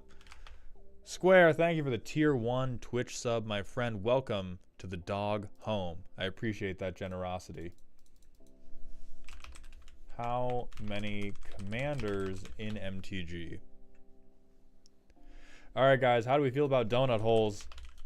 Bring them out, bring them out. Big poll, big donut hole poll. I like them, honestly. I like Boston cream donuts. You're a fucking maniac, Relic.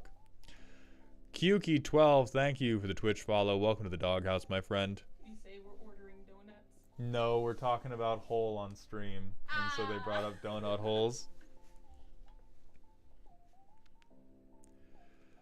Are there many cards that deal with rolling dice? Because I've seen some, but not all that many. Brainslayer, unfortunately not. Most of them come from Commander Legends Baldur's Gate, which is a great set. But there's like straight up 20 good dice rolling cards in the entire game. Unfinity has better ones, but in terms of legal ones, it is mostly Baldur's Gate. Yeah, there is a Fallout commander, Amy. It's Mr. House. He's awesome, but he does not get the respect he deserves, or the support he deserves.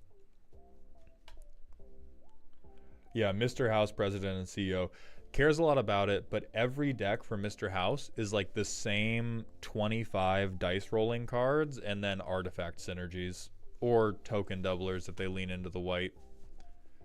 Donuts summoning GF is so real. We're both cutting right now, and so we're both, anytime we mention like sugary food, we're like, huh?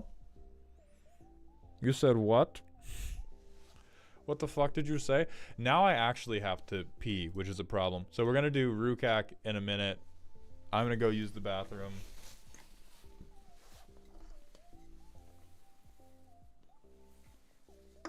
Oh, I don't think that's true, actually. I don't think that's true. No, I'm okay. No, we'll just do Rukak. We will just do Rukak.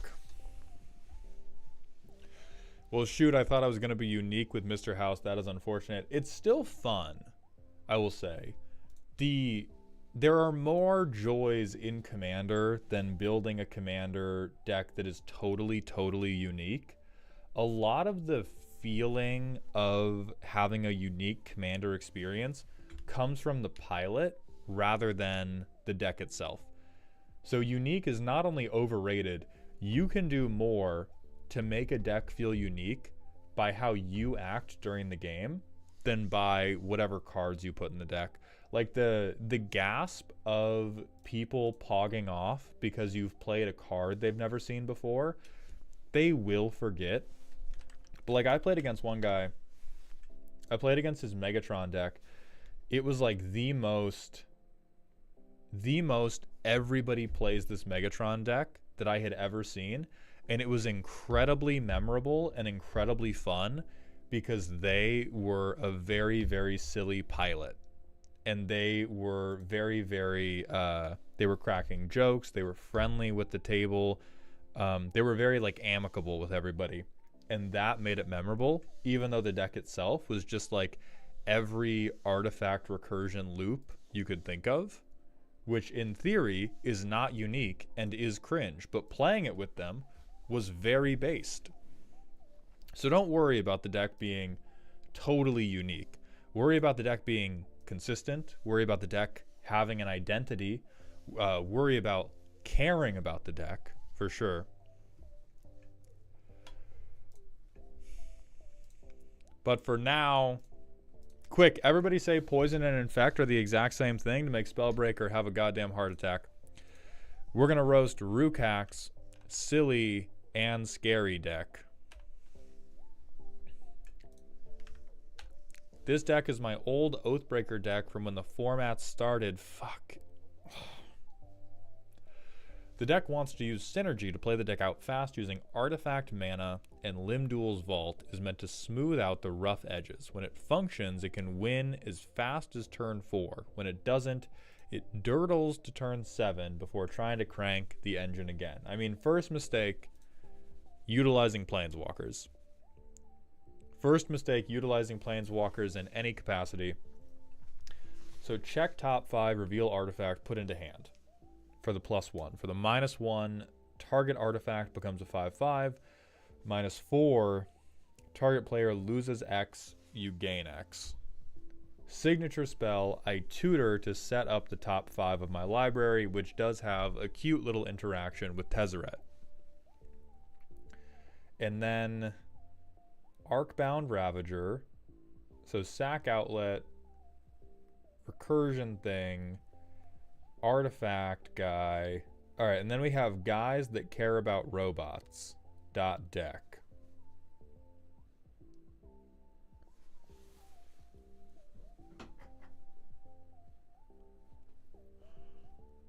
Spell Swindle, fucking Opt, Chrome Mox, Talarian. That can't be legal. Hold on.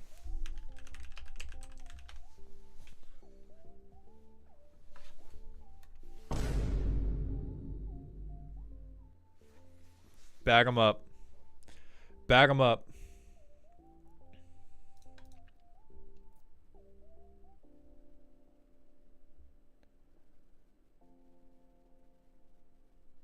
Okay, we have Basalt Monolith. Do we have untappers? I'm seeing like half of every artifact infinite in the world. I know you said this can win turn 4, but This looks like a high man playing with Legos. Is this just a meeting of the battle bots? So we make a ton of mana. I notice you did not put this onto Moxfield, but you put it onto a website without its own innate playtester. You will not trick me. You cannot hide from me.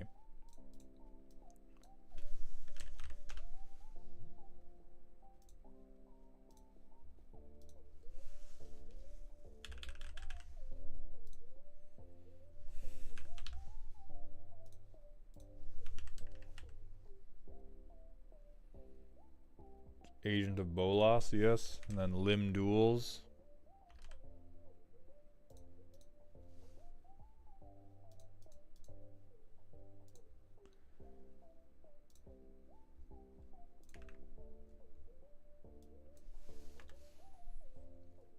You can't trick me. Alright, let's see if this works at all. So we get Mox Amber, turn 1. We have a bounce land and a tap land. Good. Good. That is what this deck deserves. We bounce this. We still don't get to do anything. We can now tap this for the Signet. How many fucking lands are in this deck?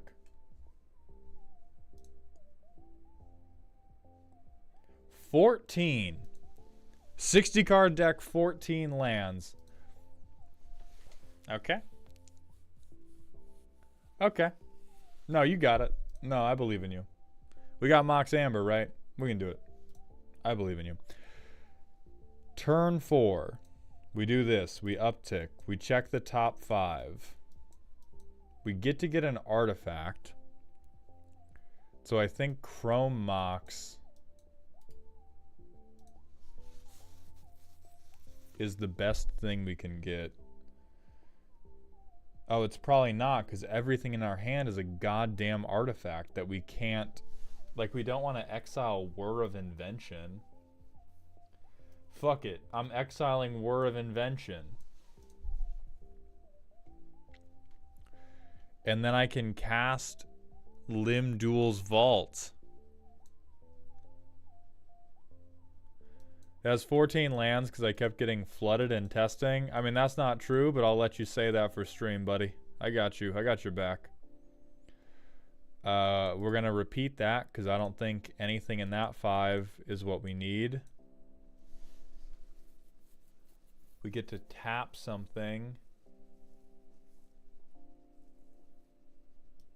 We're going to repeat it again because I don't think... Is Basalt Monolith? I mean, maybe it's Arkham's Astrolabe. Do we not have snow permanents? We have to. We have to have a snowland, right? Nope. Okay. We're taking this then. We're keeping this on top.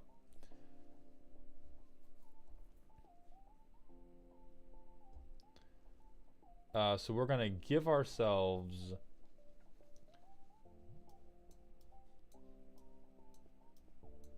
Yeah, we're keeping this fuck-ass Astrolabe on top. Okay, so we can, for 3, do that. We can't tap it yet because it's a creature. We could uptick to get the Basalt Monolith into our hand, and then we have Chrome Mox, so we can technically get Basalt Monolith down. Okay, we have Scrap Trawler, which I recognize from the scriptures as being a stinky, stinky artifact combo piece. So next turn, we've like shot ourselves in the ass 18 times at this point. Okay, Arcbound Ravager also look like is part of whatever we're doing here. So I'll say the Aqueduct gets this guy out. 2, 3. The Altar gets this guy out. So we can...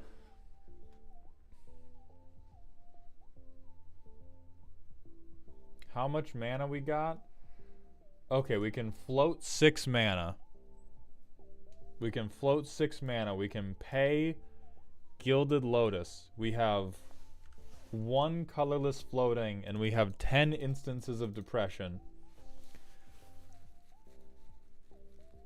I can float 3 more. We'll say black mana. I counted wrong. Who cares? I guess we want to play a bunch of artifacts and downtick Tezzeret because we need 10 artifacts and then we can kill. 1, 2, 3, 4, 5, 6, 7, 8, 9. Okay. So that's actually pretty good. We can do Temple Bell, draw a card, land drop, downtick, kill. That gives me a fucking headache. That makes me so angry that wins the game. I have seen some random bullshit go in my time. I don't know that I've ever seen dead in hand Astrolabe work for random bullshit go. Okay, Prismatic Vista, whatever, it's a basic.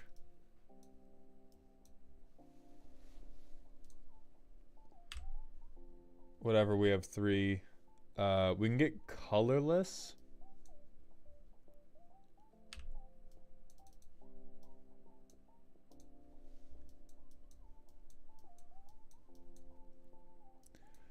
I mean, this deck is for sure nobody pay attention to the man cackling wildly in the corner.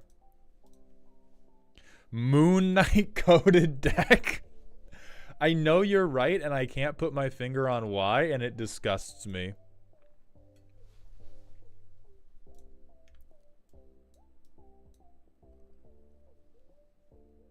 I mean, so we tap. What do we reveal? We reveal 3. So we have 6 colorless, Gilded Lotus,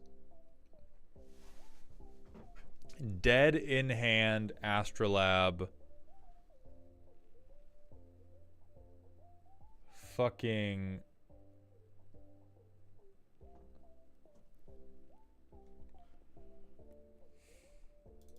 so pay 4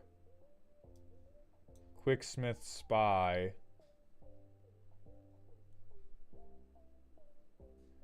Make Mox Opal draw me a card. Temple Bell draw us all a card.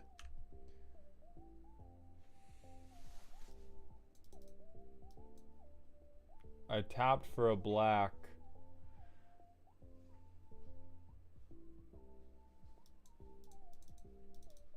Three manas. 1, 2, 3, 4, 5.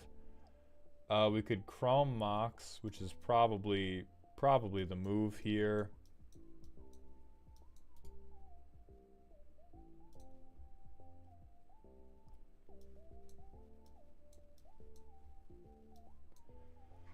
So 1, 2, 3, 4, 5. That's on the bottom. We're only at 5 on turn 6. This deck is the result of a bottle of brandy, the discovery of Tolarian Academy being legal when Oathbreaker became official, and 12 hours of tweaking out. I'm sick to my fucking stomach, dude. Like, I worry that I'm getting the wrong message across to the audience when I express my disgust. The thing about this deck is it's actually too weak to be an Oathbreaker deck.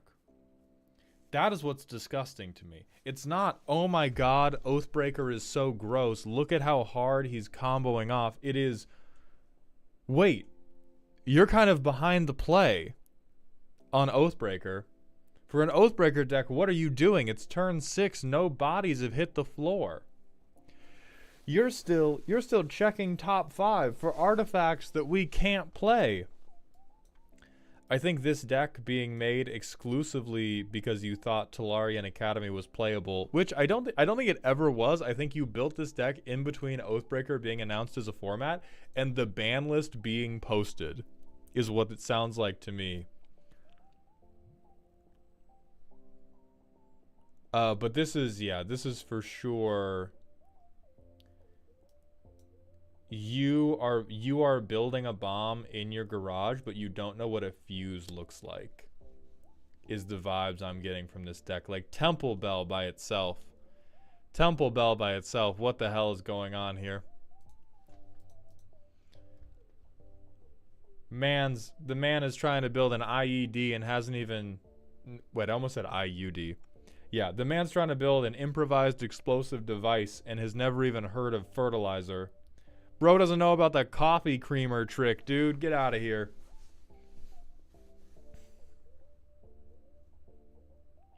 I think also the lack of, like... I don't think it's Swan Song. Yeah, but the lack of like miscast. Even if you were making a like goofier Oathbreaker deck, everybody has a command zone, instant or sorcery, and so everybody gets hit by this. Like your interaction, gratuitously wrong. The Brandy built this deck. The Brandy guided your hand more than you did, because this still manages to look like an EDH-Rec pile of, these motherfuckers do something, I swear. I saw it on the advertisement. These motherfuckers can kill people. Wow. Mango, zoom in on this. If we put this motherfucker in the highlight reel, zoom in on this card. Been banned forever. Since 1987, this card has been banned. And Rukak merely got so drunk and eyes so blurry, they believed they were allowed to play it. It's not true. It's not true.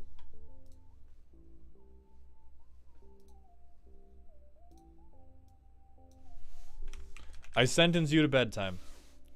Immediately. I think the angriest this deck has made me is when it did kill the table.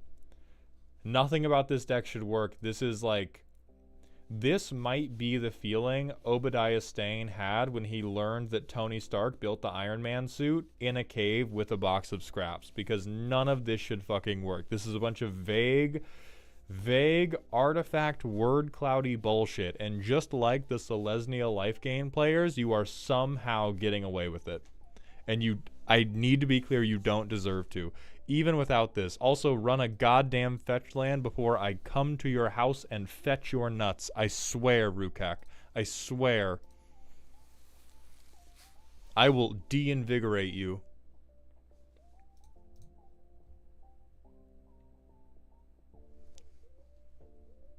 Oh, we do have Evolving Wilds, though.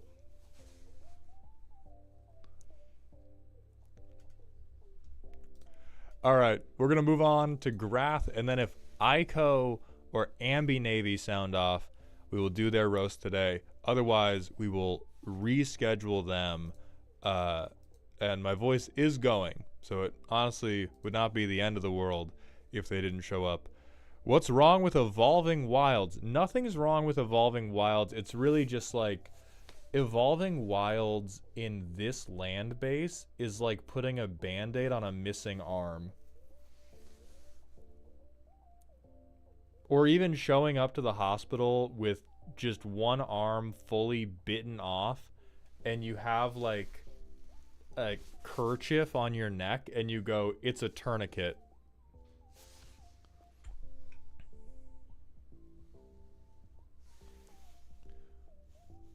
Solar Movie, you are all good.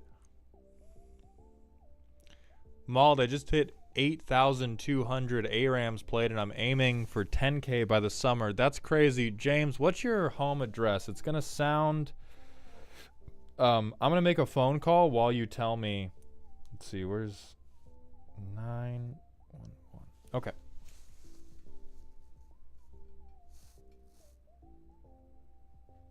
James, that's really cool. That is really cool. That you've played over 8,000 ARAMs. Still on my phone call, totally unrelated. Am gonna need that home address and social security number.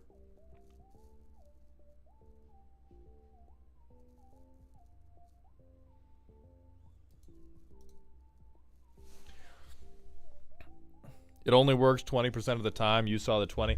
Yeah, I mean, even for I want to vomit out my deck and then use Tezzeret's -4. I struggle to call this a put together deck. This does look like a Manic episode inspired by Tolarian Academy, which does make sense because the card is incredible. And so if you thought it was legal, I understand why you entered a Manic episode and then did a whole bit about Tolarian Academy. But the rest of the deck is really just like whatever stuff you found in your garage that looked like a robot to you. Okay, Grath, we're gonna hit a we can actually do your deck with no ad break this time because the previous ad break was long enough to keep pre-rolls off.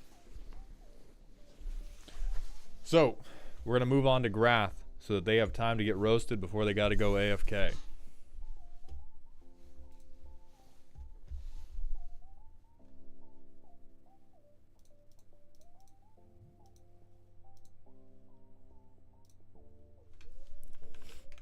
Grath's deck is spooky.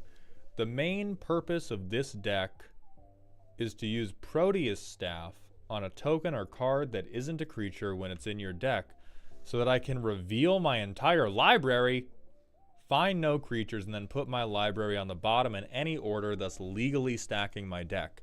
Since I don't run enough tutors for that to be a consistent outcome, I run some typical Narset bullshit of extra turns, extra combats, and some dumb Voltron cards. You know that there are 2 wolves inside of you meme? There are like 8 wolves inside of you, and they're all different kinds of cringe. And that's, like, that by itself is not that bad because all of us are cringe, okay? If you're afraid of being cringe, stop being a coward. To be cringe is to be free. I just cannot conceive of the competing energies. So one, I'm honestly kind of with you. I don't know what the fuck Proteus.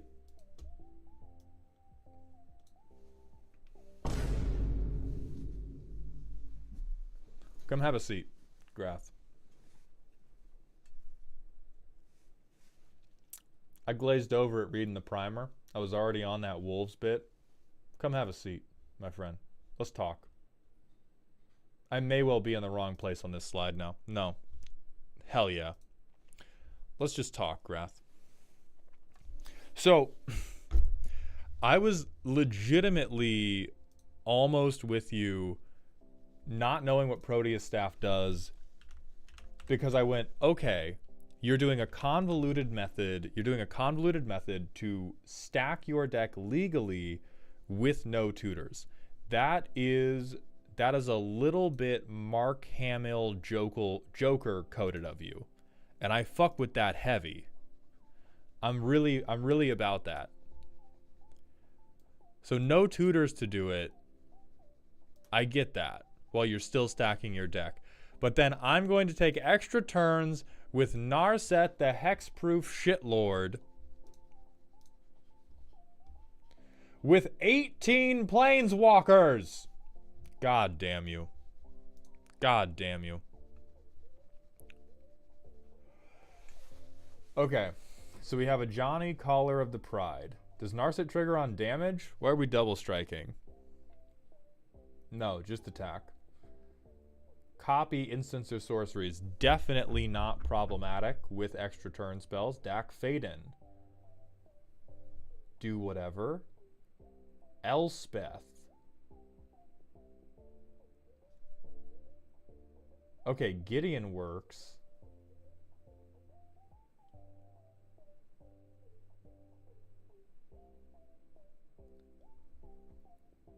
I straight up, I want to be mad at you for including so many bad planeswalkers in the list, but I know that the point of this deck is not to play Magic. The point of this deck is to increase the net depression in the world, and so I know that this is on brand. So many of these do nothing for you. So many of these. We're doing So we're doing extra turns, legally stack my deck into Narset is a 4/3.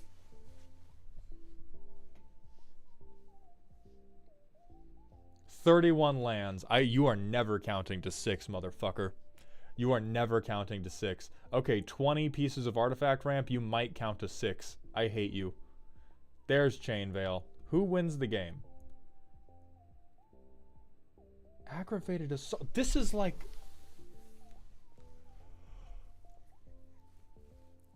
This was designed in a lab to give me gastric reflux, acid reflux. Because this is like... This doesn't even work.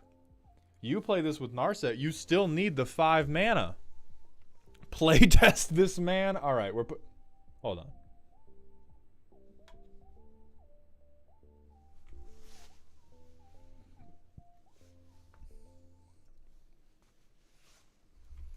You are running close. You are running close right now, my friend. We're going to put you in the playtest. I'm going to watch this deck fail. And that's going to bring you back into the fold. And you may report to the facility for your cleansing at your earliest convenience, Grath. But I swear to God, if this deck works. I swear to God, if this deck works. Somebody in Twitch chat is calling for tags. I don't need tags. Every card in this deck is tagged stupid bullshit. Do we have a Rhystic Study? We better not. Expropriate. Perfect. Perfect.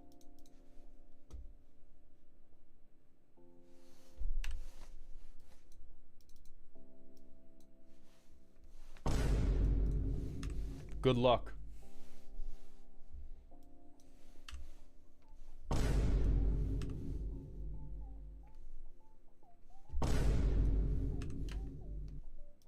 There we go. We got it. Easy. Easy peasy. No problem.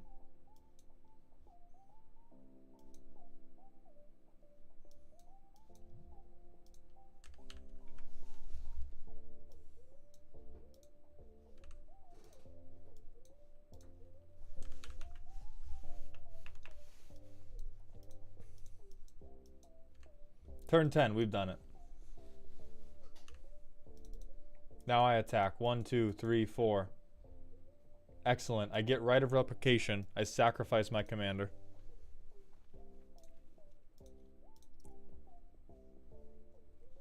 We will playtest again. We have a Triumph. Surely now we can achieve this. I will be chromatic lanterning again. Thank you very much. Alright, next turn, we draw the Chromatic Lantern. We're stuck on 2. We're stuck on 2. We're stuck on 2. Turn 5, we've done it. Turn 7, we've resolved our commander, only 1 turn behind curve. We get a Johnny Caller of the Pride. My commander is now a 4/3. This deck plays like you sold your soul to the devil to be able to butter toast.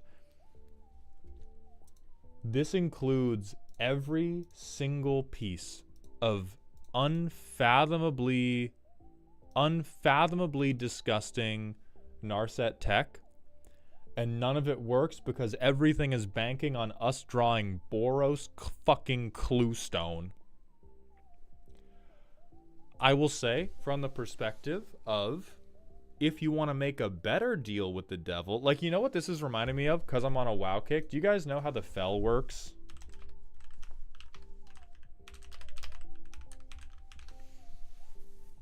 So the Fel corrupts you.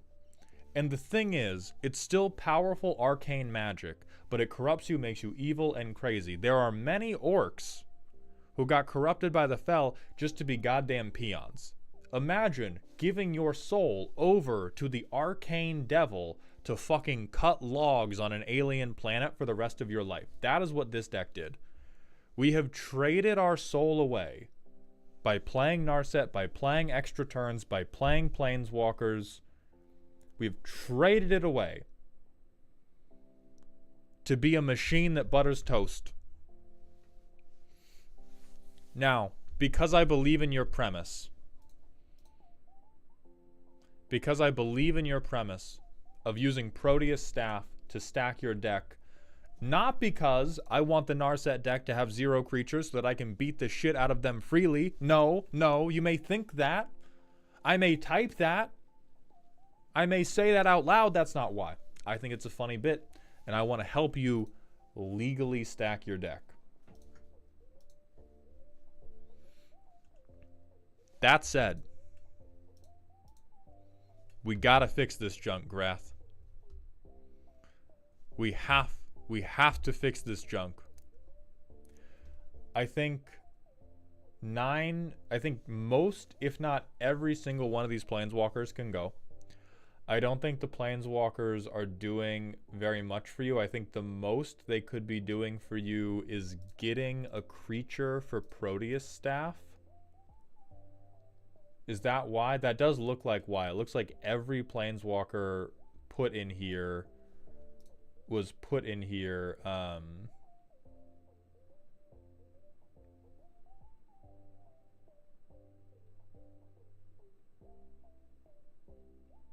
So let me tell you something that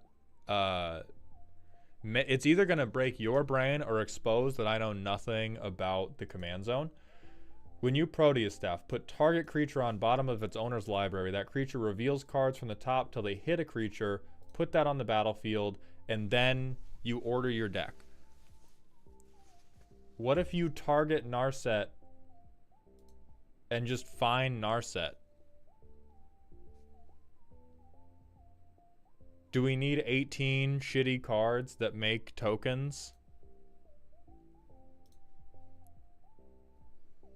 Do we need 18 cards that make really shitty tokens? Or do we just have Narset and we stack our deck anyway? You'd like to be able to attack with Narset the same turn you stack your deck? Fucking brother. And like, I think we showed you a series of hurdles and you attempted to build a Zeppelin.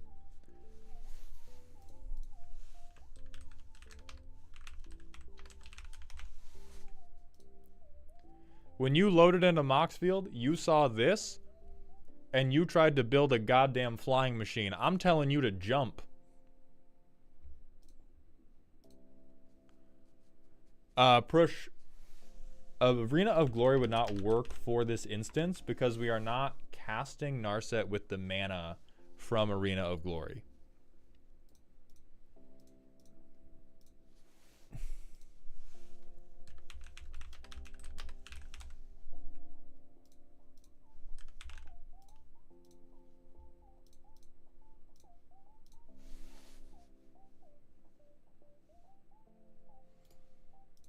Accelerate.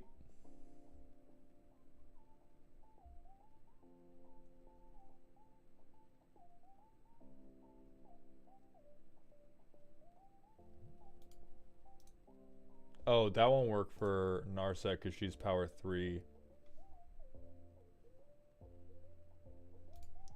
Chaos Charm. Crimson Wisps.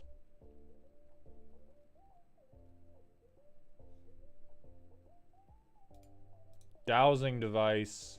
We already did Expedite. Fever Charm.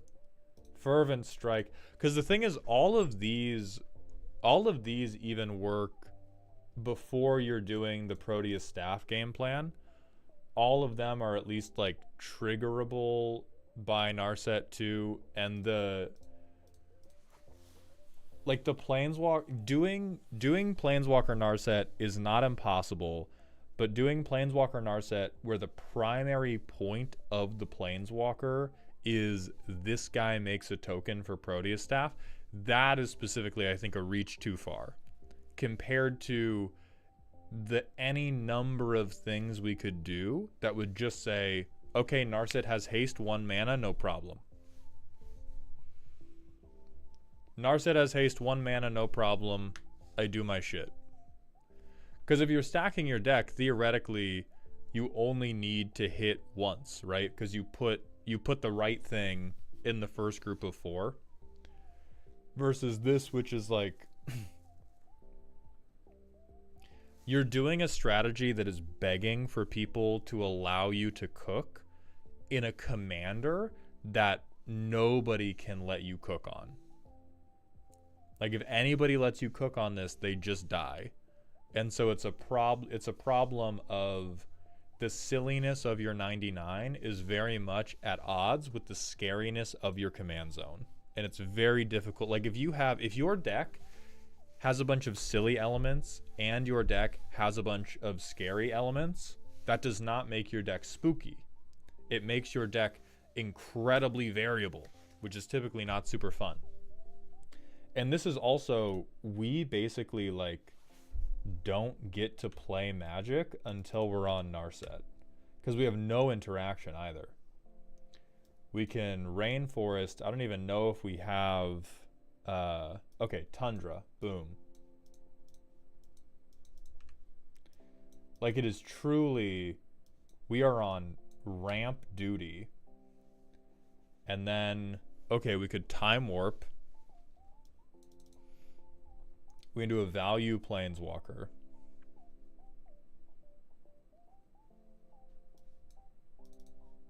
We have a 1/1. It's been 4 turns of people needing to do nothing to us. Turn 5, same thing. We're tapping out to do this. We don't even have equipment. Now we can tap out for Narset. We're protected from a decent amount of Edict effects, which is reasonable. Next turn, we bounce this island after tapping for a blue. We swing 1, 2, 3, 4. And then, like, Thousand Year Storm, Helm of the Host, Strionic Resonator. None of these cards are bad in a vacuum in a Narset deck, but like any of these cards, except for Helm of the Host, both Strionic Resonator and Thousand Year Storm, these are both pet cards in a deck that is already made exclusively of pets. Like, you don't have, this deck is 99 cats right now. You don't have room for additional pets. Like, if we want the pet strategy to be the Perseus staff thing, everything else has to be really, really focused. If we're going to be this unfocused in everything else that we're doing. Because I don't even know that we have a convincing way. Like, if we stack the deck, is that just the game ends? Like, if we hit the Proteus staff combo, we just win? Because that is rubber room material right there. 007, Jack the Boss. I really hope that's Noun Jack. Welcome to the doghouse, my friend. I appreciate that.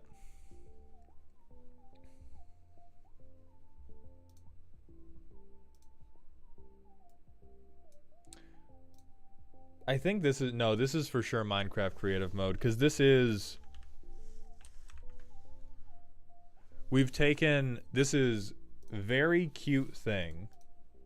Where was it? Where's the staff of Dirtle?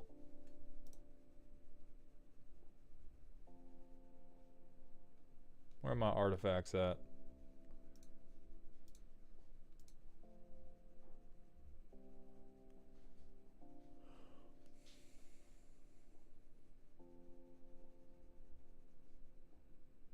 Proteus staff. We've taken very cute individual interaction and then not supported it very well. Oncoming Storm, thank you for the Twitch follow. Welcome to the doghouse. And if you want to do, I'm going to fall back on my argument about if you want to do jank, which, to be clear, this is not jank. This is like a pretty strong combo we're trying to put together. But if we're trying to put together a one-off interaction, and that is the point of the entire deck, everything else around it, I think, needs to be very, very tightly focused. And like Arcane Bombardment, half of these Planeswalkers,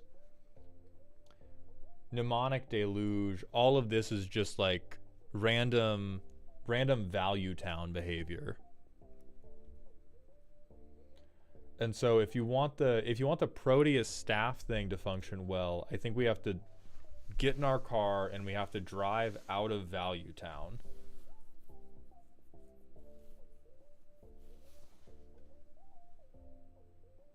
Especially on this Ajani shit, like Voltroning a 3 power commander is kind of crazy, especially one where your intention is to take infinite turns. And we're already tutoring anyway. Like we're not even against tutors.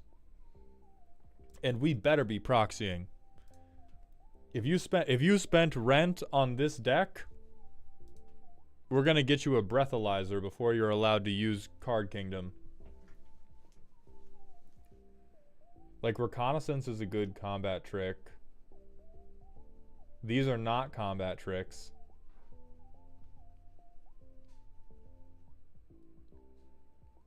This is like, yeah, decent for unblockable, but again, most of these planeswalkers are just kind of just because, and it would always be better to take, it would just always be better to have like another extra turn spell or another extra combat spell or any card that just like drew you a million cards, because you have to ramp so hard that most of these you can just play anyway.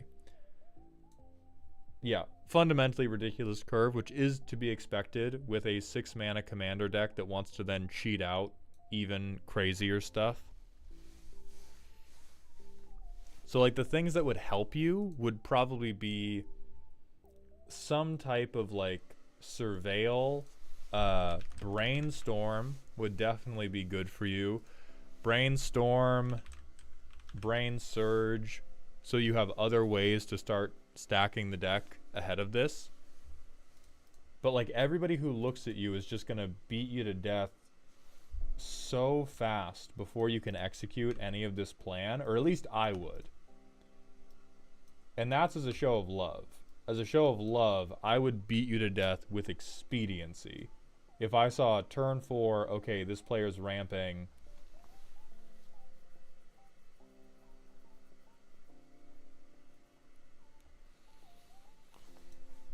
Right, I do this, and then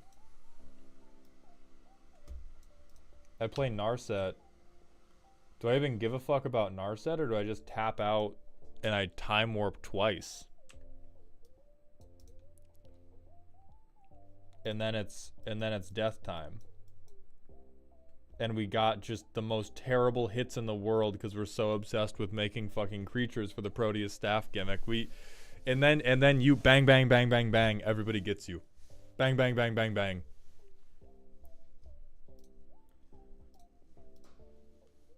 So this is a good interaction. The Proteus staff interaction is cute and silly. I don't know about silly, but it is cute and funny to be like, haha, I get to legally stack my deck. If you want to make a cute interaction the basis of the commander deck, it needs better scaffolding other than, hold on guys, let me cook. By the way, I cook with fertilizer and coffee creamer. That won't be a problem, right? And then But Grath, thank you for submitting. If I see you on the street in 20 years, I am tackling you. And with that, we are going to move on to Ambi Navy's deck, although we will require another manual ad break to take care of the pre-rolls for our friends.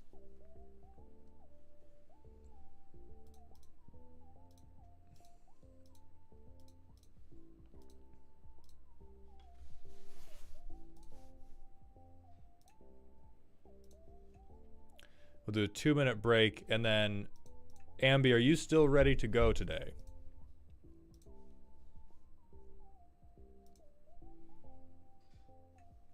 By the way, ad break, boom. All right, great. Then Amber, we're gonna put you on the chopping block in just a minute. I'm going to stand up and stretch for a second. Can we post Holy See while the non-subs are out? Yeah, let's talk about Holy See, you guys. Let's wipe this shit off the map. I hate the goddamn Holy See. Nin Alexander, thank you for the Twitch follow. Welcome to the doghouse, my friend. Elikman, we are missing one person, but I'm still going to call it after Amber because I can feel my voice beginning to go. Please stretch in front of the camera. You got it. Hold on 1 second. You got it? Stretching for the subs. Ad break time, baby. I was on a call with someone. I was on a Discord call with someone, and they were like, "Oh, are you still live right now?" And I was like, "No, I would never do my little cat stretch in front of the public."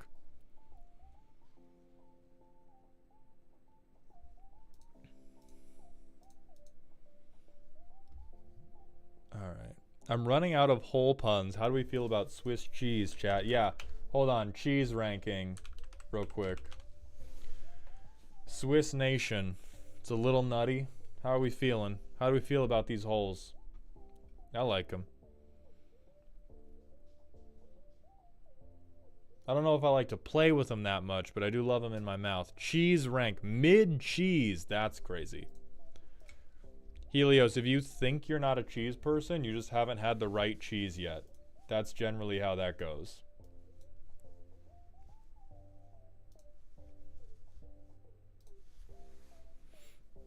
Cheddar is where it's at.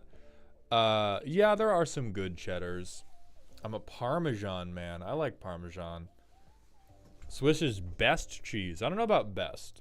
I don't know if I have any one best cheese because there's so many that are good.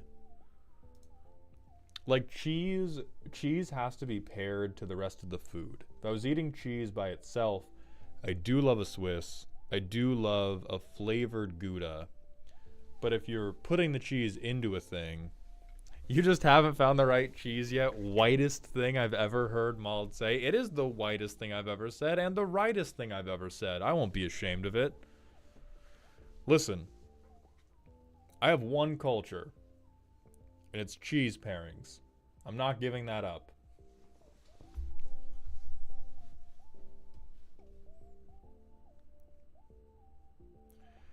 Yo, where do I send my Mox link so my deck can get roasted? Well, Jack, the two ways you can get your deck roasted are you either have to be a Patreon member or you buy a commission on Ko-Fi. The Ko-Fi commissions are for sale the first Sunday of every month.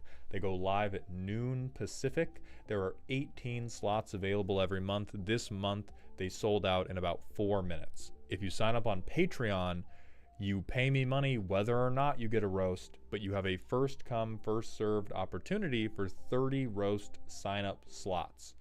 So if you want to support me and you maybe also want to roast on top of it, Patreon's a good option. If you just want to roast and you do not have a lot of spare funds, use Ko-Fi. It will be very competitive to sign up in time, but you will have a chance to sign up on February 1st at noon Pacific. I believe. Let me double check that date. Nope, February 2nd. I already lied.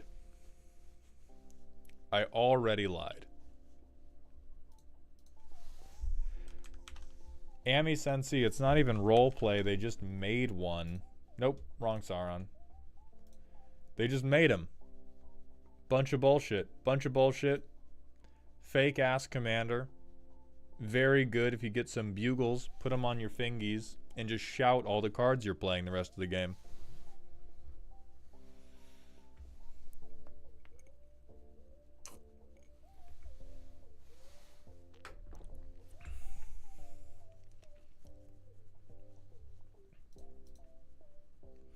Okay, let's move on to Ambi Navy's silly comma spooky deck. Okay, I tried building a non-combo deck this time, but it's still an Amber first draft classic. Weird slant though, budget, mono black enchantress. Meet a €75 budget on the dot. Used cube theory to help me build this, hope it works. So my first piece of contention is that you've already managed to undercut any of the suggestions I give you because budgets are typically an excuse rather than a premise. Budgets are a shield you can hold up against any criticism of the deck and go, I was looking at Scryfall under 1.5 euro, thank you very much, and I will vomit. That's not even like a knock on you. That's just me coping with the fact that half my suggestions are gonna be like, out of budget, eat shit, loser. I greatly detest budget as I greatly detest budget as a system for building your decks, although sometimes it can be useful specifically for a first draft. Also, what is cube theory? What is this fake ass? What is this fake ass thing we're talking about?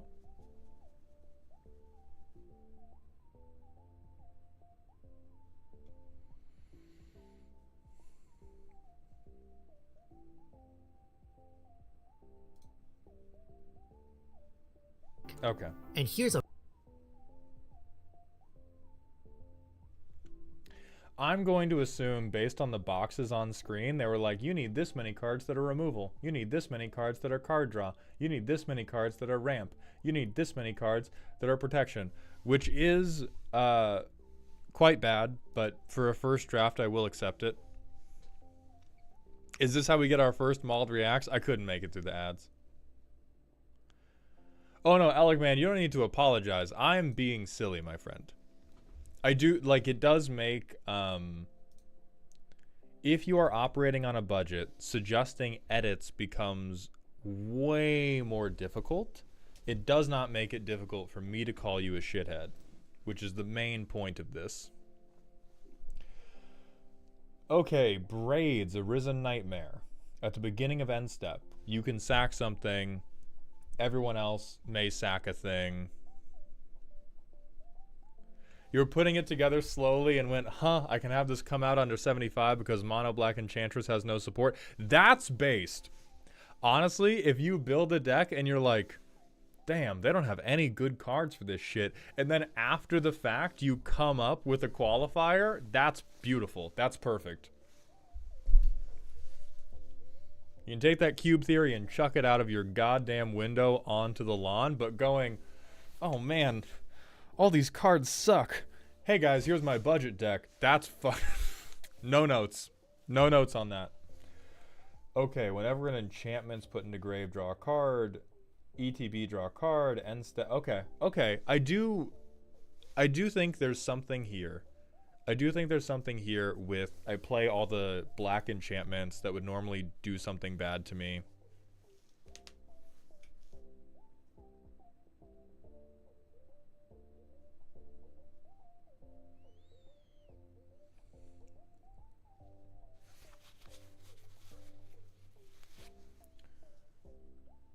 Lord Skitter's Blessing, Wicked Roll, if control enchanted creature, okay, Demonic Pact, yada yada yada. Best mono black card draw in the game.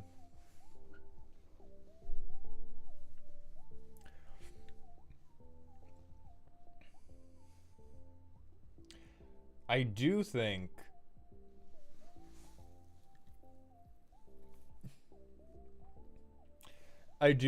we are we're taking the border of mono black enchantress and Braids triggers a bunch, and we're kind of doing a Louisiana Purchase with it.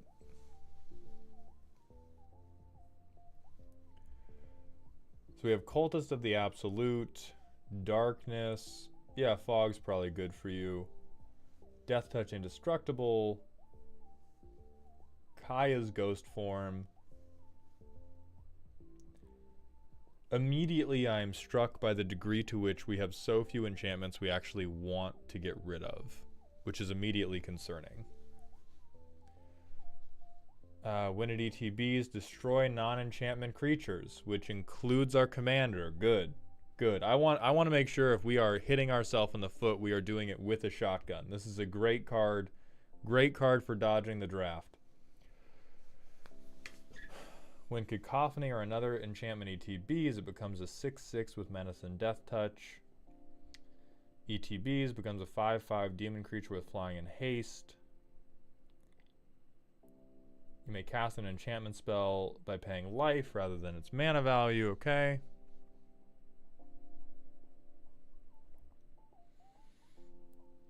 ET enchantment ETBs. I fart on all of your guys. Wonderful. Each opponent loses 1 life. Okay, this may cobble together a win condition 30 turns from now. Each opponent discards a card. Okay, so the 6 mana things, good. If we get to 6 mana, we can begin playing cards that do something. Oh, okay, yeah, Cube Theory is making it bad. But that makes a lot more sense. I was like, why are all these piles so fucking out of whack? And the Cube Theory, got it. Exile enchantments from grave.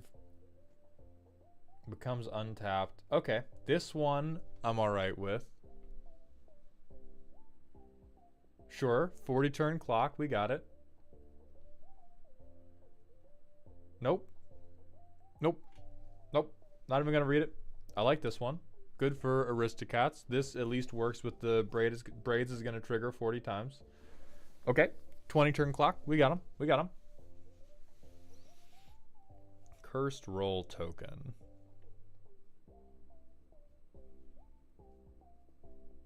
Staples.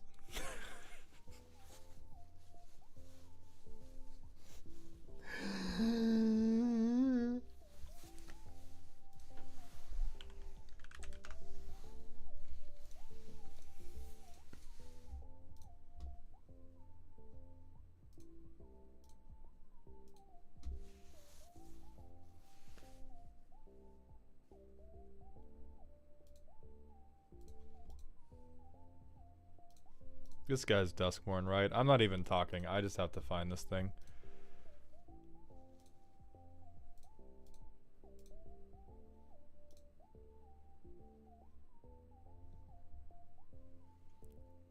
D+.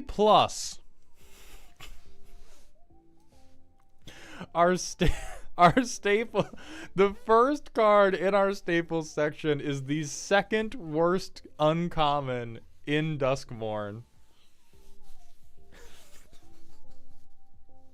Amber.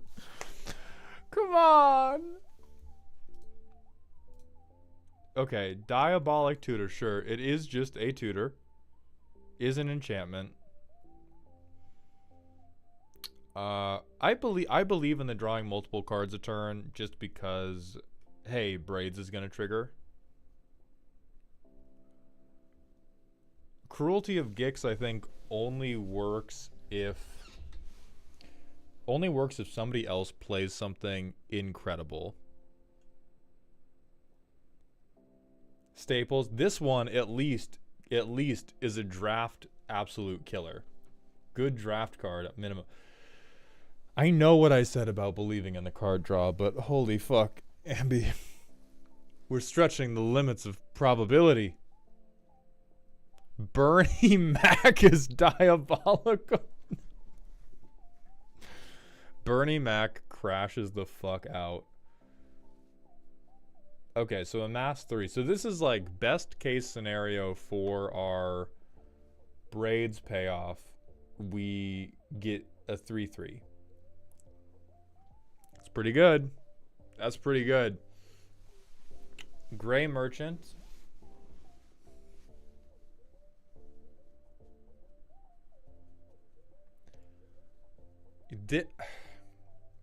This deck does appear to be JJK jumping itself.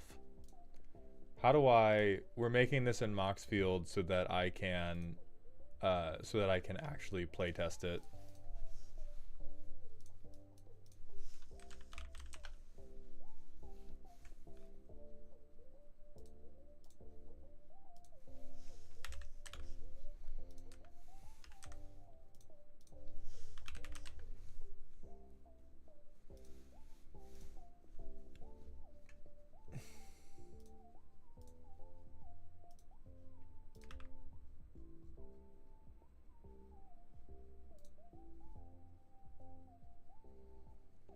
Oh, I hate Architect so fucking much.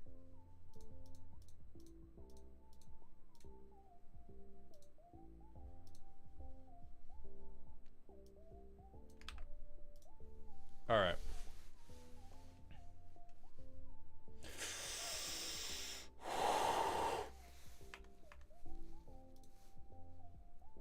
I'm going to crash out. I'm going to crash out. Roarbeck, thank you for the Twitch follow. Welcome to the doghouse, my friend.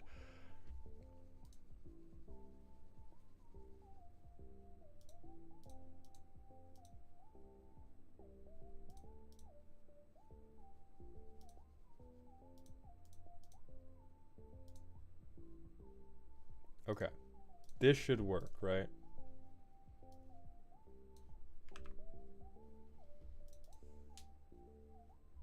Thank God. 132 to fucking...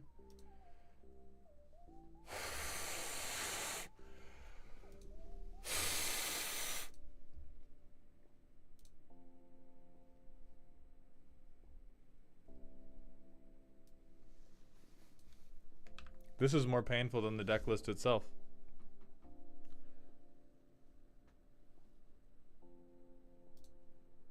All right, 101. We have this one in there a sec. Huh? We have this one in there a second time. So playtest. We can fog. We can do this, which is not incredibly helpful, but is a game action, so we will take it. We can do that. So we can do this. So we play this. I think my main concern with this deck is you have taken Braids, and Amber, to your credit, I think you may have found the worst possible thing you can do with Braids. And then you've applied cube theory to it. So we sack a land. I'll notice that we missed a land. Good.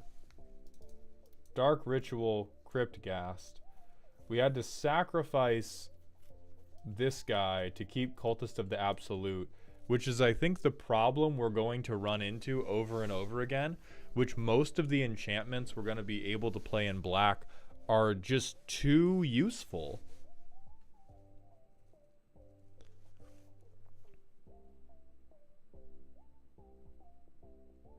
Oh, you don't have to Braids. You have to Cultist of the Absolute. Cultist of the Absolute is not a May, and that's what I'm talking about, where the enchantment we have to this, like... Because when you say Enchantress, my brain goes, oh, we're taking...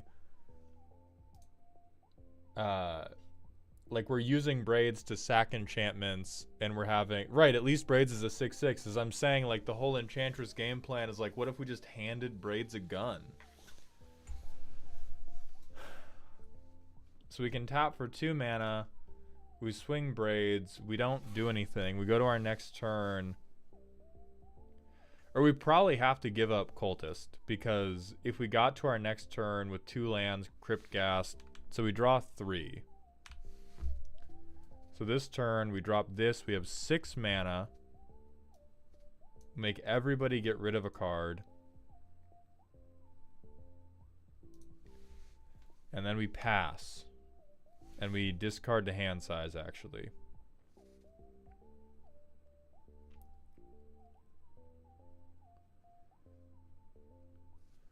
Okay, the put into graveyard from play, return to hand has a little bit of possibility. I'm going to get rid of this fog. We get rid of this goddamn life gain. And I'm going to get rid of this card that presumably doesn't matter. Alec Man, the Architect playtester sucks for content. The Architect playtester, when in a view, is either way too zoomed in or way too zoomed out, and just generally blows dick. It's perfectly fine for playtesting your own deck, but for playtesting it on a screen in a way where I want other people to be able to keep track of what I'm doing, absolutely piss terrible.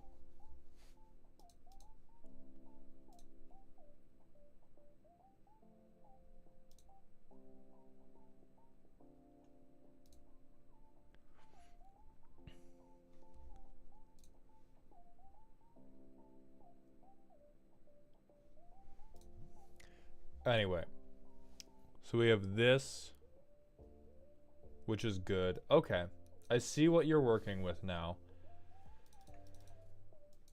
We have 1 mana floating. We can get another one down. Underworld Dream. So everybody discards 2.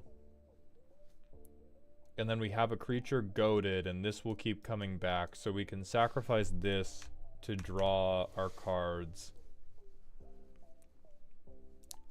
I think this is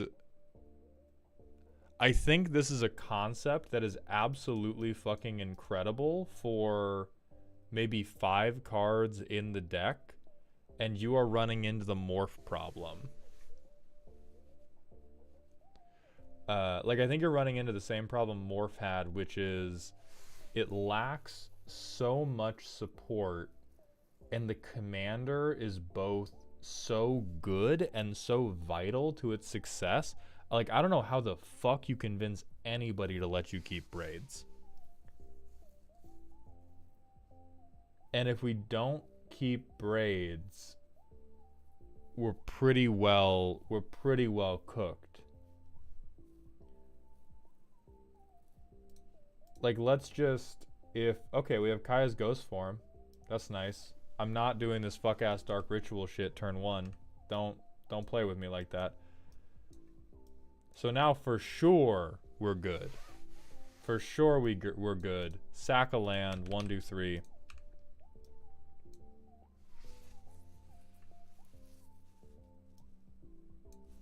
Sack nothing. Next turn. Okay, Ghoulish Impetus, and now when we sack another permanent, put a 1/1 counter on Gixian Infiltrator, so we can keep sacrificing Ghoulish Impetus over and over. People probably don't have enchantments. Boom, boom, boom, draw 3. Turn 5.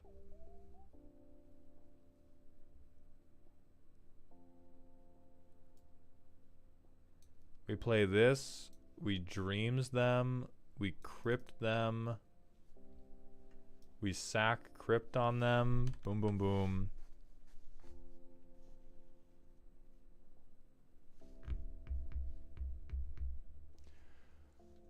This is, I've missed no land drops. It's turn 5, I have 5 lands.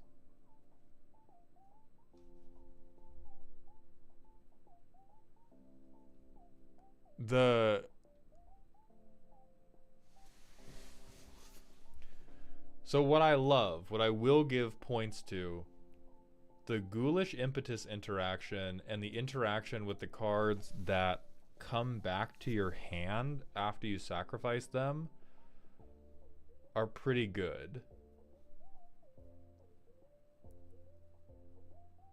I think a big problem with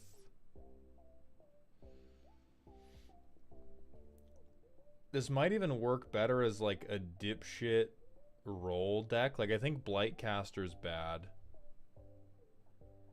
And this is where I think just I think cube theory is just very much at odds with the way I build decks. The Impetus doesn't.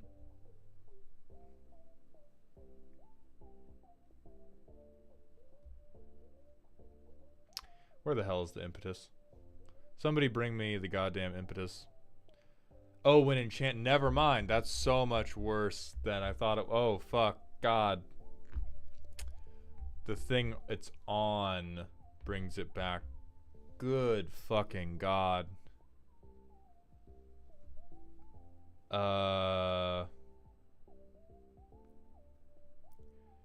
Yeah, Ambi, I think you're having a vision of the future here. I think you're trying to look like 10 years down the line when Mono Black has more enchantment support. But this, like, you can't even do this shit in draft.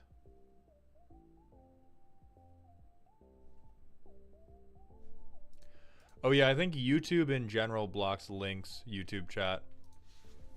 Wait until competitive Pauper Commander 2030. I'm going to dominate with this list. Yeah, like, this is Leonardo da Vinci's flying machine in my mind. I think the problem is this having to be the commander is leaving a very, very bad taste in my mouth, because this sounds like oh, I'm doing braids, but I'm doing something interesting. And then the braids game plan is the most generic braids game plan of all time, which is I'm going to pray to God that I get to draw 3 off of you schmucks every single turn. Euphemia is the other option, but it's really difficult to get sack outlets. Yeah, because the shit just doesn't, it just doesn't exist in here. And so what we end up with is, why do you want, I guess the real question is, like right now, you're in this territory and you may still move, but looking at the difference between the concept of this deck and the current execution of this deck, I feel like I'm speaking to a high school student and I asked them, what do you want to do for your career when you grow up? And they said, I want to climb to a mountaintop located in remote Nepal. I want to pick a specific flower that only grows there, and then I'm going to make a coffee shop that makes lattes that use that flower in the vanilla extract. And like, I need to know why the plan is this specific before we can make any iterations upon it. Fuck it. LOL. Excellent. Excellent. That'd be a dope job. Ben, it's not, or Venus, Venus, I'm not going to debate that it's not a dope job, but I'm saying if I want to support you in getting that job, I need to know why it's dope to you. Like, do you like the air in Nepal? Do you love coffee? And the Nepal part is fuck it. I'm okay with going over budget limits. Ambi, we're definitely going to have to go over budget limits because you're going to have to bribe Gavin Verhey to make you some mono black Enchantress cards. You're going to have to slip this man a cool $100,000 to sync a Magic the Gathering set with just like 20 fucking versions of Euphemia. Oh yeah, Venus, for sure, for sure.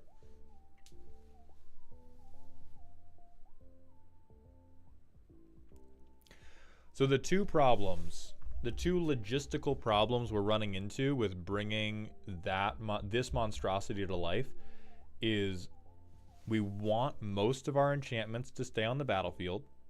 A carry-on problem from that is we don't have much recursion. We have like Crystal Chimes, that's... Okay, 5 mana to get it back to our hand is certainly not good enough. So we have a lot of enchantments that we kind of want to stay around, and then we don't have a way to flood the board with enchantments that we're willing to get rid of. Like, most of the way an Enchantress deck makes its money is this like non-stop ladder of I play an enchantment, this somehow makes me mana, or it makes me a creature, or it makes me some other resource I can parlay into future enchantments. Whereas this deck is just like, I'm going to drop 1 enchantment a turn, hold these nuts. Llama2237, thank you for the Prime sub for the 2nd month in a row, my friend. Welcome back to the dog home. I appreciate that generosity. Is Warehouse Tabby in here? Jesus God, if we have to play Warehouse Tabby.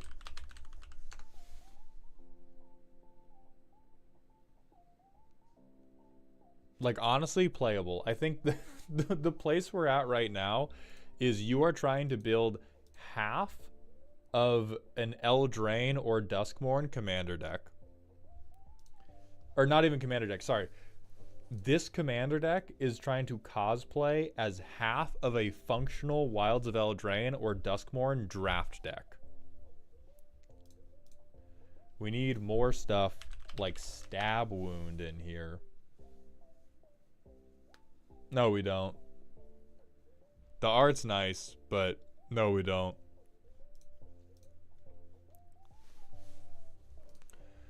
I mean, based on your rationalization for why this deck exists, I'm gonna move you over here for now. I watch your career with interest because conceptually there are a couple neat interactions that almost justifies this deck's existence. For the most part, this seems like I have 2 or 3 interactions it would be interesting to make a YouTube short about, and the rest of this is Braids and Cryptghast carrying this deck on their shoulders. Braids and Cryptghast showed up with flex tape and Gorilla Glue, and they are going to drag my dumb ass to the finish line, is the general feel of this deck right now.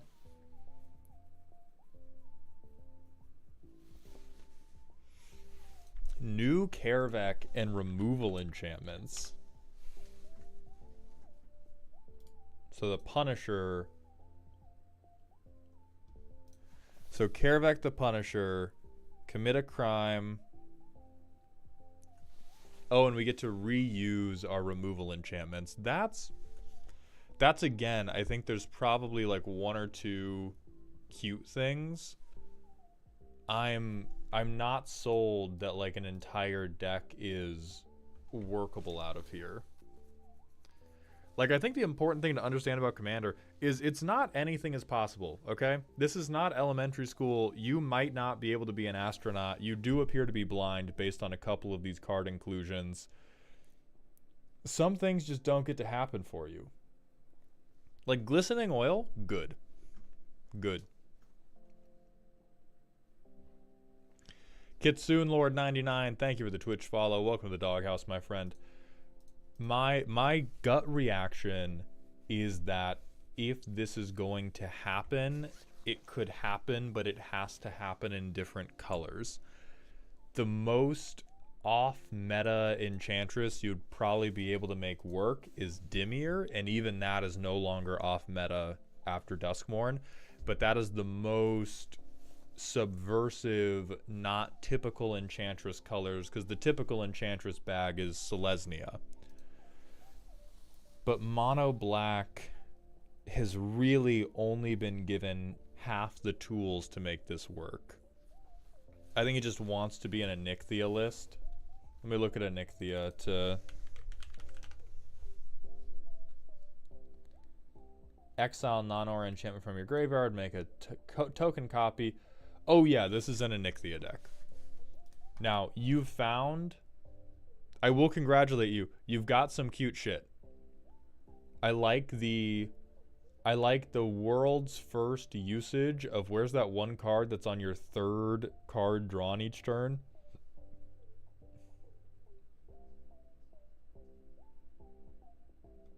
Mindless Conscription. World's first successful Mindless Conscription deck trigger, because you are a maniac who's willing to sack your lands to Braids. And we probably have like 3 to 5 2-card pairs. I'm definitely giving this deck the not bad, kid, before teleporting behind it and one-shotting it with a Crater Hoof. That is what's going to happen to you every single time you play this deck. You have a couple cool things that go, wow, you had so much potential. Splat. Splat. And then you die. Turn 1, Swamp Demonic Ritual, or Swamp Dark Ritual, Braid, sack land is the only acceptable play pattern. I would probably concede if you did that. I would concede out of solidarity. But yeah, like we Jet Medallion, we Ripples of Undeath, Mill 3. Do we want these things? We want Demonic Pact so bad. So turn 4.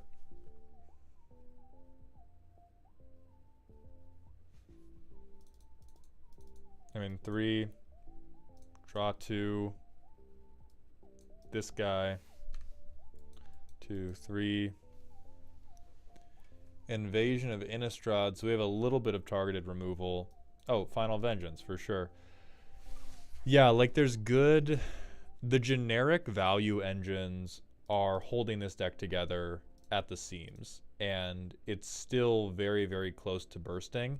I just don't think the gimmick-specific synergies exist. I think they might come to you in a dream. Maybe Relic's custom card set will be able to make this deck a reality. But as it stands, you definitely have, hey, who stole half of my Onyxia deck? No, Endless Scream is not going to work for this.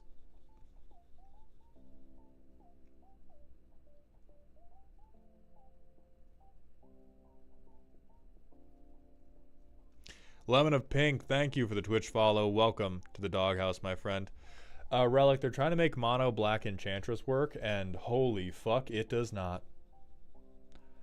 You need in all of your custom cards,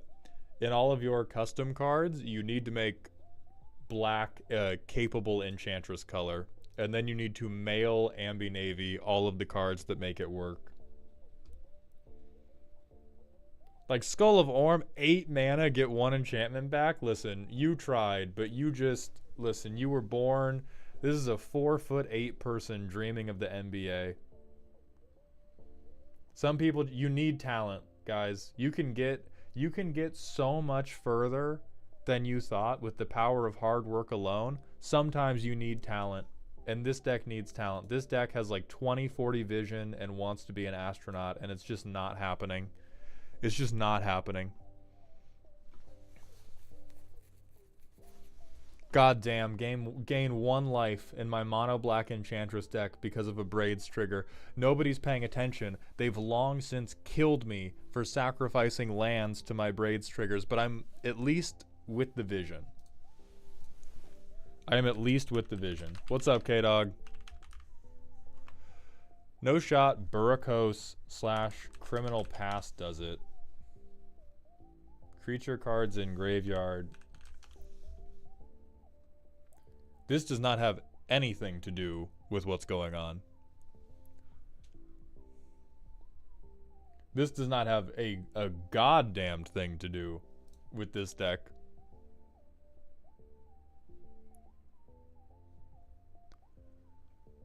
Chime of Night in this deck. I saw they had some type of chime. Again, like cute card for the deck. Not enough by itself. Like, we do not have the Enchantress specific synergies to pull it together. Will there be more League streams in the future? Yeah, we're gonna be back to League streams next week. We're just not streaming tomorrow because we're doing a big World of Warcraft stream Saturday. Super Trollers, if you suggest one more Planeswalker, I'm banning you. I swear to God. I swear to God, I'll get you right now. Not oppression, Powerless. Be reasonable. But she's hot. That is true. However, she is a intergalactic jaywalker, so she can get fucked. So, Amber, I wish you luck, and I hope you get off the Galaxy Gas, or whatever you were on when you thought of this idea. I do not think it is currently possible, but I think you have a few cute interactions going on here. This is why I can't escape the combo world. Savarok? Oh, Saravok. No. No, nope. No.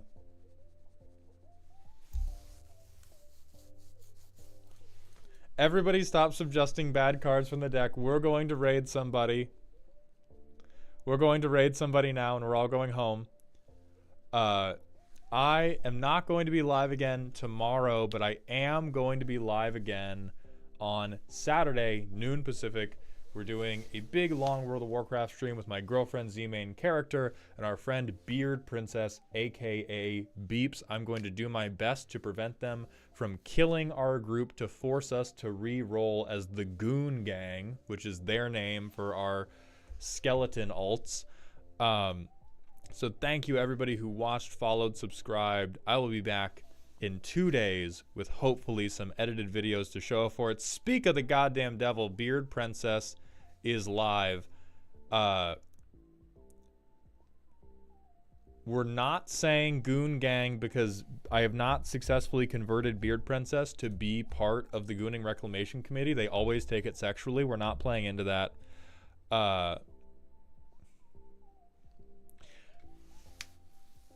Raid message is going to be totems on top.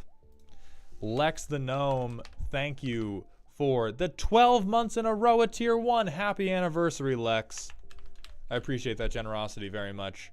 And I appreciate everyone else's generosity. And I hope to see you this Saturday as I play hardcore classic World of Warcraft. Venus, it only means something non-sexual. Totems on top. I'll see you then. Have a good day. And please remember to stay toxic. Now we have to wait 8 seconds. That's my bad. I should have known about this. I've done this a number of times. That is my fault. That is my fault. All right, get out of here.